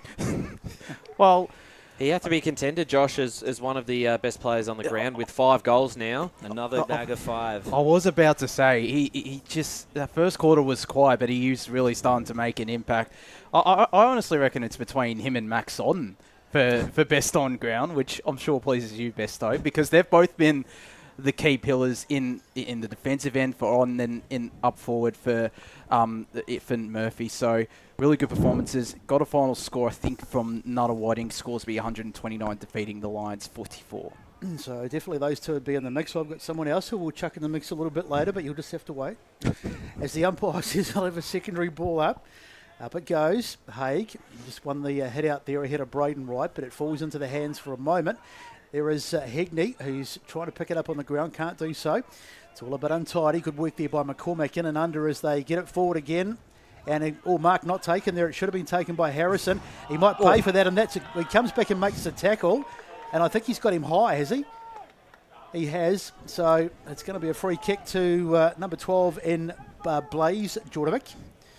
So if he slots this will be his first goal in the EFNL because he's making his debut today. Good rookie. Yes, indeed. So trying to kick his first goal. Hasn't done a bad job in the game today. He's played all right in patches. So here he goes. Very deliberate run-up. Looks a bit like a chook as he's coming forward there. Swings around. The umpire says play on. He gets it on its way, but he's missed. Off to the left. His moment of glory has passed. And it goes through for a minor score. So Maybe it's for the best that his first goal in EFNL was not preceded by being called a chicken. 72-45 Bendigo back scoreboard. So it's in the hands or on the foot of Woods there as he kicks it out towards the boundary line. We're on centre wing. Well, it was sort of his run-up. He sort of did the leg thing like, had the chooks here anyway. Cross down. Let's go down to BWS. It almost looked like he was trying to stomp out the mud from under his stop. He was like doing a stomp on the way in. It was odd. Yeah, so you noticed that too. Yes, exactly. I'm glad you two agree. So Braden Wright, he got the punch away. There it is. The siren's gone. Donvale have defeated Ferntree Gully once again. The Eagles couldn't get their revenge at the home ground for the grand final. Donvale 9-18-72 to Ferntree Gully 6-9-45. A brave effort by the Gully. It would have been hard to come back from the grand final and face up to this opponent, but they really did acquit themselves, and I think they're set up pretty well for the rest of the year. Yeah, I think both sides are, Josh. It was a great contest, and obviously Donvale, the stronger lineup, I guess. The more plays from that grand final, obviously, in the lineup, and Ferntree Gully have got quite a few players under the age of 22 and a few players on debut. So I thought they competed really well for 3 and a bit quarters. Here and there, they came out of the game, and I think that's just more to the experience of a Donvale lineup. Yeah, and probably the bigger bodies too. Yeah, that's exactly what I was about to say. There's so many more bigger bodies for Donvale compared to Ferntree Gully, but you got to credit the Eagles. They didn't die wondering. They sparked something towards time on or near the start of time on. There could have potentially been a comeback on, but to Donvale's credit, they're premiers for a reason, and they showed that today. Probably their most comfortable win in recent history out here at Wally Tew Reserve, because Ferntree Gully, they know how to play this ground really well, obviously, because it is their home ground. But if it wasn't for a bit of inaccuracy as well, it could have been a bigger margin. But yeah, still a great contest overall. Just a quick one, boys. Just running through the goal kickers before we get too further down the track. Nick Murphy's finished up with 5. He really got into the game after a quiet first term. Lyle got a couple, and then singles to Jordovic of the Caleb variety, and Rouser also got one. And then we had for Ferntree Gully just a couple of multiple goal kickers. And Polar, who was playing his first game, I believe, or first game for a while, he's kicked 2. Calisperis got a couple, Woods got 1, and Church got 1. That was the goal kickers for today. And we'll hopefully get a couple of interviews after the game, but while we're at it, we're just looking at some of the scores around the grounds. At 3/4 time, it looks like Waverley Blues are well and truly in control of that game against Mulgrave. They lead 78-43. Have we got a final score on that one? I've got a final score from Fair Park up Ferntree Gully, but we'll go down to Ben Warren Smith, who's got James Rouser alongside him. Yeah, here with the skipper, mate. You must be pretty happy about that win. It was a hard-fought win in the end, wasn't it? Yeah, I mean, it wasn't too pretty, but look, round 1, and to credit to Ferntree Gully, I think they came in with 8 new blokes and they showed what they can do, and they absolutely tested us. But look, it's nice to get the win, nice to get round 1 off on the board, and it's just about building into next week and the rest of the season. Well, 4 points is 4 points, and you're going to be a little bit rusty in round 1, let's face it. But how was the pre-season? Talk to us through that. Look, pre-season was really strong. I mean, I said to the boys, it's the first time I've ever played a practice game with no new guys. So, the retention on the list is really important for us, and our ability to bring up the 19. So, it's been a really strong pre-season, and we're just ready to hit the ground running and just continue to move on. Nice little goal of yours in the last quarter. Nice celebration too, mate. Yeah, I don't mind a snag. So, no, it's good. I mean, it's all credit to the boys down there. I mean, Beefy put in an unbelievable effort. It was nice to see him get a ground ball and rolls reverse. So, it was nice to have that one. But, no, it was really good. One down, plenty to go. All the best for the year, mate. Thanks, guys. Cheers. Thank you. Thank you to Ben Warren Smith down there. I've got a final score from Fair Park Upper Gully, and it's the Kings that got their first win of the season. 78-68, I believe the final score is out there at Fair Park Reserve. So a positive start for Ferntree Gully for life in Division 3. Yeah, absolutely. That was one that I think both sides would have been really penciling in months in advance is a big way to start their season. So, look, they've been very confident in the pre-season about having a good year, and they've proved it so far. It's only round one, but that's a big start and a big step forward for them. And this division is going to be really interesting. I think, no doubt, looking at today's game, Donvale, of course, everyone knows that they're going to be a big contender to win it again and go back-to-back. And Ferntree Gully, I don't think they've lost any admirers today. I thought they were pretty brave with the way they fought out the game. And even in that last quarter, they looked like at one stage it could be more of a 7 or 8 goal and it just might be a complete wipeout. But they were able to fight their way back and even make it a little bit interesting. But do you think, I'm not saying this is the sole reason, but do you think if they hadn't had the injuries that they had, that it would have made... obviously would have made some difference, but would have been a big enough difference to maybe get them up for the win? It's hard to know. Both sides had missed opportunities in front of goal as well. Yeah. And you look at Donvale's 9 goals, 18, and even in that first quarter where I think they kicked 1 goal 6 or 1 goal 7, probably could have been in front at quarter time, despite Ferntree Gully's pressure being really good. So, yeah, it's an interesting one. I think the result probably is fair. I think Donvale... still at the moment are the benchmark, and I think the margin, what's that? That's 27 points. I think that's fair at the moment, and I think Ferntree Gully can cut into that as the season progresses. But we'll go down to the rooms because I think we've got the song. Good old players.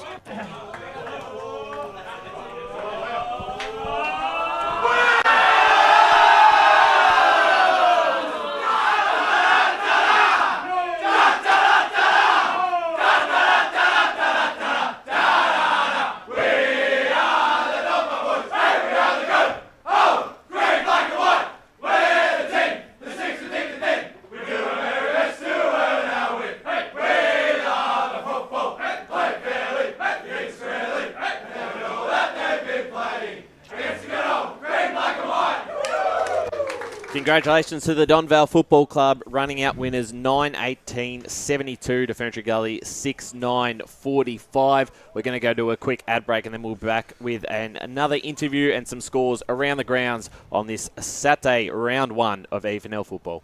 As Sarah opened her best friend Jackie's wedding invitation, she was overcome with a wave of emotion. While her 2 young boys wrestled on the floor, tears of happiness rolled down Sarah's cheeks as she saw the words she'd been longing to see. Please note, this wedding will be a child-free event. Well, Sarah, looks like we're off to Eastland for a new frock and some heels. And let's book in that babysitter. For all of life's little moments, there's Eastland. Eastland. Live real.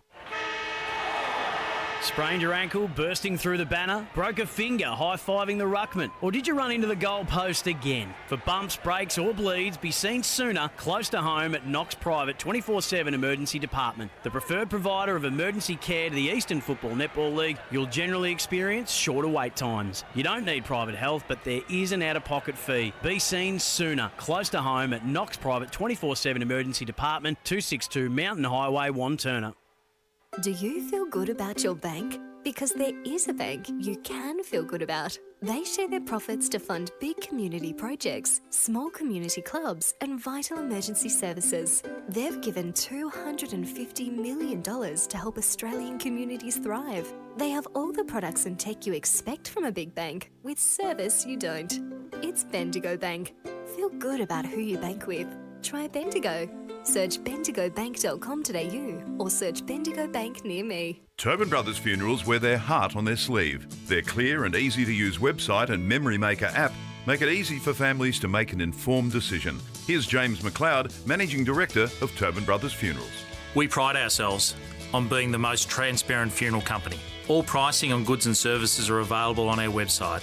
It's all there for you to see and make very informed decisions when planning a loved one's funeral. Visit tobinbrothers.com.au. Tobin Brothers Funerals, celebrating lives. At Yarra Valley Water, we know reducing your shower time, or show time, to 4 minutes can save you an average of $200 a year on water and energy bills. Shower shorter. Save water. Authorised by the Victorian Government, 1 Treasury Place, Melbourne. Sprained your ankle, bursting through the banner? For bumps, breaks or bleeds, be seen sooner, close to home at Knox Private 24/7 Emergency Department. You'll generally experience shorter wait times. Knox Private 24/7 Emergency, 262 Mountain Highway, Wanturna. You are listening to Radio Eastern FM 98.1. With live and exclusive coverage of the EFNL football season, bringing you the match of the day with score updates from all divisions. And now we cross to our commentary team for the Radio Eastern 98.1 Match of the Day coverage. Welcome back to Wally Tew Reserve as we go through the process. Just wrapping up the game today, our first game of the season, our first broadcast game, and it's been a pretty interesting contest out here. But in the end, it's the defending premiers Donvale who have picked up the chocolates today, and rightly so as well. And they've won this one pretty comfortably, 72-45. Probably a score that, as we've talked about, that doesn't really tell the true story of the game. Of course, Ferntree Gully were in the game for so long, but in the end, the bigger bodies and probably a couple of untimely injuries as well just got the better of them. But certainly plenty for them boys to take forward going into the rest of the season. Indeed. We've got to think about the who those injuries came to as well. It was Calisparis and it was Seaward as well. Yeah, two very important players. Yeah. Seaward in the middle, he provides a lot of pressure. He's not a high possession getter as far as I know, but his presence there is always is made known because he's a tough nut. And then Calisparis as well. He's sort of like their main kind of small forward target down in the forward line. And I think that probably played a role in the reason that Flannery was thrown there in the final quarter, which obviously beggared their defence a little bit.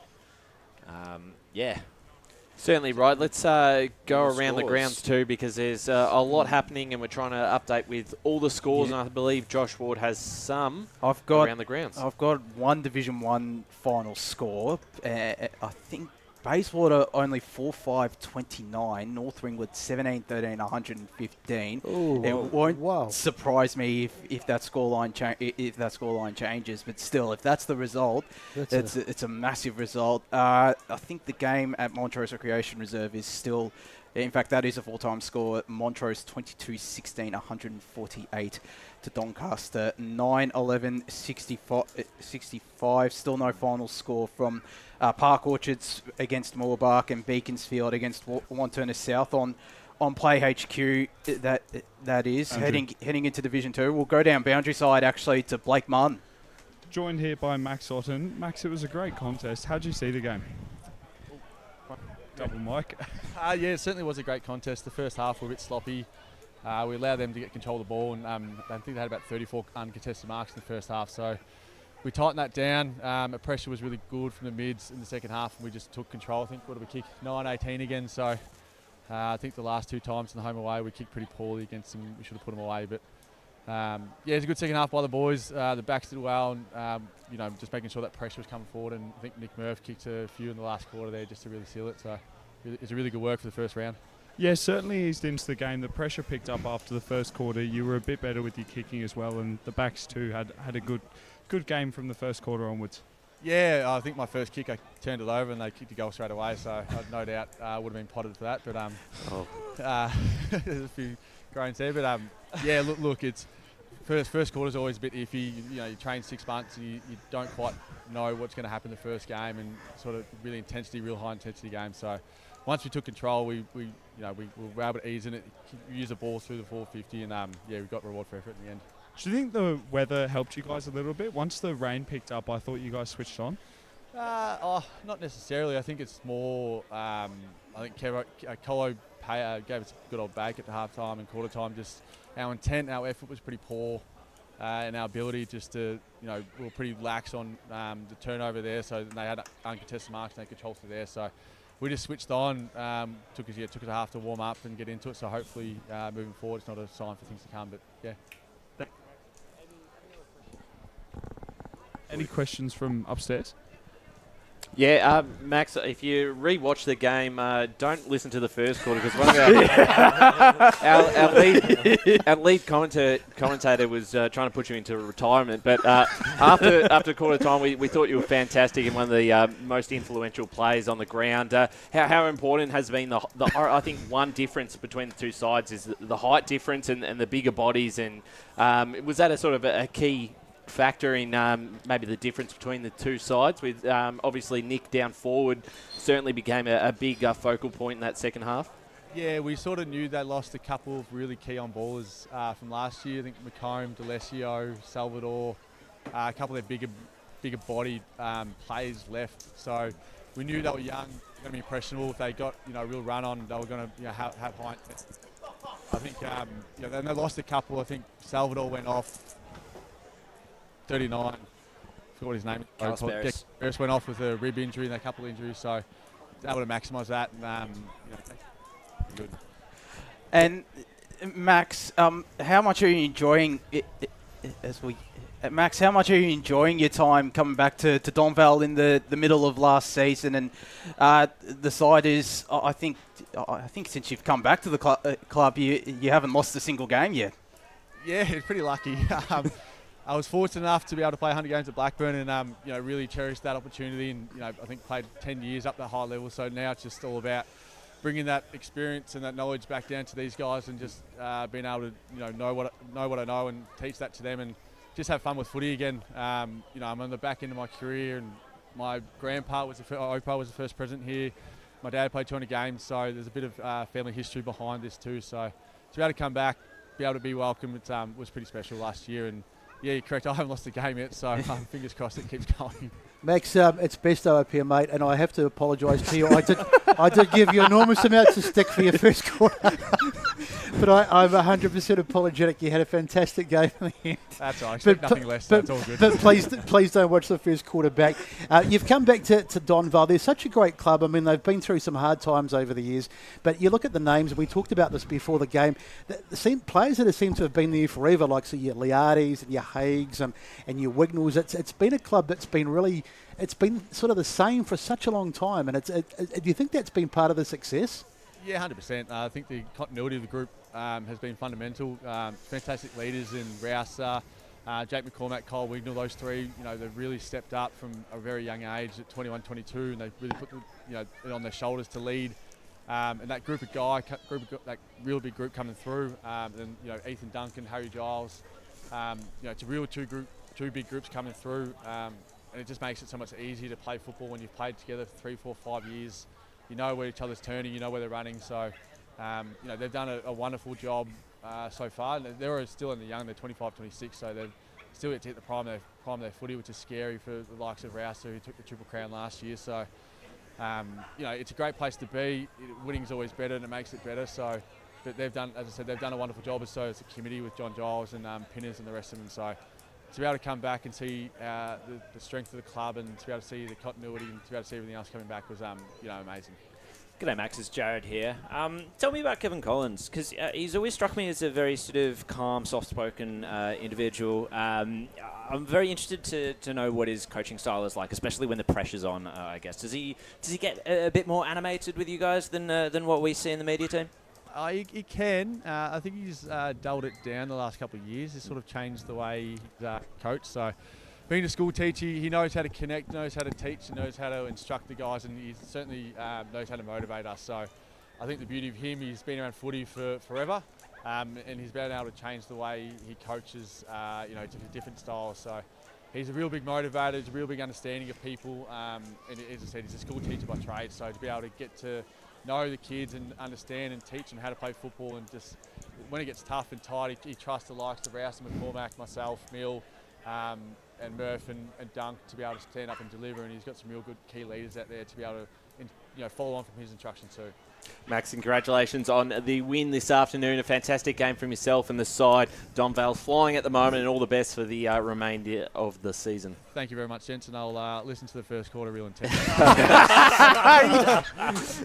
Well done, nicely played. There you go. There's Max on there from the Donvale Football Club, and we did give him some good compliments after quarter time. We thought he was obviously one of their key players in why they did end up winning by the margin that they did. Hindsight is a wonderful thing. Yeah, well, that's why you never lay the boots into someone early on in a game. First quarter, no. But no, he's been obviously a fantastic player, not just from Donvale, but the history with Blackburn. I think we got BWS here. No, I was just going to say, I'm just bringing up Besto's straw.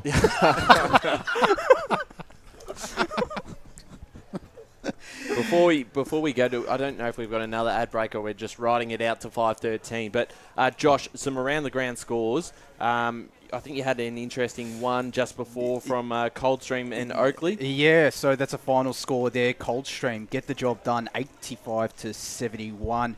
Some final scores coming in across the division. In fact, all final scores are in for Division 3. So Fair Park, 68 to Upper Ferntree Gully, 78, just feeding that score. And in Division 1 score, actually, just sidetracking a little bit, Park Orchards 162 to Moorbark 77, so a big win there for the Sharks. Back to Division 3, Knox 101 to Sylvan 27, and Surrey Park 123 to Warrandyte 37 out there at Surrey Park. So some good starts for the new kids in Division 3. Division 2 got a final score from Mulgrave Reserve, Mulgrave 8-12-60 to Waverley Blues 11-16-82. So they continue to have the wood over the Waverley over the Mulgrave do the Waverley Blues. No other updates as of yet, but in fact do have a final score from out at East Burwood Reserve. East Burwood 39 to Croydon 91. I think it was 6 goals maybe in the final quarter for Croydon. It was 6 goals to no score, in fact, or 6 goals to 2 in the final quarter to Croydon. So a good start there for the Blues as well. Yeah, Croydon will be on a mission this year. I think they were pretty stiff to get relegated, of course. Yeah. So, I mean, the reasons are all understandable behind the whole double relegation situation. They're going to be a good side in Division 2. Yeah. Before we haven't actually awarded out the awards. So we've got the Tobin Brothers Goal of the Day, Sportsco Eastland Player of the Day, and the MEGT Australia Rookie of the Day. Let's start with the Tobin Brothers Goal of the Day. If we can quickly pick one. Did we think there was probably a couple from Ferntree Gully? The Lyle goal as well. Lyle was good. Off the ground. What are we thinking, gentlemen? Callum Polar. That was he had an excellent goal in the last quarter. And it was an important part of the game as well, which it always gets points from me. I would say Callum Polar for myself, but... Yeah, I must admit I did like the I had some other ones in mind, but when that Polar kicked that goal, I thought that was probably the best for me. Any objections or? No, definitely none for me. That was a terrific goal from Polar. I think he gets my vote for goal of the day. All right, our Sportsco Eastland Player of the Day. We can do our 3-2-1s if we want to. Yep. Brett, we'll start with you. Okay, 3 votes I gave to... I'll start at 1, sorry. 1 vote, and I would have liked to have given him more, but I've got a couple of other guys just marginally in front. Max Otten, I gave a vote. He was terrific in the last 3 quarters, really was. Nick Murphy, of course, he came into the game a little bit quiet in the first term, but finished up kicking the 5 goals, and he was a major difference. And I thought Kyle Hegney, for me, was absolutely outstanding today. I thought he was best on ground for mine, so I gave him the 3 votes. Yeah, so I've got Hegney 3 votes as well. Braden Wright, I've given the 2. I think he put up a very brave performance. He was finding the right positions a lot of the time and put his body on the line consistently. And then I've given 1 to Murphy. I've got similar. I'm actually going to give Wright 1, Murphy 2, and I thought Hegney was really good, especially in that first half, keeping the minutes. So I'll give him the 3. Josh? I'll go Murphy with 1 vote. Hegney gets my 2 votes. I thought Max Otten was best on ground after that first quarter. He gets my 3 votes. We've got BWS. 1 vote to Hegney today. I thought his first half was superlative, but I thought died off a little bit, but still a fantastic player all day. Apologies to Wignall. 2 votes to Nick Murphy, 5 goals, a couple of posters. At the end of the day, he was the difference, but I'll give 3 votes to Max Otten. I thought he was superb down back all day. Blake, Martin, on the boundary. I've given 3 votes to Hegney, 2 to Watton. I thought he came into the game after that first quarter, and 1 to Callispereris. I thought he was very good despite coming off early. And Paul Uconi, your 3 votes? My 3 votes. I'm going to give 1 vote to. Callisperis. I thought he played reasonably well. I'm going to give 2 votes to Ben Lyle and 3 votes to Nick Murphy. There you go. So I'm just working out the math. I think it's going to be Hegney. That is Hegney. And so congratulations. He is the Eastland Sports Co. Player of the Day, a $50 Sports Co. voucher coming your way, Cole. And then finally the MEGT Rookie of the Day. Now, I'll go through the names that are eligible for this award. You have to be under 22, so 21 or under. For Donvale, the only players eligible, Caleb Jordovic, Tom Goldsmith, and Blaze Jordovic. As for Ferntree Gully, got a few here. Church, Ostrom, Harrison, Kaika, Polar, Brown, Christensen. Anyone off the page there strike you out as a contender? I reckon Nathan Kuiper. I thought he put up a really good fight in midfield. Callum Poller was also pretty good, kicked the 2 goals, but Kuiper for me. I thought Jordan Church was really good as well. So did I, yeah. I thought either Church or Kuiper for me, it would be out of those two. Yeah, I would go with Kuiper. I also want to make mention of Blaise Jordovic because I think he was really... he was really good, really composed. He didn't get too much of the ball, but whenever he was near it, he did something that was effective and clean and composed. But it has to be Kuiper for me. Can we come to agreements here? Kuiper We've got a few. Kuiper? All right, there you go. So, good work there from Ethan Kuiper, the MEGT Australia Rookie of the Day, the first one, a $50 Bunnings voucher coming your way. Hopefully you need it for something. Certainly it's a good pickup there for him. I think that's pretty much it almost. We've got a couple minutes left. Any last scores around the grounds? I think we've gone through just about all of them. Final score from home park, Beaconsfield 13-13, 91 to Wantirna South, 8-6-54. So running over the top of them in the second half. Of course, Mitcham South Belgrave currently taking place. That's right. That's come up now, isn't it? Mitcham, they're both locked at 8 apiece in the first quarter. Brash is there. Yes, he's updating the Twitter page apparently today, so we'll see how that goes. But a big game there. If you're still around the grounds and still want to head out and watch some more football, head out to Walker Park. That's the Division 1 Grand Final rematch. We're going to start wrapping things up now. Brett Best and Jared Beanland calling today's action. Thank you again for a great game for most of it. Thank you very much. What do you mean for most of it? Most of it, yeah. No, I think well, you got Max Otten in his ear. Is that oh dear. Yeah. You know he's going back to watch that straight away. Josh Ward in the specials as well, who's just got another result. I've got a final score from Kilsyth and Chirnside Park. Kilsyth 1-point winners, 59 to 58. So got a. That's what you want for a first round game between the two top contenders in Div 4. It is. It was. Yeah. Well, it was meant to be a night game. That's what I got told at first. So, but my pleasure to be alongside you, Ryan, in the special comments chair, and it's great to have local footy back, isn't it? Absolutely, Paul Uconi. Thank you. In the great stats to have center. footy back. Doing a fantastic job. Great to have BWS back. Absolutely loved it. 3 unofficial votes go, though, to Blake Martin this afternoon on the boundary. And there you go, Blake Martin on debut. How'd you go, mate? Yeah, really good. Thank you guys for having me. It was awesome. Yeah, thanks you. Absolutely. We'll certainly see a lot of you this year. That's it for us here at Wally Tew Reserve, the first Eastland match of the round.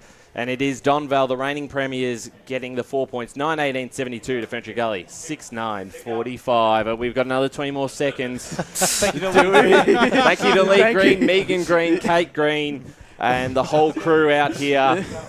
Big game here, Division 3 Grand Final rematch. And it's Donvale winning by 27 points. Thanks for tuning in.